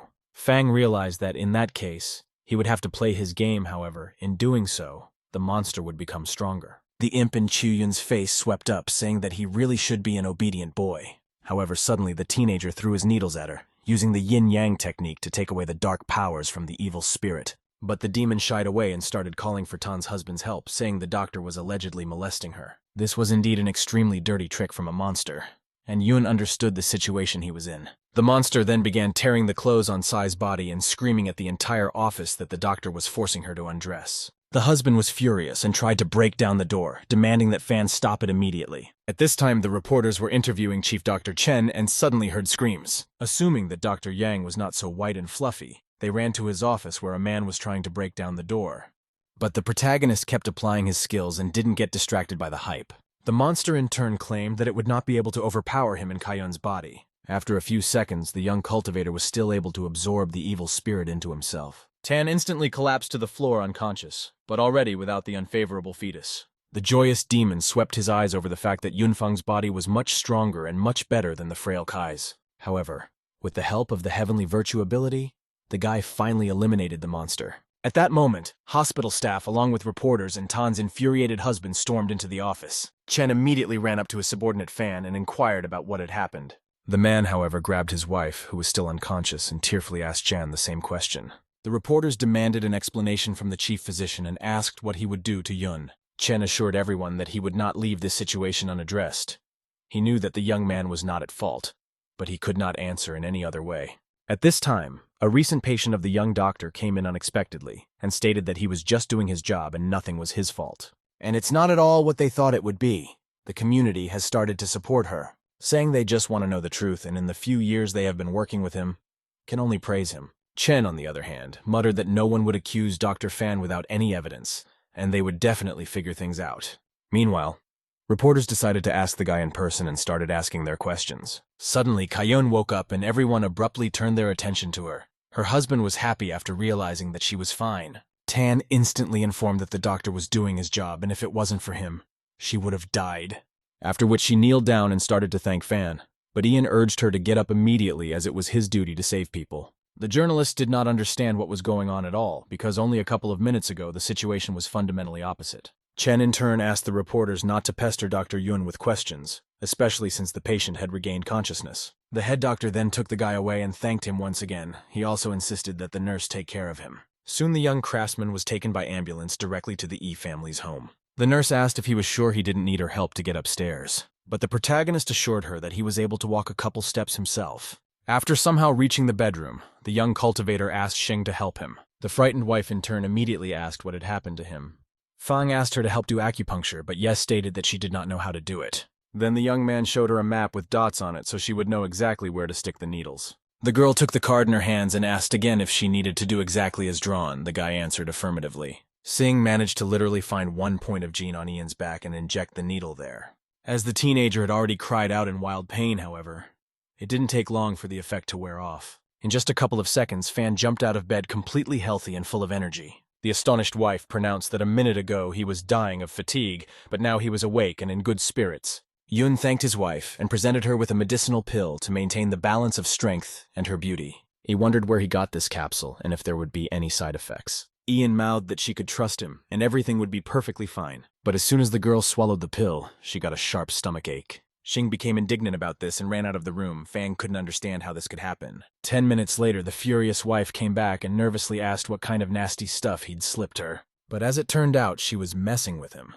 The guy in turn looked at her in surprise. He said that in fact this pill is a miracle because her skin became tighter and softer and wrinkles disappeared. Consequently, the young lady immediately decided to call Ruatsu to keep her company. Gu also pursued the goal of getting Yun to talk and called her girlfriends to do so. However, Fan didn't make contact with them and ignored the lovely ladies in every way possible. Suddenly his phone rang, and the guy hurriedly picked it up. It was a nurse who called to say that some man had identified himself as his relative, and he was badly hurt. The young man said goodbye to Ruochu at the same moment and implied that the prescription of medicine would wait until the next time, which made her very angry. The teenager had a bad feeling about the unknown relative, that more trouble was coming. Upon arriving at the hospital, the nurse reported that the patient had not been moved to a private room, so she placed him in the waiting room. Yang was shocked when he saw the injured Yunhei, and asked what had happened and who had injured him. The guy muttered that Fan was being sought after by masters from the Yin-Yang sect, It was also the case for the Shui clan. The young master began to examine the young man's wounds and remarked that he shouldn't have let this happen.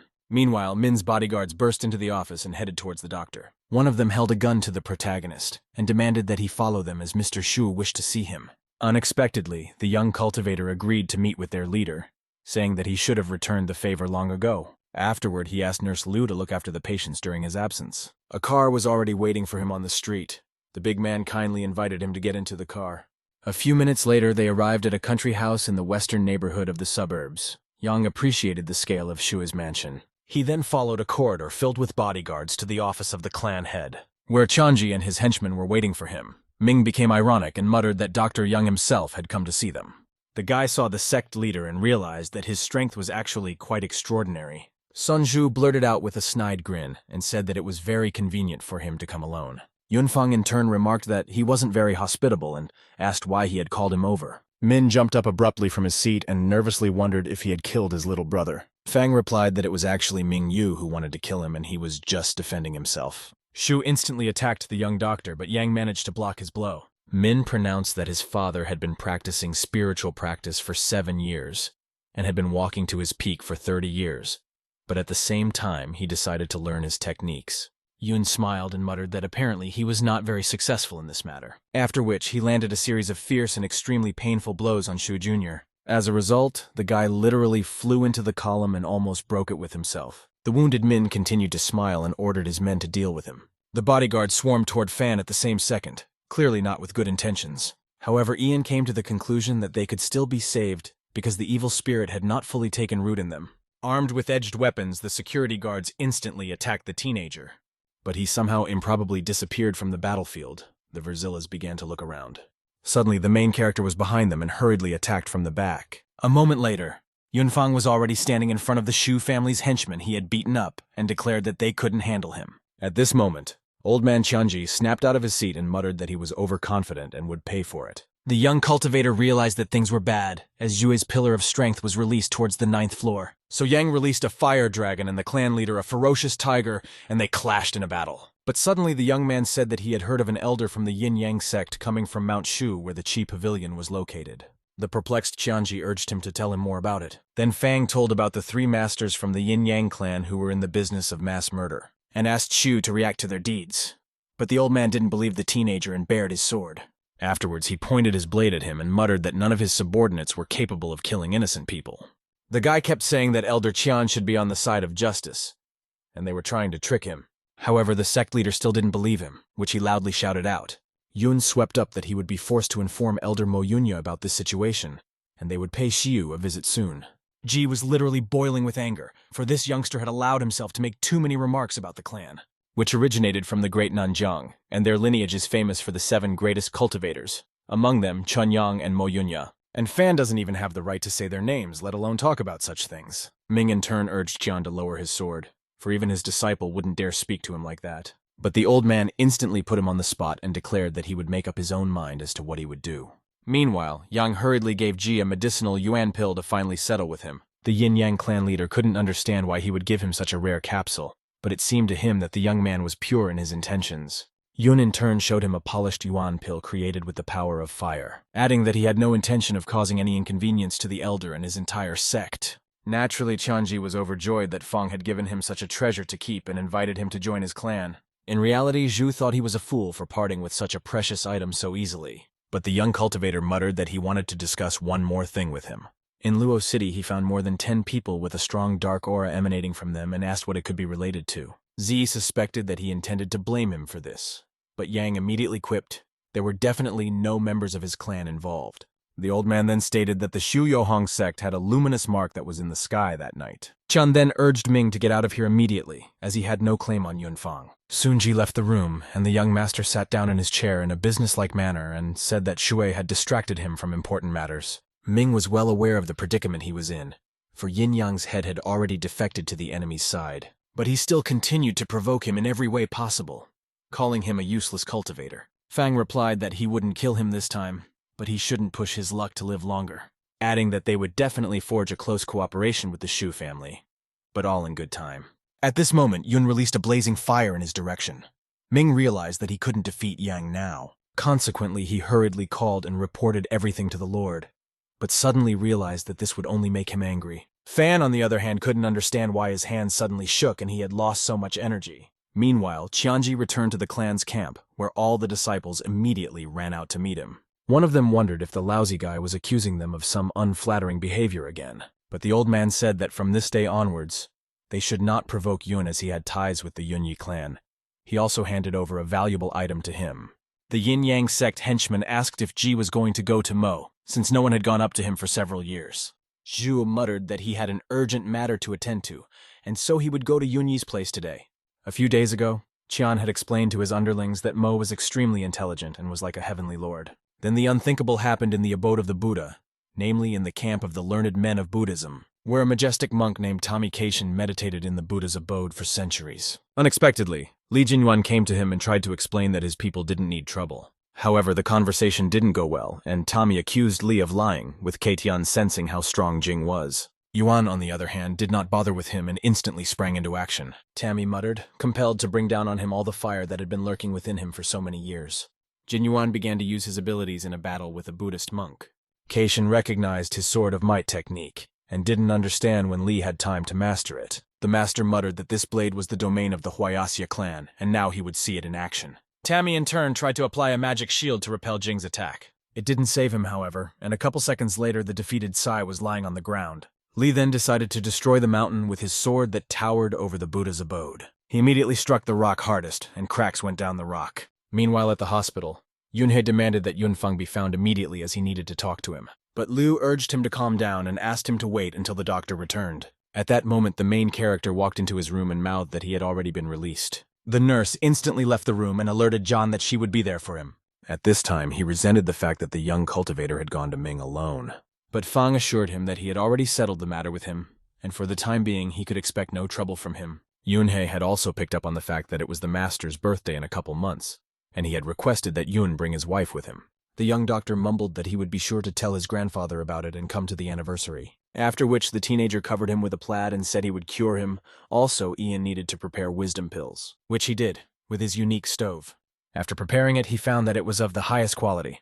The purple color of the capsule testified to this. Once the young master swallowed the pill, it didn't take long for the effect to take effect. Yunfeng wanted to try out the power of this pill so that it would replenish his reserves of strength. But suddenly the young cultivator sensed the presence of an intruder. The guy instantly went to the window and saw traces of dark energy that hovered in the air. Believing that the trail led to an escalator, he went to where he suddenly saw Sun. The young man tried to hide, but Naylan managed to spot him and urged him not to run from her. The damsel inquired what he was up to and why he was walking around in the middle of the night. Yun then muttered that he had noticed the same glow in Shangjiang as in Luo City. The captain was pleased and stated that she was also tracking this glow and suggested that he collaborate with her. Sun said that there were 4 deaths overnight. The cause was a heart attack, but there was a dark aura emanating from all the bodies. And today, a 5th corpse appeared. Unexpectedly, Yan pushed Naylan to the side, and 2 iron and huge nails immediately landed in the ground. Obviously, it was an assassination attempt. A frightened police officer said there was someone in the tree.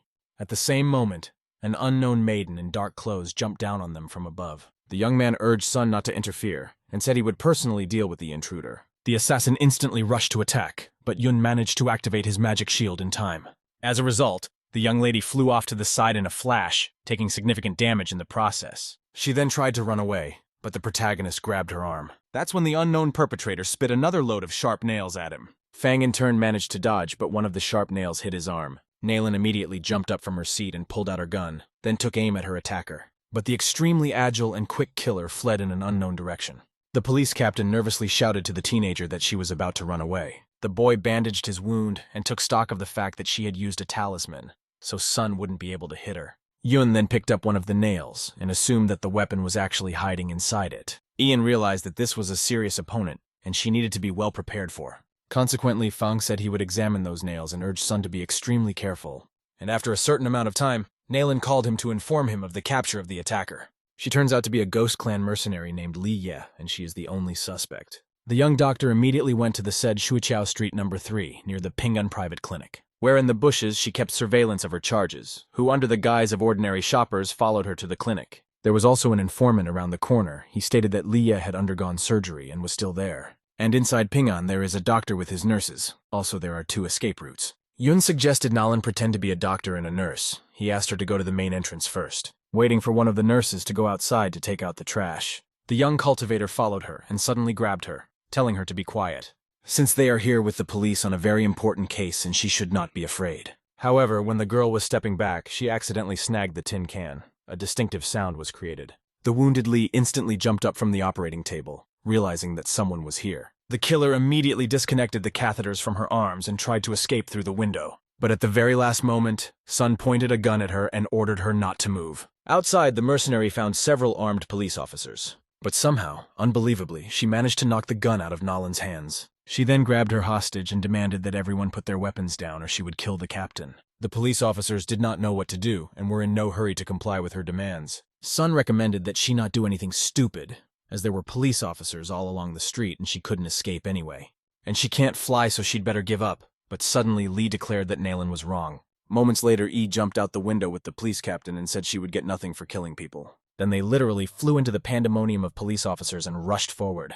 The protagonist in turn immediately used a flying sword that headed after Lee. As a result, the blade pierced through the mercenary's body with a lightning-fast strike. The frightened Nalan kept flying down and calling for help. It seemed to her that this was the end. However, the young master arrived in time and caught her, thus saving her life. At the same time, Yoon was still wondering why the dark aura was emanating from Ghost Ye. Upon searching her, he found a similar item to his pill stove. But it was actually a royal tripod, the teenager marveled. Evil spirits started to come out of this item and the guy was illuminated. This is the heart of Yin's dark soul. Despite its devastating effect, this substance can cure most cancer patients.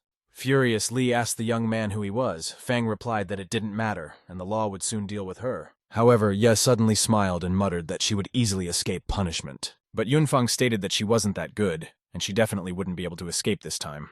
At this moment, Sun suddenly began to ask Yan to be her student, even though she already had a teacher in the form of Jen. The guy swept up that she wasn't even a monk or cultivator, and so Mo wouldn't let her into the Buddhist abode. But Nalan insisted and asked her to teach her one technique so that she could teach it to her subordinates afterward. Suddenly, Fang caught himself thinking that it wasn't such a bad idea to have such a disciple. At this time, an officer approached her and the damsel reacted extremely negatively to him, saying he should be in charge of the arrest. By evening, Yun returned home, where he began to transform the dark energy of Yin's soul into light energy. The repulsive evil spirits in turn instantly began to hover in the air. After quite some time, the guy finally got the result he wanted. Next, it was required to wait for 24 hours for the cancer medicine to be prepared from Yin's soul. The next day at the hospital, John rushed to tell the patient that he could partially cure him of his cancer. Naturally, the patient showed a wild desire to try his luck. The doctor remarked that it was not an easy enough process. A couple hours later, a nurse alerted Fan that the operating room was ready. The boy turned around and suddenly noticed the pandemonium at the door. Liu explained, "These are those who want to see the treatment process, because everyone knows what a specialist he is and takes on even neglected cases of cancer." Among them were also a lot of journalists who simply pelted him with their questions. Ian replied that there was no time for an interview now, and especially they would see everything for themselves now. In fact, Fan needed to refine a few things, as dark aura medicine could be dangerous. Whereupon the young doctor began gently sticking needles into the patient's head. The young healer then called for his anesthesiologist to prepare for anesthesia. Yun also started using the refined souls from the magic tripod. A moment later, the spirits flew into the sick man's head. Everything was going according to the young man's plan. Yang asked Liu to monitor the patient's vitals while he used the silver needle. Over the next few minutes, the teenager performed acupuncture. Suddenly, the nurse muttered that his blood pressure had risen dramatically. The assistant panicked and urged Fan to hurry up as the cardiopulmonary section might not hold up. However, the protagonist asked them to calm down and proceed directly to the operation itself. Liu reported that her heartbeat had stabilized and her blood pressure was back to normal. After a short period of time, the surgery was finally over and all that was left was a couple of stitches. An extremely tired Yunfeng walked out of the operating room where the reporters were waiting for him. They asked him how the surgery was completed and whether the patient had regained consciousness. At this point, the head doctor came out and asked to give at least some respite to the doctor. Yang in turn told CEO Lee that the operation was successful, but it was highly unusual. Everyone froze in place, trying to figure out exactly what he meant by the word unusual. Meanwhile, Yun added that fortunately all the cancer cells were able to be removed. The assistant confirmed the doctor's words and stated that he had examined the patient and he was perfectly fine. All present were literally shocked by the abilities of the young talent. One of the doctors asked Fan to teach him how to cure cancer, but the guy said it's not for everyone.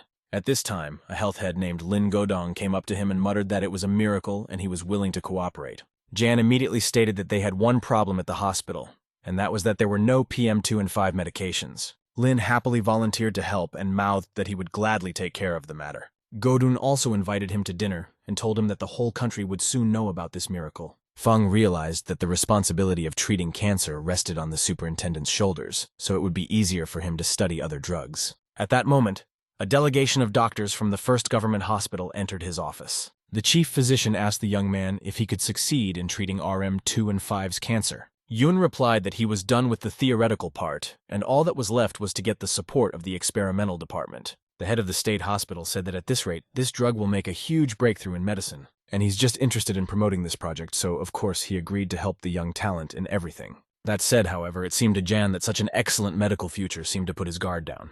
After all, nothing has happened in the vault in so many years, and even he and his talent are useless here. After a hard day's work, the young master could not sleep.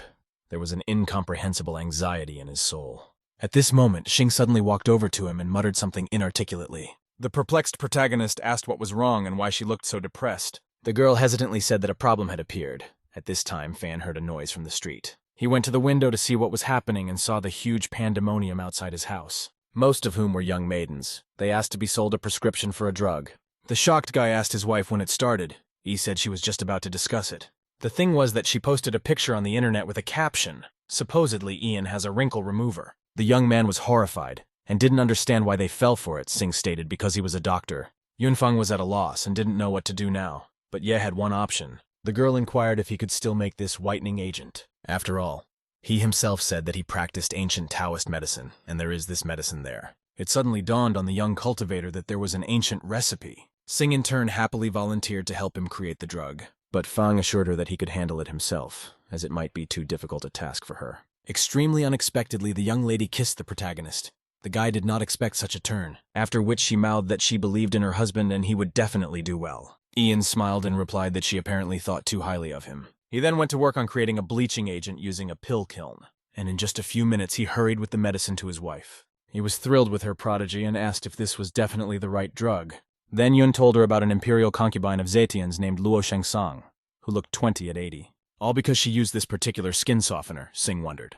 The guy smiled and remarked that she was incredibly lucky, as he could prepare this drug at any time.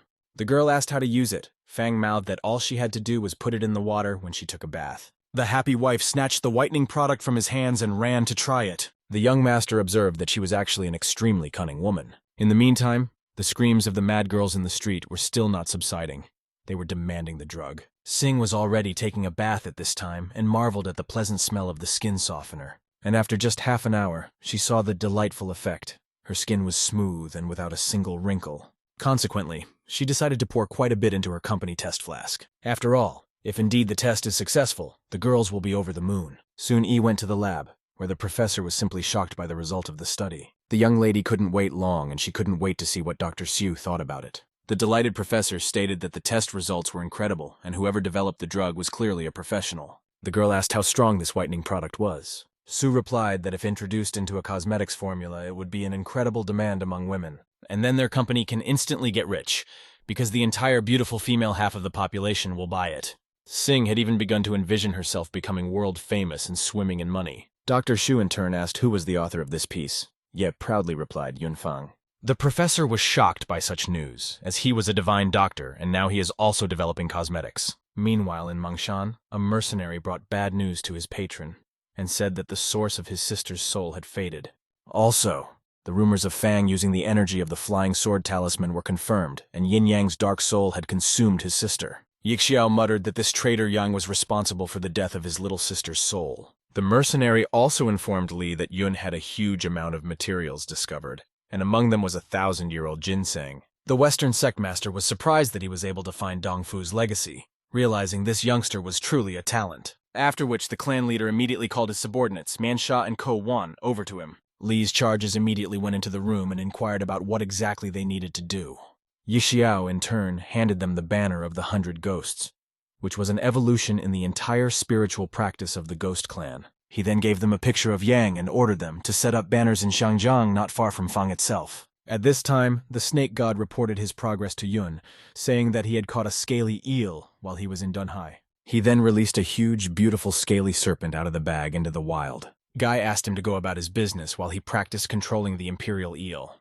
Marking the departure of the bad weather, Fang released the magical power contained within the royal tripod, after which Ian crumbled the pill and placed it into the miraculous device. The other one was eaten, for he knew that Sharira could increase the power to the level of the Celestial Masters, and even to the top of the air realm. The result, as always, didn't take long. Yun felt a change in his body. Meanwhile, Hongman's spirit seed had indeed begun to gradually grow and take root. It turned out that there was no need to follow any laws as some masters claimed. In fact, a smaller portion of the monks used the laws of force. The young man was instantly enveloped by magical qi. He also needed to train hard so that he could increase his power sixfold in the future. At this moment, a snake-like god suddenly ran in and said that Madame Ye was in big trouble. At this time, the Yixiao mercenaries from the Western sect were already heading out on a mission. Sha asked Ko if she knew Yunfang's whereabouts. Yuan replied that he was a famous doctor, so finding him would be easy. The girl then handed him a replenishing pill, which Mon hurriedly ate. However, it was not enough, and he asked for more pills from Ko.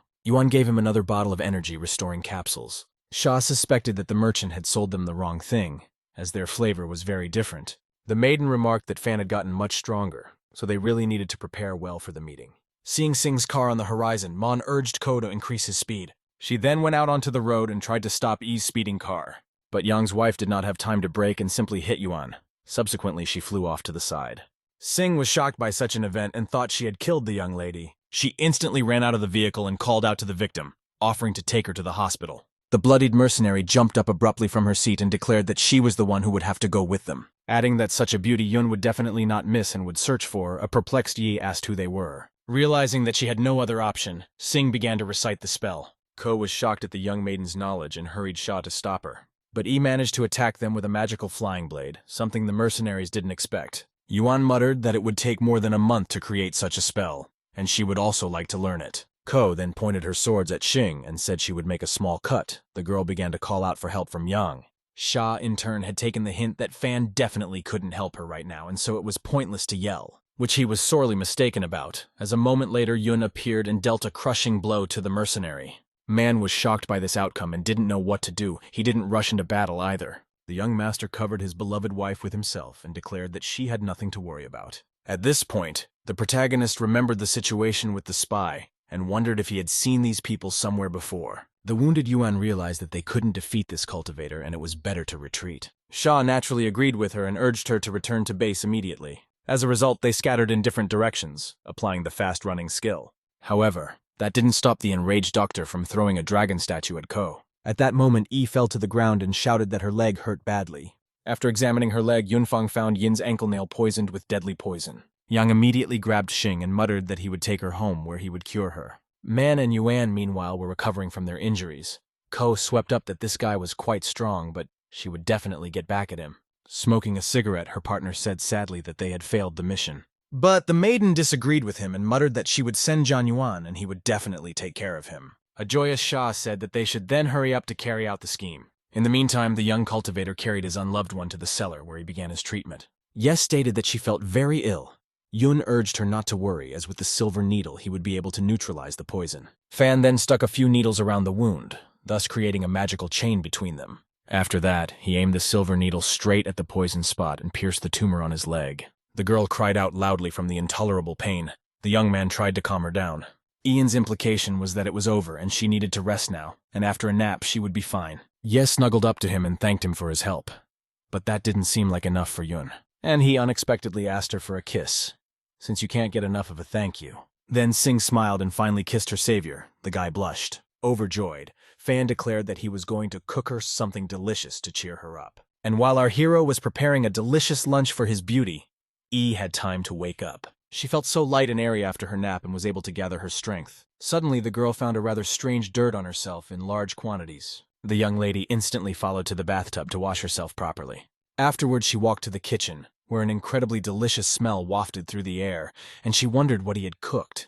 The joyful Yunfang met her with the finished dish and remarked that she had an extremely keen sense of smell. Then showed 2 omelets. One was with vegetables, the other was considered, in his opinion, royal.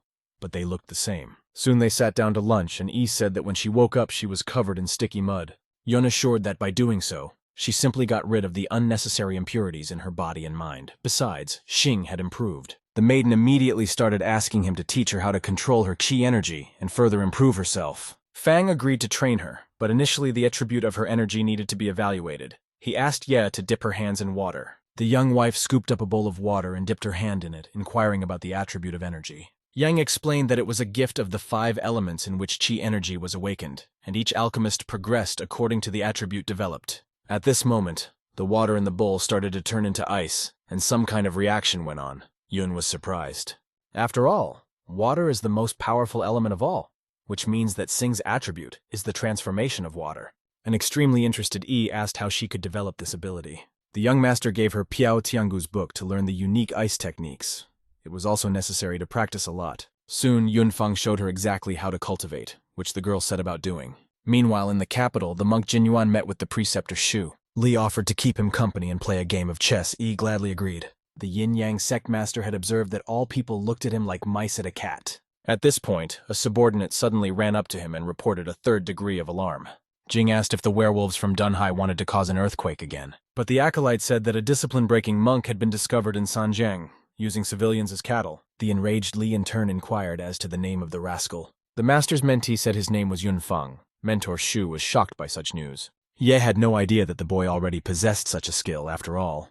He had been waiting for this all his life. A henchman of the Yin-Yang clan asked Jin Yuan how they would deal with this person. Li ordered Chu Bing to be sent to the Xinjiang Ancestral Temple and to involve the emperor's warriors in the matter. A few days later, Shu took the young serpent god master to the Baoshan Mountains, which were in the western district of Xiangjian. However, Chiang suddenly got lost and looking around muttered that he thought it was here. Angry Yun kicked him with his foot and said that he had spent his entire childhood here, and now he had taken him to a strange place. I mean, it's some kind of graveyard in general. The main character was just pissed off. And for a long time he accused Shu of being useless, but suddenly the snake-like god said that and blocked the road. At one of the graves where the sacrifice was taking place, there was a huge number of imperial troops. When one of the guards noticed them, he announced menacingly that the road was closed to them. Chang had already rolled up his sleeves and muttered back that they were breaking the law after all.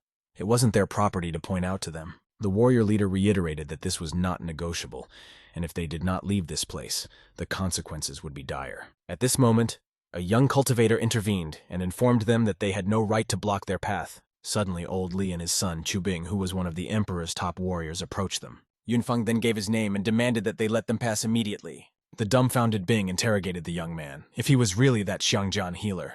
Shu in turn remarked that they'd be better off skipping such a renowned healer. Li considered himself extremely lucky, as it was only yesterday that the investigation order regarding Yang's affairs had arrived. However, at that time, the old man suddenly became ill and foamed at the mouth. A doctor ran up to him instantly with a syringe and mouthed that he would give him a shot, and he would feel better. But the protagonist was against such reckless treatment, and immediately knocked the syringe out of his hands. Chubin was extremely surprised at such incredible abilities of the young master, as he was next to him in a split second. Fang noticed that the doctor didn't even know what the old man was sick with and already wanted to inject him with a neuroleptic, adding that he could die from improper treatment or the disease would become advanced. But Li urged Yun to stop this circus immediately, as he is aware of his experiments on humans. The fellow replied that if he so insisted, then let his obtuse doctor treat the old man. At the same moment, Liu injected Chubing's father with a neuroleptic, for he had already been taking this medicine for 30 years. As a result, after only a few seconds, the old man collapsed senseless to the ground.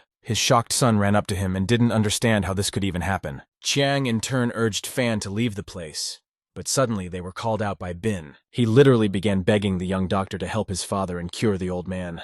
Ian instantly responded by asking how to heal him if he didn't trust him. Tsubin realized that he had put himself in an extremely disadvantageous position. Suddenly, an unknown elder appeared, and everyone's attention was drawn to him. It was Fei Huangzhen from the Penglai Temple. He didn't expect to see so many emperor warriors here. The leader of the warrior unit recognized the old man and asked him to help his father. Fei Huang asked to be shown Li immediately, because every second counted now. Shu once again urged Fan to leave, but Yun stated that this elder had great power, and he wanted to see her in action.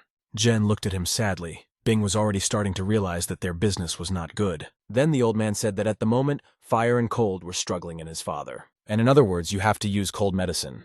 But even that won't save him. Chubin could not accept this and immediately asked the young master for help.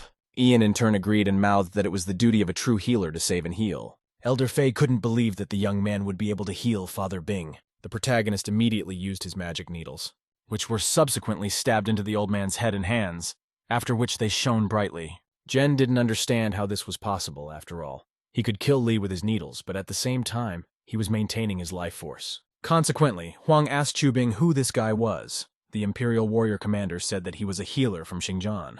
After a while, the old man did come back to life and Fan put him in a wheelchair. Fei Huang couldn't believe that he would meet such a high-class healer in his lifetime. A dumbfounded Bean began to thank the young talent and stated that his way of healing was truly incredible. Afterward, Li gave him a jade figurine to disappear so that he wouldn't get into such situations again. Yun thanked in return and implied that as soon as he was in the capital, he would pay him a visit. Then they said goodbye and each went his own way, Xiubin hurrying back to town to report. The young cultivator in turn urged Qiang and Sheyu to go to the site. However, an elder from Penglai asked Yunfeng to stay for a while. The bewildered teen and Zhu inquired what he wanted from them. At that time, Zhen revealed that a few days ago, he had lost a sacred eel that he had fed for hundreds of years. Yan was shocked at what he heard and realized that Shay had actually found someone else's energy. Fei asked them to spread this information about his pet going missing in Xiangjiang. The guy replied that they were Moyun monks and had come here on their own. The elder was horrified when he realized that they were Yunya's minions. Huan instantly bowed and said that in that case he dared not detain them any longer. After he finally left, Fang encouraged everyone to continue searching for the medicinal field. But Yu suddenly started apologizing to him, for he didn't know about this fish being a stranger. Yun urged him to calm down. Suddenly he remembered that Grandpa's anniversary was in a couple days and they needed to get back to Dunhai in time. Soon the young master arrived in Yangjiakunlo. It was a beautiful city. And the young cultivator hadn't been here for more than 10 years. He walked the streets nostalgically. At this moment, Shay came out to meet him. Ian remarked that his grandfather was a nice old man and knowledgeable in his business. Meanwhile, the head of the Donghai merchant community named Yang Bojun visited Grandpa. A few minutes later, the main character entered the house. Naturally, everyone rejoiced at his arrival. The old man was happier than the others and asked his grandson for help because someone had wronged him. Yu immediately bared his blade and muttered that he would personally chop off the head of whoever messed with his lord's relative. The teenager instantly pacified Yunhei and Shay, then asked the old man what had happened. Bojun said that for the past 2 years, the Yang family has been seeking to develop their business in eastern China, and it is related to Jianshe. Everything was going well, but suddenly, Zhang's son became very ill and he was sidelined, and Grandpa sent them a golden elixir that can bring a person back to life. The boy recovered, but Jianshe, instead of thanking him, interrupted the cooperation and accused the old man of deception. Allegedly, the medicine did not neutralize the poison. Then they actually said that it was their own elixir and began to enrich themselves on its sale. And if Yang cured Zhang's son, everything would be resolved. Feng agreed to help and asked Yun to buy 1 bottle of this miracle elixir. After a certain amount of time, he provided Yun with their family's medicine and Huichuntan elixir. The young man stated that the pill could reduce the temperature and flush out the poison from his body, but only a cultivator could activate it. Bojun was shocked because it turns out that the Shu family is related to yin-yang cultivators. At that time, Fang proposed to buy Huichuntan and sell the medicine to anger the old man, and afterward he would deal with the Shui family and their medicine. Everyone present had only one question: what kind of medicine he was going to sell. Yun showed them a certain poster that had a love drug written on it. Hei in turn appreciated his cunning move and muttered that it was perfect. Yang added, in order to finally defeat the Shui family, pills strengthening the spirit and for the heart are needed. After a while, this capsule had already appeared in the market, where it was sold for 100 yuan. Meanwhile, in Huichun Hutang, where Yin-Yang School was located, teacher Guda was having a good time. However, at that moment, Ji's worried manager burst in on him and said that they were in trouble. His mentor urged him to calm down immediately and tell him what had happened. Zhu explained that the doctor from the Yang family had returned home and was buying up all the new drugs from Bao Hetan. But Gu said he has been creating this medicine for decades and will make another fake in no time, so no need to worry. Van instilled confidence in Ji, who muttered that this time they would wipe out the Yang family. The next day, people crowded around the pavilions intent on getting their hands on the precious medicine. Everyone had their own reasons for acquiring the magic pills. Zhu went to the balcony and urged everyone to line up and buy only 1 pill each. Ji naively believed that he would soon become rich and their competitors would go bankrupt. Bojun didn't understand why there were so many people, but Fang said it was like finding water in the desert for the sick. Suddenly, in the crush created, an old man fainted and his daughter started calling for help. People have suggested that he may be having a heart attack or stroke and an ambulance should be called. But the young master decided to personally find out what the matter was and went to the victim. But he got an inadequate reaction from the girl. She said that he would be unfortunate if her father died. Yun immediately calmed her down and ordered she to immediately bring a heart pill with water. After which the snake-like god lifted the old man up and helped him accept the capsule. Moments later, Grandpa spontaneously rose to his feet. Everyone was shocked at this result. The joyful old man mouthed that his heart no longer ached, which had plagued him for so many years. Ian suggested that he'd still be better off being examined at the hospital, since he had a coronary. and his drug neutralized it. The maiden and her father immediately began to thank the young doctor, those present not understanding how such a thing was possible. Then all the townspeople pounced on him, asking him to sell his miracle cure. Naturally, Yunfeng agreed and asked Yunhei to sell everyone some much-needed medicine. In a few minutes, literally everything was sold out, and Ian ran into a store that looked like it had been hit by an earthquake. He reported that people not only bought everything, but they even took the daffodils to make medicine from them. Fang smiled and muttered that they should now wait for the Shui family to make their move. Meanwhile, Ji brought Yunfeng's pills to the teacher in the store and asked him to take a look at them. Then asked if he could copy them. A dumbfounded Da stated that it would take him longer to do so. The manager in turn hurriedly left him, as he saw that the old man was clearly in a bad mood. After 3 hours, Gu literally went into a frenzy because they were impossible to replicate. They had the perfect balance of ingredients. And this was something that no one could control, not even an alchemist like Da. About 8 hours passed. But the old man still couldn't do anything. Zhu decided to visit him the next day, assuming everything would be ready by now. But when he entered the lab, he saw the unthinkable. Gu just lost his mind and shouted with bloodshot eyes that it was impossible and this guy was some kind of herb god. After which, the enraged grandfather struck the perplexed Ji for unknown reasons. Zhuai shouted out that he had lost his mind and needed to pull himself together. At this time in Dunhai, doctors couldn't understand why the dean told Mr. Zhang that they could cure his son's leukemia. The young doctor asked Lin if he believed they would actually be able to save this guy. But the professor wasn't so sure. Another colleague, on the other hand, remarked that only the best doctor in Yunfeng country was able to help him. They began to discuss that Yang had opened his clinic in Donghai, and it was quite popular. Afterward asked the professor if fans should be asked for help. But Lin reacted extremely negatively and said that if anyone should ask him to do so, it was the Zhang family. At this time in Wei Min's chamber, Jingchu assured him that he had hired the best doctors and he would recover soon. But the son did not believe it. Looking at the pictures of young girls, he clearly realized that soon his life would be over. On another round of doctor's rounds, the talk was about the incredible healer Yunfeng. Wyman instantly jumped up from the hospital bed and wondered if this was the healer who had recently cured brain cancer. Lin responded positively. Then Jingchu asked to invite Yang to treat his son. The professor stated that he couldn't personally do it, and they as friends with his grandfather, Seed, could ask for it. Zhang was shocked after all. He had quarreled with the Yang family, and now he had to beg for forgiveness so that Yun would agree to take care of Ming. Jing asked Lin if this young man could really cure Wei. The doctor replied that he hadn't failed a single operation. Chu then revealed that he had recently had a falling out with old man Saij and asked the professor to go with him to the Yang family. But suddenly the vice dean of Mo faculty volunteered to help him. Zhang naturally rejoiced. Meanwhile, the young cultivator was practicing with his grandfather in the backyard. Side asked if he was the one who drove old man Gu crazy. Yan replied that he was just avenging him. Grandpa thanked Fan and remarked that his grandson would definitely go far. At this moment, he ran up to the old man and said that Jianxi and some people wanted to talk to him. Soon, Zhang with Mo and the unknown maiden walked to the living room. Jing apologized to Kide, stating that he was manipulated and ended up misunderstanding him, and as a sign of reconciliation, he brought his grandfather's favorite painting. The old man took the canvas and muttered that he would not be able to please him with one painting. However, when he unfolded the canvas, he discovered that it was the work of Ban Qiao himself, and was delighted. Yun didn't understand this behavior of his grandfather, and asked where his principles had gone. But Kide still asked to examine Min. Suddenly, Chang'e stated that all hope is on him alone, as Wei has leukemia. Finally, the protagonist agreed to go to the Donghai hospital and examine the young man.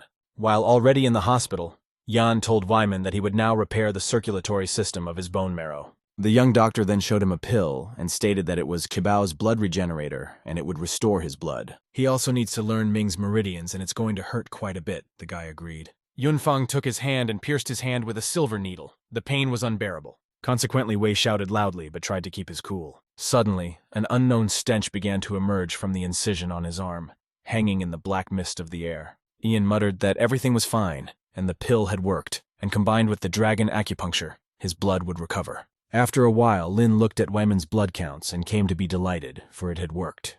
The deputy dean of faculty asked me to show it to him as it really was incredible. Zhang immediately began to thank Fan for his help and motioned that he was at his disposal from now on. At that second, one of the doctors asked to see Wei's blood sample in person. Looking at the flask of the young man's blood, Yun saw a monster that said he would die soon.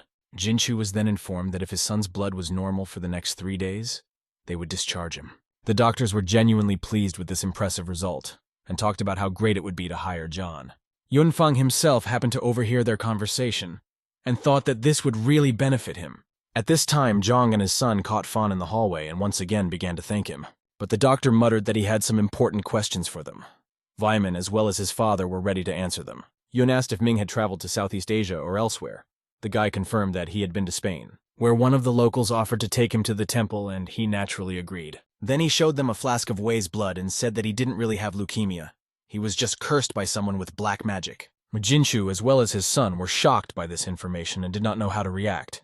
At that moment, the demon reappeared in the flask, and once again mouthed that it would kill him. The Zhang family were frightened and stepped back, saying that it was some kind of monster. A dark aura suddenly began to emerge from the flask. The young cultivator instantly used his abilities and destroyed her along with the monster. Yang then asked if their family had something that the others didn't, since Wine was clearly being hunted and most likely belonged to the Yin Temple. Jingchu remembered that 3 years ago, he had gotten a diamond cube that could be related to this case. Fang asked how many faces were there. A concerned Zhang replied that there were 4 in total. Yun picked up on the fact that the diamond cube usually had 3 faces, and it could very well turn out to be a spiritual weapon for sorcery. Jing said he would throw it out right away, but the guy advised him not to panic, because it could turn into a disaster for people. Consequently, the young master immediately called Zhang and asked if he was interested in the treasure. The Iron Guard inspector urged him to get to the point and not to beat around the bush.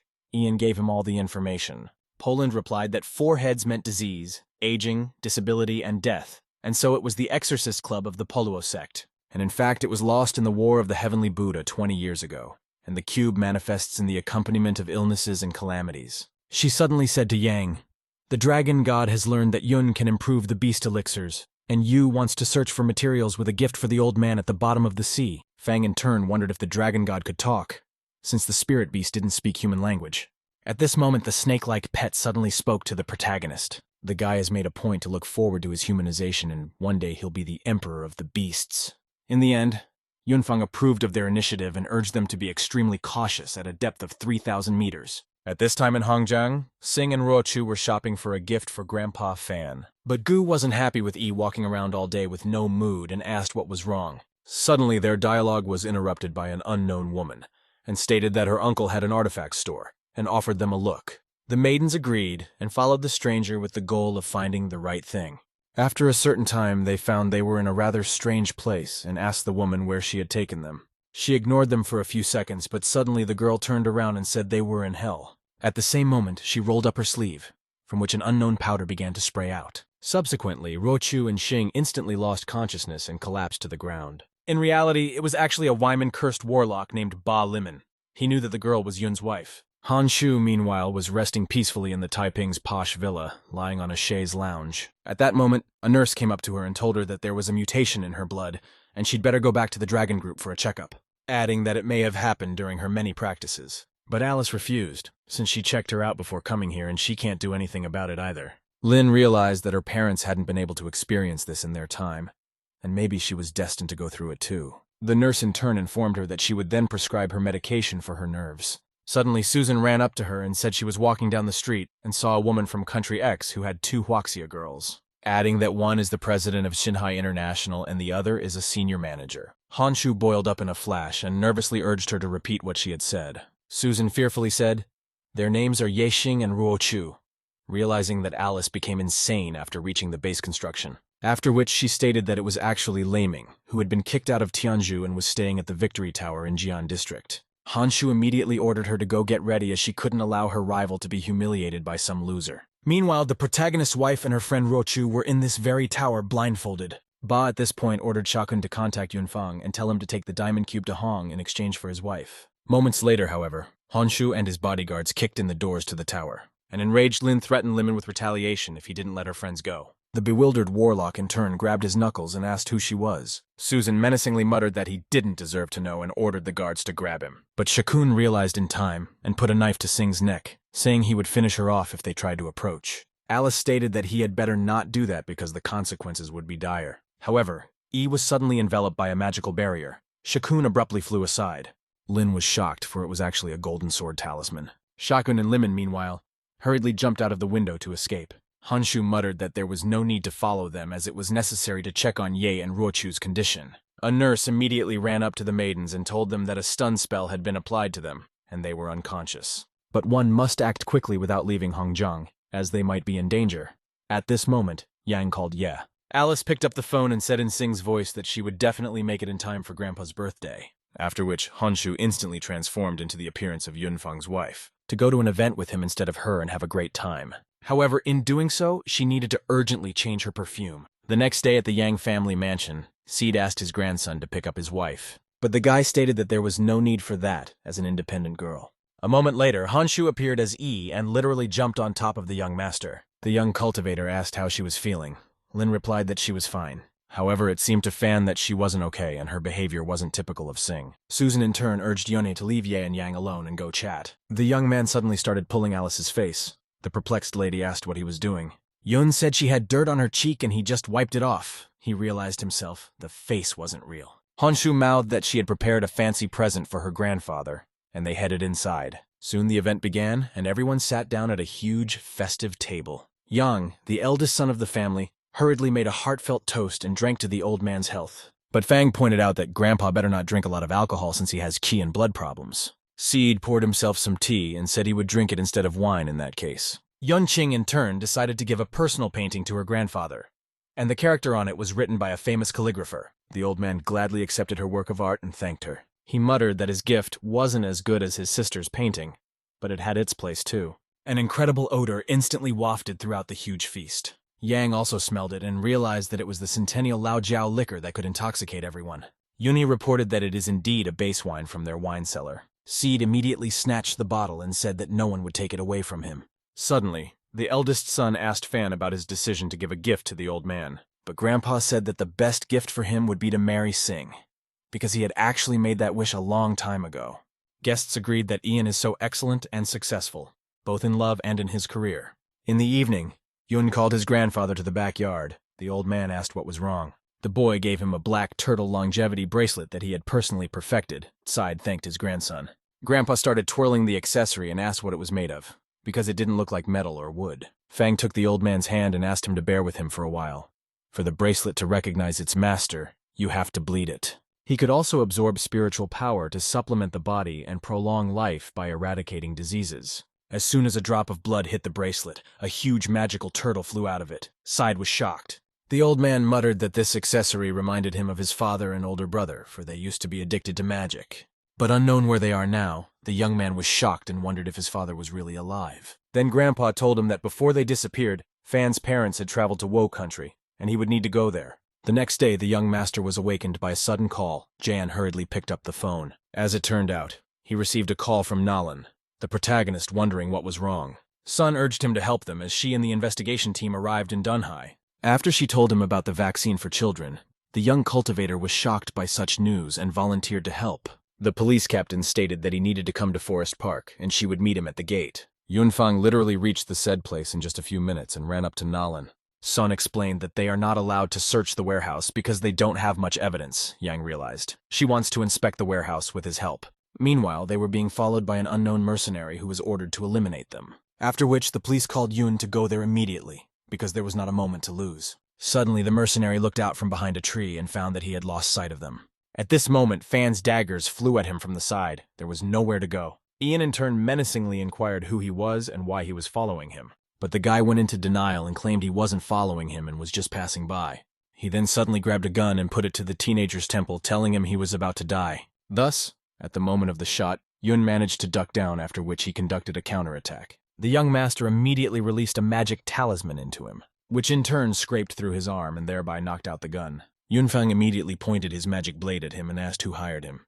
Then the mercenary confessed that he was an employee of a pharmaceutical company and had been sent to kill the guy so he wouldn't ruin their plans. Nalan swept up that the vaccine shipment was indeed linked to the pharmaceuticals organization. At this time, Zhang sneaked into their office and informed Sun that he had hacked into the surveillance system and she was free to move around the building. A police captain immediately broke into the company with several armed officers. Nalan urged Ian to be careful, as security was everywhere and the lab was on the 47th floor. The young man volunteered to personally deal with the guards and sprayed a strange atomizer on his arm. Nalan asked what it was. Yun replied that she would see for herself now. It was his improved device that would help them. Moments later, Fang entered the room and asked the security officer where the lab was located. Naturally, he was chased away from the office. Then Yunfang snapped his fingers. As a result, the guard fell into an incomprehensible state and started acting like a vegetable. The guy then repeated the question again as to where the lab was. The man replied that it was in the deep part of the hallway. However, at that moment, another bodyguard with a gun burst into the room, but the young cultivator instantly gave him the strongest and most stunning blow to his back. The guard still managed to press the attack button and collapsed unconscious on the floor. With that, an alarm went off throughout the building.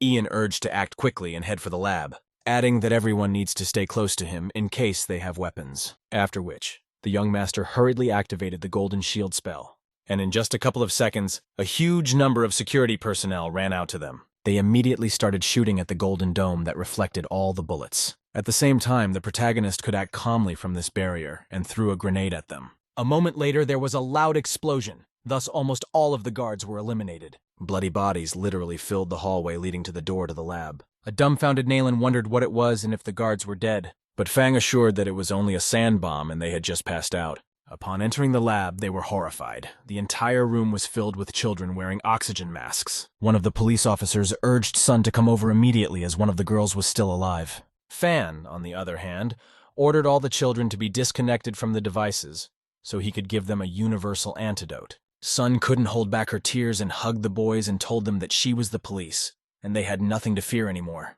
However, for unknown reasons, one of the cylinders standing off to the side began to release gas.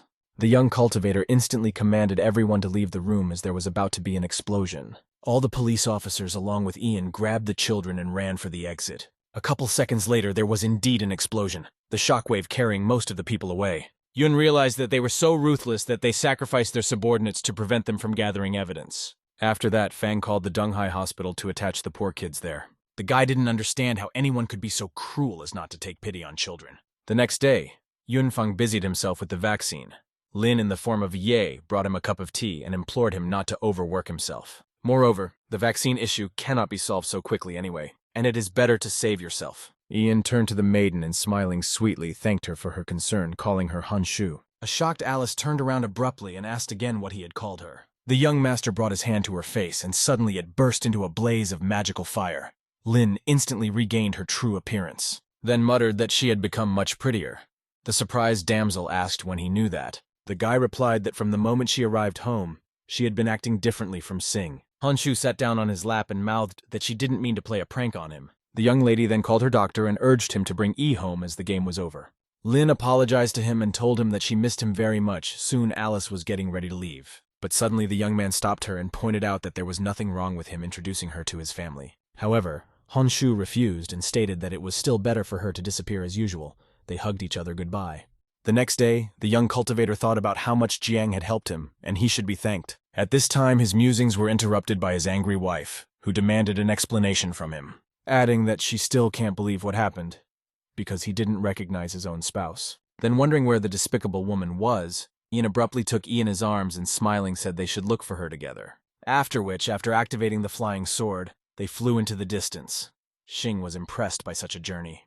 Flying to an island in the sea, Fang offered her a dolphin ride. Naturally, she liked that idea, and they hurried down to the water. Where Jiang was, he surprisingly asked the guy who he was, assuming that he was a descendant of some illustrious family. Yun said they had recently chatted on the phone about the artifact. Poland hadn't expected such a quick meeting. Soon the Iron Guard inspector offered him a drink. Fang in turn accepted, after which they moved on to dinner. Yan suggested that she drink wine from the Loyan ice fruit, as it would help her development. The girl immediately began to drink such an incredible drink of the gods, and immediately felt the effect. Joyful E declared that she had broken through to the next cultivation level and had new abilities. Xing then proceeded to demonstrate her renewed skills and encouraged him to drink a glass of miracle wine as well. Even though he knew that wine wouldn't help much, as his soul nature was wood and fire, yet the seed reacted. And in doing so, the power of plants suddenly awakened in him. It was amazing. He asked him if he too had progressed in development. The young man replied in the negative. But he had a new power. The protagonist walked up to the palm tree and put his hand to it. At this moment, he as well as the tree shone with a bright light. The reaction followed instantly. As a result, the palm tree turned into a giant monster that was at Yun's disposal. It was impressive, but the young master wanted to test how strong it was and intended to use flying swords. The soaring blade immediately swept into a huge tree, thus the demon was defeated. This was a pretty good result considering the fact that Ian could create several of these monsters. Sing, in turn, was once again convinced of how talented her husband is. Zhang was shocked by the youngster's incredible skills and asked where he had learned such techniques. After all, not everyone could do it. However, Yunfeng muttered that unfortunately he couldn't share the information as it was a secret. Suddenly, Poland's phone rang, and he hurriedly picked it up. After the conversation, he said that the Japanese had stolen a Tibetan instrument with the 4 faces of Buddha, and there was a mission for him. Intercept the robbers and take away the artifact, the young master agreed without hesitation. Yun then urged Ye to return to Dunhai without him because he had an urgent matter to attend to. The saddened Xing agreed. At this point, the protagonist remembered his snake-like friend, from whom he still hadn't heard from. Meanwhile, a huge Japanese ship was passing on the sea frontier. A subordinate reported to Captain Terauchi that they were able to wound the sea beast, but it still managed to escape. The officer of the Japanese group, Yamada, was not happy, for he had stolen a sacred artifact from them, which was an embarrassment to them. As such, they had to return to the base to come up with a better plan, which Kenichi commanded. At this time, the serpent asked Shi why he wanted to give the lord a sword for his wedding when he already had flying blades. But Yu replied that he wanted to give him a legendary sword to match his status, then commanded him to return to Dunghai. A huge beautiful dragon immediately surfaced from the water and soared into the sky. Terauchi in turn rushed to upset the management by saying that he never managed to capture the monster. Kawashima stated that it was actually a dragon, and Kenichi missed his chance to become famous. But the officer swept up. The serpent went to Dunhai. The general then decided to send their best spy, Sakura, into the city to deal with it. Meanwhile, the young cultivator was passing through the Nanjiang forest and couldn't stop pondering. After all, according to the information he received, those people were last seen in the Kumanbu Mountains, and he wanted to find them. At that moment, however, a camouflage sniper was following him from the bushes. The killer literally had the young doctor in his sights and was going to finish him off. But at a certain point, the main character looked right at him and waved his hand with a smile. The assassin was shocked and didn't understand how he could have known he was being followed. A moment later, Yang's sword headed in his direction. The blade subsequently shredded the sniper rifle into small pieces. Fong flew up to him on his sword at the same moment and asked where the others were. But the sniper declared that he would rather die than betray them. At that time, Yun took out his magic atomizer, which could be used to find out the truth. After that, he began to pour the substance into his mouth, but the soldier covered himself with his hands. After a short time, the killer never confessed, which was quite surprising, but he did pass out. The guy assumed he turned out to be a cultivator and she doesn't work for them. As a result, Yunfang proceeded to search, but found nothing of interest, except for a map that showed troop movements. But since the radio had been working the whole time, Ian realized they knew about everything. Ian tied up the soldier and traveled further by car to Mount Kumon. But since it wasn't very safe, he decided to reach it on foot. A few hundred meters later, the guy found shell casings. This indicated that there had been a shootout here recently. Fang decided to call on his newfound friends, namely the wooden monsters, for help. The young man then instructed them to find the soldiers by scent and destroy their weapons. It was also necessary to lead them to him. Soon, the tree golems drove the Heavenly Sword Squad into one of the caves. Luyin swept up. They managed to repel the attack once, but it didn't end there. After a few minutes, human screams started coming from outside. When they looked out of the cave, they found the huge monsters taking the unknown soldiers with them. Lun urged his underlings to follow the demons to find their lair. By then, Yunfang had acquired a new pet in the form of a poisonous bullfrog. Thus, the captured soldiers began to question Yan as to who he was. The young man replied that it didn't matter and ordered his puppets to shake all the stuff off the squad. However, after going through a pile of the soldiers' personal belongings, Fang still hadn't found the artifact. The protagonist then asked them where the bronze cauldron was, but the warriors refused to give away its location. Suddenly, the young cultivator grabbed the poisonous toad and started forcing it into the mouth of one of them. Surprisingly, it worked, and the soldier told him that the cauldron was hidden in the hollow of a tree in the valley. At this moment, Thane and his squad approached the guy and hurriedly introduced themselves. Yun said that they needed to find the cauldron in the hollow tree in the valley as soon as possible. Fang then called out to his frog, which immediately came out of the soldier's mouth and jumped onto his master's shoulder. Ian mouthed that it was one of the most venomous animals, then asked if they had dealt with the Indians. Moon said that the real attackers turned out to be Japanese and the Indians helped them and had already managed to leave the country. Liu Yin was surprised to meet Yun and stated that she had heard of him as he had great knowledge of medicine. And after a certain amount of time, the Heavenly Sword Squad had already found the bronze cauldron. Yunfang urged them to waste no time and take the Japanese soldiers along with the spiritual instrument to go to Jingfang village. After a while, the unknown old man started looking for the toad, but could not find it. Instead, he pulled a box of insects and poisonous bullfrog slime from the hollow tree. He was perplexed and couldn't understand who dared to take what belonged to him. Soon the young master was in Jingfang village and stopped in a vacant lot, where he began feeding the extremely voracious poison bullfrog meat. At this point, he was discovered by an old man and demanded that he return the toad to him. The young cultivator approached the unknown man and inquired if he liked his pet. Juhai bared his sword and declared that he had walked around the mountains several times but still couldn't find his frog. And if the guy refuses to give him his toad back, there's no tomorrow for him. In response, Ian only smiled and mouthed that he was not afraid of him and the frog would stay with him. After which, he sent his magic flying sword towards the distraught Zhong. The resulting blade chopped the old man's weapon into small pieces. Zhuhai was shocked and wondered who he was that he was able to master such an incredible technique. Fang replied by asking what clan he was from, to ask them for something worthy for his life. The frightened old man began begging him for mercy and said he was a member of the Zhang family of Dongjiang. Yang knew this family and urged the old man not to dishonor them, then demanded a serene orchid to create a divine pill. Zhuhai agreed to give everything.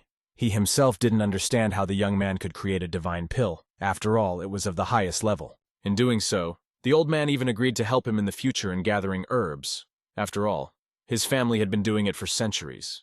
Fang thanked him and asked him to leave his number if needed, after which Zhang left. A couple minutes later, the young master received a call from his buddy Zhang with some important information. Poland said that he would have the Heavenly Sword Squad escort him to Dunghai since he was already familiar with the Bronze Cauldron. And after a short time, the detachment arrived at Yun, and Lun said that they had been instructed to escort him to Dunhai. The protagonist in turn replied that for the moment, the soldiers could rest, and they would depart in the evening. Liu Yin suddenly asked him to examine the dead comrade's sick wife, after all. He was the best healer in the country. Yunfeng briefly agreed and asked that the girl take him to her. Meanwhile, Qiang asked her mother to interrupt her treatment due to lack of money, but her mother said that if necessary, she would sell all her possessions. At this moment, Yang walked into her room with Liu Yin. The girl wondered if this young man was her boyfriend. The soldier replied that he was her superior, and also a good doctor named Fan who would help her. Qiang instantly changed her face and mouthed that she had heard about him. Yun, on the other hand, started to examine her leg. Then asked why she still hasn't had the surgery, the girl sadly said, because she doesn't have the money. Then the young doctor said that he would definitely help her even if she had no way to pay for his services. At this time, Dr. Liu suddenly walked in and declared that no one was capable of treating a multi-axial fracture without repercussions. Ian replied sharply, if he couldn't do it, that didn't mean no one was capable of helping her. The doctor then muttered that in that case, the Wang family no longer needed his help. The old lady became indignant at this disgusting attitude of the doctor and expressed her displeasure. But Fan assured her that he would personally perform the surgery and everything would be fine. Soon, he injected a silver needle into Changqiang's leg as anesthesia so that she wouldn't feel any pain. Liu didn't miss the opportunity to make fun of the young doctor and stated that he shouldn't pretend to be something he wasn't. However, Wang really stopped feeling her leg. The doctor was surprised, but thought the guy was just lucky and pretty soon they'd come running to him themselves. Meanwhile, the young master set about picking up the bones in the leg and putting them in place. Then he smeared a green substance on her leg. Liu Yin asked what it was. Yan replied, jade ointment that helps with fractures. The girl, in turn, was surprised and said that she thought such ointment only in the movies happens. Fang decided to shine his knowledge and said that it was real, and its history could be traced back to the Han Dynasty. Suddenly, Wang's leg became very itchy and she asked if she could scratch it. Yun muttered, that means the treatment is working, and she will have to be patient for a while he speeds up the process with the needles. At that moment, a nurse came into the room and seeing this picture asked what was going on here. She started to say that he was not from their hospital and would inform the doctor right away. Jan urged her not to distract her from the treatment process. At this time, Chief Physician Hu was discussing the donation with Mrs. Higashino. The girl stated that if the principal fulfills all the conditions, donations will not be a problem. Suddenly, a nurse burst into his office and reported that an intern was treating a patient without the doctor's permission. Hu asked what kind of patient. The woman said a villager with a multi-axial fracture, so also acupuncture. Which was essentially impossible. The head doctor immediately apologized to Higashino and rushed to Wang's board. With all the doctors and interns already lined up outside, the furious director asked what was going on here. One of them said that this incredible doctor was treating Changqiang and quite successfully. The young cultivator in turn continued his magical acupuncture. Shino along with Hu were amazed by the guy's abilities and didn't even know what technique he was using. After finishing the procedure, Fang asked Wang how she was feeling. The girl was just happy as she was free to move her leg. After which, Yunfang asked her to leisurely stand up and slowly take a step forward. Qiang did exactly as the guy said and really started walking painlessly around the ward. She even cried out of joy. All the hospital staff, including the head doctor with Higa, were shocked by this result. Mother and Van literally began bowing to the young man and thanking him for providing unthinkable assistance. But Yun urged them to get off their knees immediately, for treating people was his direct duty as a doctor. The principal immediately began to thank the great Dr. Yang as he had unexpectedly visited them and even cured a patient. The perplexed protagonist in turn asked him who he was. Xuangjiang instantly introduced himself and shook hands with the young talent, saying that they had once met at a conference in Shinan. At the same moment, Riko ran up to him and stated that his skills had shocked her, after which she invited Fan to dinner. Liu Yin decided to remind the guy that it was time for them to go back, and Yun kindly turned Higashino down. However, a pushy damsel ran after him and asked to examine her husband, who had been bedridden for several years, but he refused her again. With that, Yan gave Riko 3 immortal pills and swept them up. They should be taken once every 10 days. And in a month he would try to visit them in Japan and examine her spouse more thoroughly. Sino thanked him. Soon the young master traveled with the Heavenly Sword Squad to the airport to fly to Dunghai. Suddenly, an unknown robber on a motorcycle stole the girl's bag and tried to escape. At this moment, Luyan volunteered to help the innocent girl and attack the criminal. This caused him to fly off to the side, with the robber sustaining extremely painful injuries. Commander Moon swept up that it was his school. The main character also approved of her actions. However, the damsel was in no hurry to pick up her bag and ran towards the victim. She subsequently began calling for help and asking the motorcyclist how he was feeling. Liu Yin didn't understand what was even going on or why she was acting so strangely. At this point, the director ran up to her and started accusing her of disrupting the filming of the movie. Jan was shocked to find that things weren't really what she thought they were. The director in turn urged not to stand-poll his charges and immediately call an ambulance. Then proceeded to blame Liu Yin for disrupting the filming. The girl began to apologize. But the restless old man claimed they had spent a huge amount of money, after which he tried to hit her. But Jan came up in time and grabbed his arm, saying that she thought it was a real robbery. However, the director still could not calm down and began to threaten the young cultivator with his connections. The protagonist nervously muttered that he hated arrogant people like him and not to point fingers at him. The old man reported. Now the lad would have a hard time, for he had plenty of people at his disposal. At that moment, the teenager broke his finger with a sharp movement, and the old man screamed in pain, stating that now he is definitely finished and extremely dire consequences await him. At that very second, the entire camera crew along with the stuntmen rushed to attack Fan, but Yun easily dealt with them in a matter of minutes. This was something they clearly didn't expect. Then the director said that his boss is coming now and he will definitely feel bad since she is a superstar. Ian struck a pose and mouthed a business-like tone that he would look forward to her arrival. Within minutes, a car pulled up to them and the old man ran up to the car, telling Meng what had happened. Yao got angry in response and stated that he had so many stuntmen in his charge who should have figured it out by now. But when she saw them beaten, the damsel realized she was dealing with some kind of martial arts master. At that time, Meng got out of the car and said that she would personally deal with him. Walking up to the guy, she shouted at him that he had no right to attack them and was obligated to make up for everything. However, when Fang turned around and they met gazes, Yao immediately fell silent. Yun also didn't expect to see her. The girl's face changed at the same moment and ran up to the young master, asking what he was doing here. The director, in turn, realized that he could not live, for they turned out to know each other. Ian told her this old man had promised him that his boss was coming to deal with him now. Then an enraged Meng declared that she was the producer, and if he bothered him, she would fire the old man. The director instantly apologized to the teen and said it was a monstrous misunderstanding. Yao asked why on earth he said his boss would teach Yunfan a lesson. Li went on to say that she had it all wrong, and he was just complimenting her. After all, Madam is into martial arts. But Meng muttered that she would still have to replace him as there was no other option. At this point, the entire crew and stuntmen began to apologize. Finally, Fang stated that since they had apologized, they should forgive the oversight. Chan then said goodbye to her, saying that he had too much to do, and they would see each other soon. After which, Yun and the Heavenly Blade Squad went to Wyman Villa. The young cultivator urged him to gather all the people and order them to guard the spiritual instrument. The young man had gotten the idea that he would even buy up all the nearby houses, because safety first and foremost. Lun stated that he didn't need to worry about it as they would personally deal with whoever dared to steal the bronze cauldron. At this time, John received a call from his angry wife demanding that he come home immediately. Naturally, Fang promised her to come back soon, as arguing with a woman is always to his own detriment. Yun then bid farewell to the squad and said that he had an urgent matter, and if something important came up, to inform him. Liu Yin gaped. He could care less and they wouldn't tell anyone how much he was afraid of his wife. But Ian stated that it was just normal respect. However, the young man forgot to hang up the phone and Yi heard everything, in connection with which he was insulted again. And already within a short period of time, Fang came running home. Naturally, his wife once again began to sarcasm and tease him in every way possible. Yun said he had an urgent matter, but noticing her evening dress and packed suitcases, he asked where she was going. Singh reminded him that he never got to meet her parents, and that's why they were going to their place.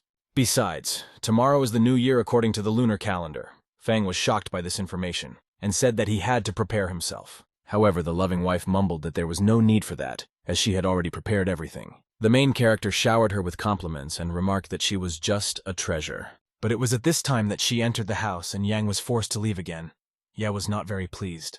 Going outside, Yun asked if he was able to find what he needed. Yu replied positively, adding that he even managed to retrieve a centipede from a deep cave. And since such herbs only grow in protected caves, Yang asked if Shen was all right. The serpent god showed the little dragon and stated that it had become like this after his return. The young man wondered if he had evolved into a wyvern but still had wings. She didn't know what Lun ate while they were at sea, but one time he slept all day and then electrocuted him. But Fang assured him that there was nothing to worry about, and most likely Shen was close to a breakthrough. Yu also hurriedly gave his master a beautiful sword as a gift, saying that it was for him for his wedding from him and Lun. The young master nudged the blade and came to marvel because it was the legendary Yoshihito no Tsurugi, which was in a Japanese temple. Yun never imagined that he would end up holding such an asset. Ian thanked his friend and remarked that the Japanese kept trying to steal the treasure from them and ended up losing the sacred sword, adding that he would be out of town for a couple days as the government had sent a squad to finish the cauldron case, and Yu should follow up with them. But at the same time, he is not allowed to show his face. Then Yang gave Shi 3 foundation erection pills to break through to the next level. The snake god in turn was very grateful to him and stated that he would not disappoint him. The next day, the loving couple immediately traveled to Jingcheng, where they were met by their wife's relatives. A joyful sing waved them off. Qin Mei and Qin also gave them a warm welcome and introduced them to their son-in-law. Mei was surprised that at such a young age, Yunfeng had reached base erection, and if he participated in the tournament, it was a problem. The young cultivator in turn also tried to be polite and said that he was glad to meet him. However, Qin Mei did not reciprocate and urged him not to suck up. Xing immediately whispered in his ear to ignore him since she's been weird since childhood. Qing, on the other hand, was unlike his sister more adequate and helped him with his luggage. He asked her brother to be careful with the suitcases, because there are very valuable gifts in there for them. But Mei suddenly asked what was so special about these things, since they had all sorts of interesting things in town. Then Xing took out the frost pills and said that Yunfeng had prepared them for her and her aunts. My sister was shocked that this kid was also an alchemist. Qin was still in no way relenting and pondering about where he got his ancient formulas from and how to compete with him. Soon they were in the car. Mei was literally freaking out about this. He wondered what was going on with her, since she was going to get the pills too. After a certain amount of time, they finally reached Xing's parents' house, but the girl suggested they say hello to her grandfather first. However, the first to greet them was Uncle Daolin, who greeted the young couple. He asked him where Grandpa was. My uncle replied that both grandfathers were fishing on the lake. Fang then said hello to Lin. Dao remarked that he had heard a lot about the teenager. At this moment, Huan walked over to them and said that brother's place was extremely lively today. Uncle immediately introduced his relative to Yun and Xing. Shang also let slip that he had heard of the young medical talent. The girl whispered to Ian that this was her uncle's twin and they say he once saved his life. Soon, Huan bid them farewell and said that they would definitely chat a little later. After which, Daolin motioned for them to go inside for him to feed them. But Xing instantly refused. However, in doing so, the protagonist unexpectedly volunteered to help Linyu with the cooking. He was bitterly aware that she would still have to eat her uncle's unpalatable cooking. And after a few minutes, everyone hurried to leave the house, because Dao had prepared something with a disgusting smell. At this moment, Shen suddenly ran up and asked for Dr. Yang to examine his mother who had a migraine, because the medication wasn't working. The young master gladly agreed, stating that it was his duty as a physician. All the more reason he wanted to get away from his uncle quickly so he wouldn't have to deal with his culinary masterpieces. Sister Qingmei unexpectedly volunteered to go with him to see Huan's mother. After all, it's a great opportunity to see his abilities. Plus, no one has ever managed to cure an old lady's migraine. After coming to see her, Fang muttered that he would stick her with 3 needles to improve her blood circulation, and the migraine would go away. After a while, the young man conjured his grandmother with needles, applying his magical skills. The woman was simply delighted with it, because the migraine really stopped tormenting her. The old lady also asked him to tell her about these acupuncture points, so she would tell her doctor about them. However, Yun assured her that the migraine would not appear again, and she needed rest now, as the illness was caused by depression. Shen immediately became nervous, and began to question his mother about what had happened, and why she was stressed. Uncle Lin muttered that they would be on their way, and the woman should get a good rest. Mei in turn realized that Yunfeng was indeed an excellent doctor. Meanwhile, the grandfathers were fishing at the lake, and Shu asked Zheng if he wanted to take on an apprentice. Also with them was Jin Yuan, who said that it was too early for his eldest granddaughter to know the heavenly void finger technique. The old man became indignant and asked who he thought was worthy of such an honor. While sipping tea, Li stated that young cultivator Yunfeng was quite strong and quite fit. Zheng swept up that he was Mo Yun's henchman, but Yuan wasn't going to take him as a disciple. He just wanted to share his knowledge. However, Zhu did not understand. If the Lord did not intend to take him in, then why teach this technique? Li replied that he could not drop into the abyss such a great technique and should pass it on to someone worthy. Ye smiled and stated that Fan was his granddaughter's fiancé, and this ability would still end up in the family. After which he laughed altogether.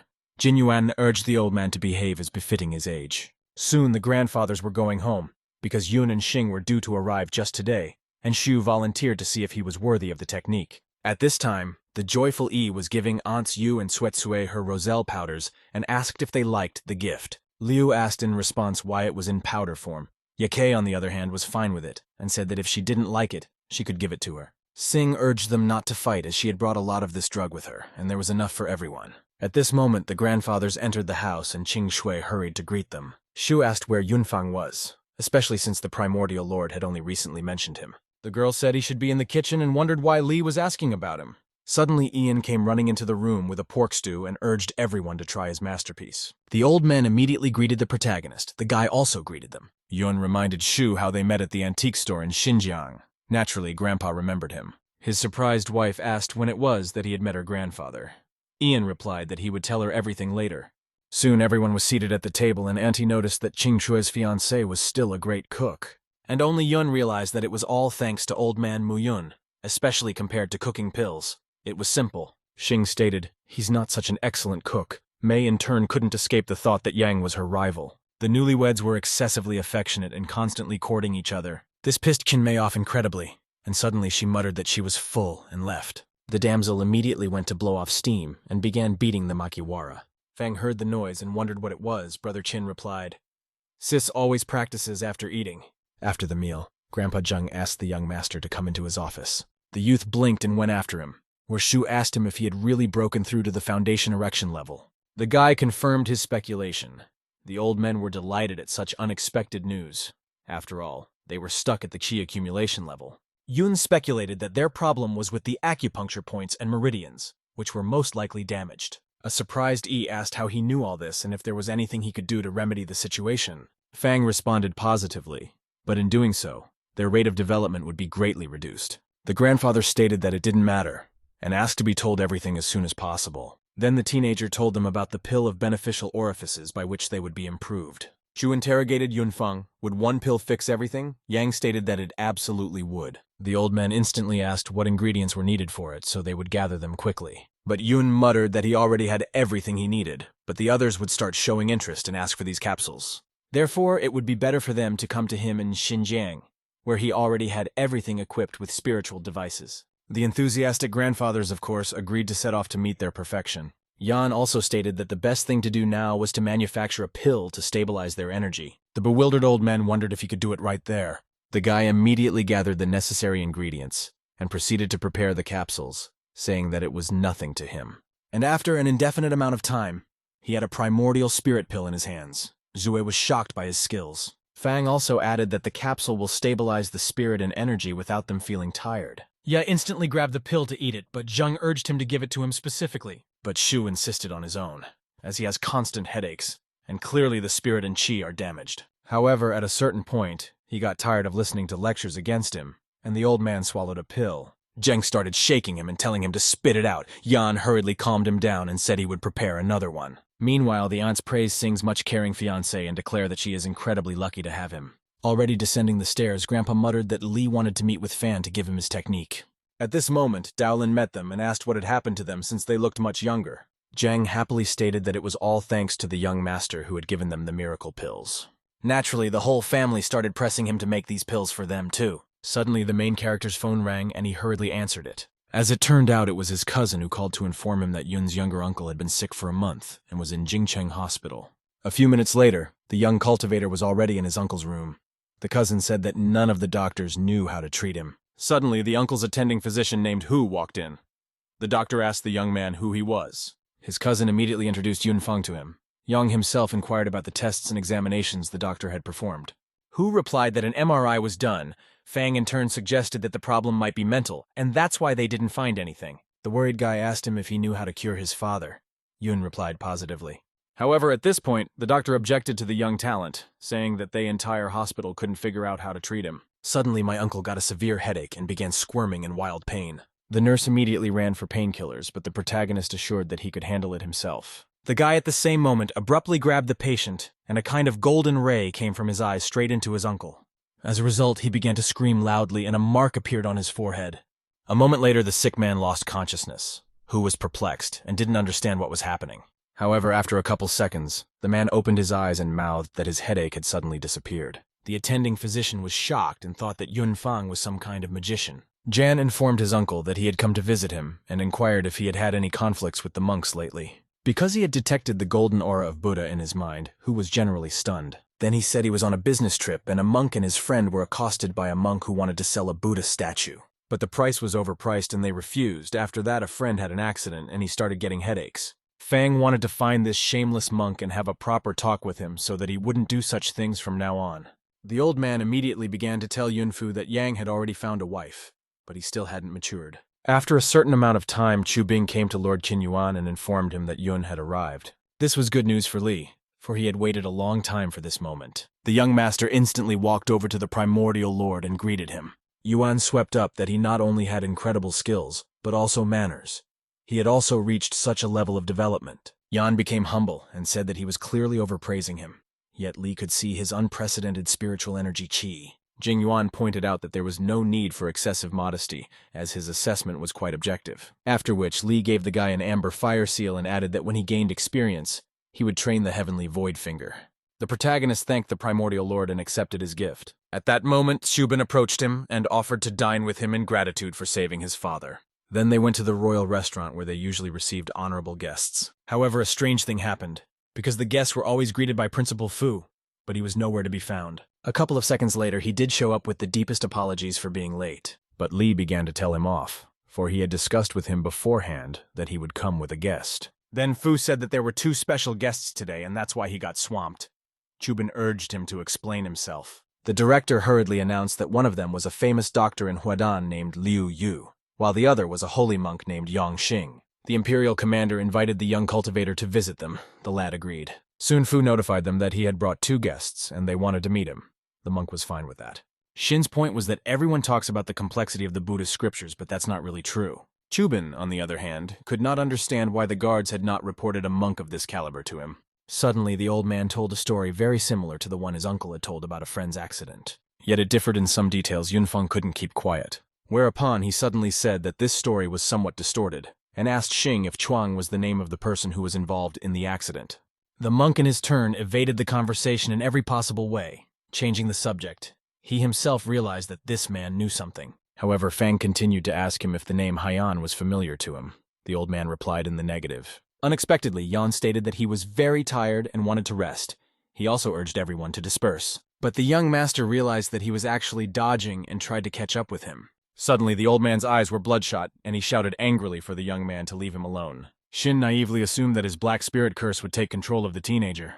But it never happened, which made the monk furious and unable to understand how such a thing was possible. Yunfeng understood that he was trying to hypnotize him and responded in kind. Yang instantly felt sick. The monk was shocked at such incredible strength of the guy. Then Yun fetched him and took the Buddha statue from him, asking how he still had it if, according to him, he had given it to someone else. Those present began to realize that the monk had turned out to be a liar, and may well not have been who he said he was. Sayuban intervened, and asked why he had not informed the guards of his arrival and what purpose he was here for. The old man started to say that the case was related to the demon tower, but Li stated these were already being dealt with by their squad.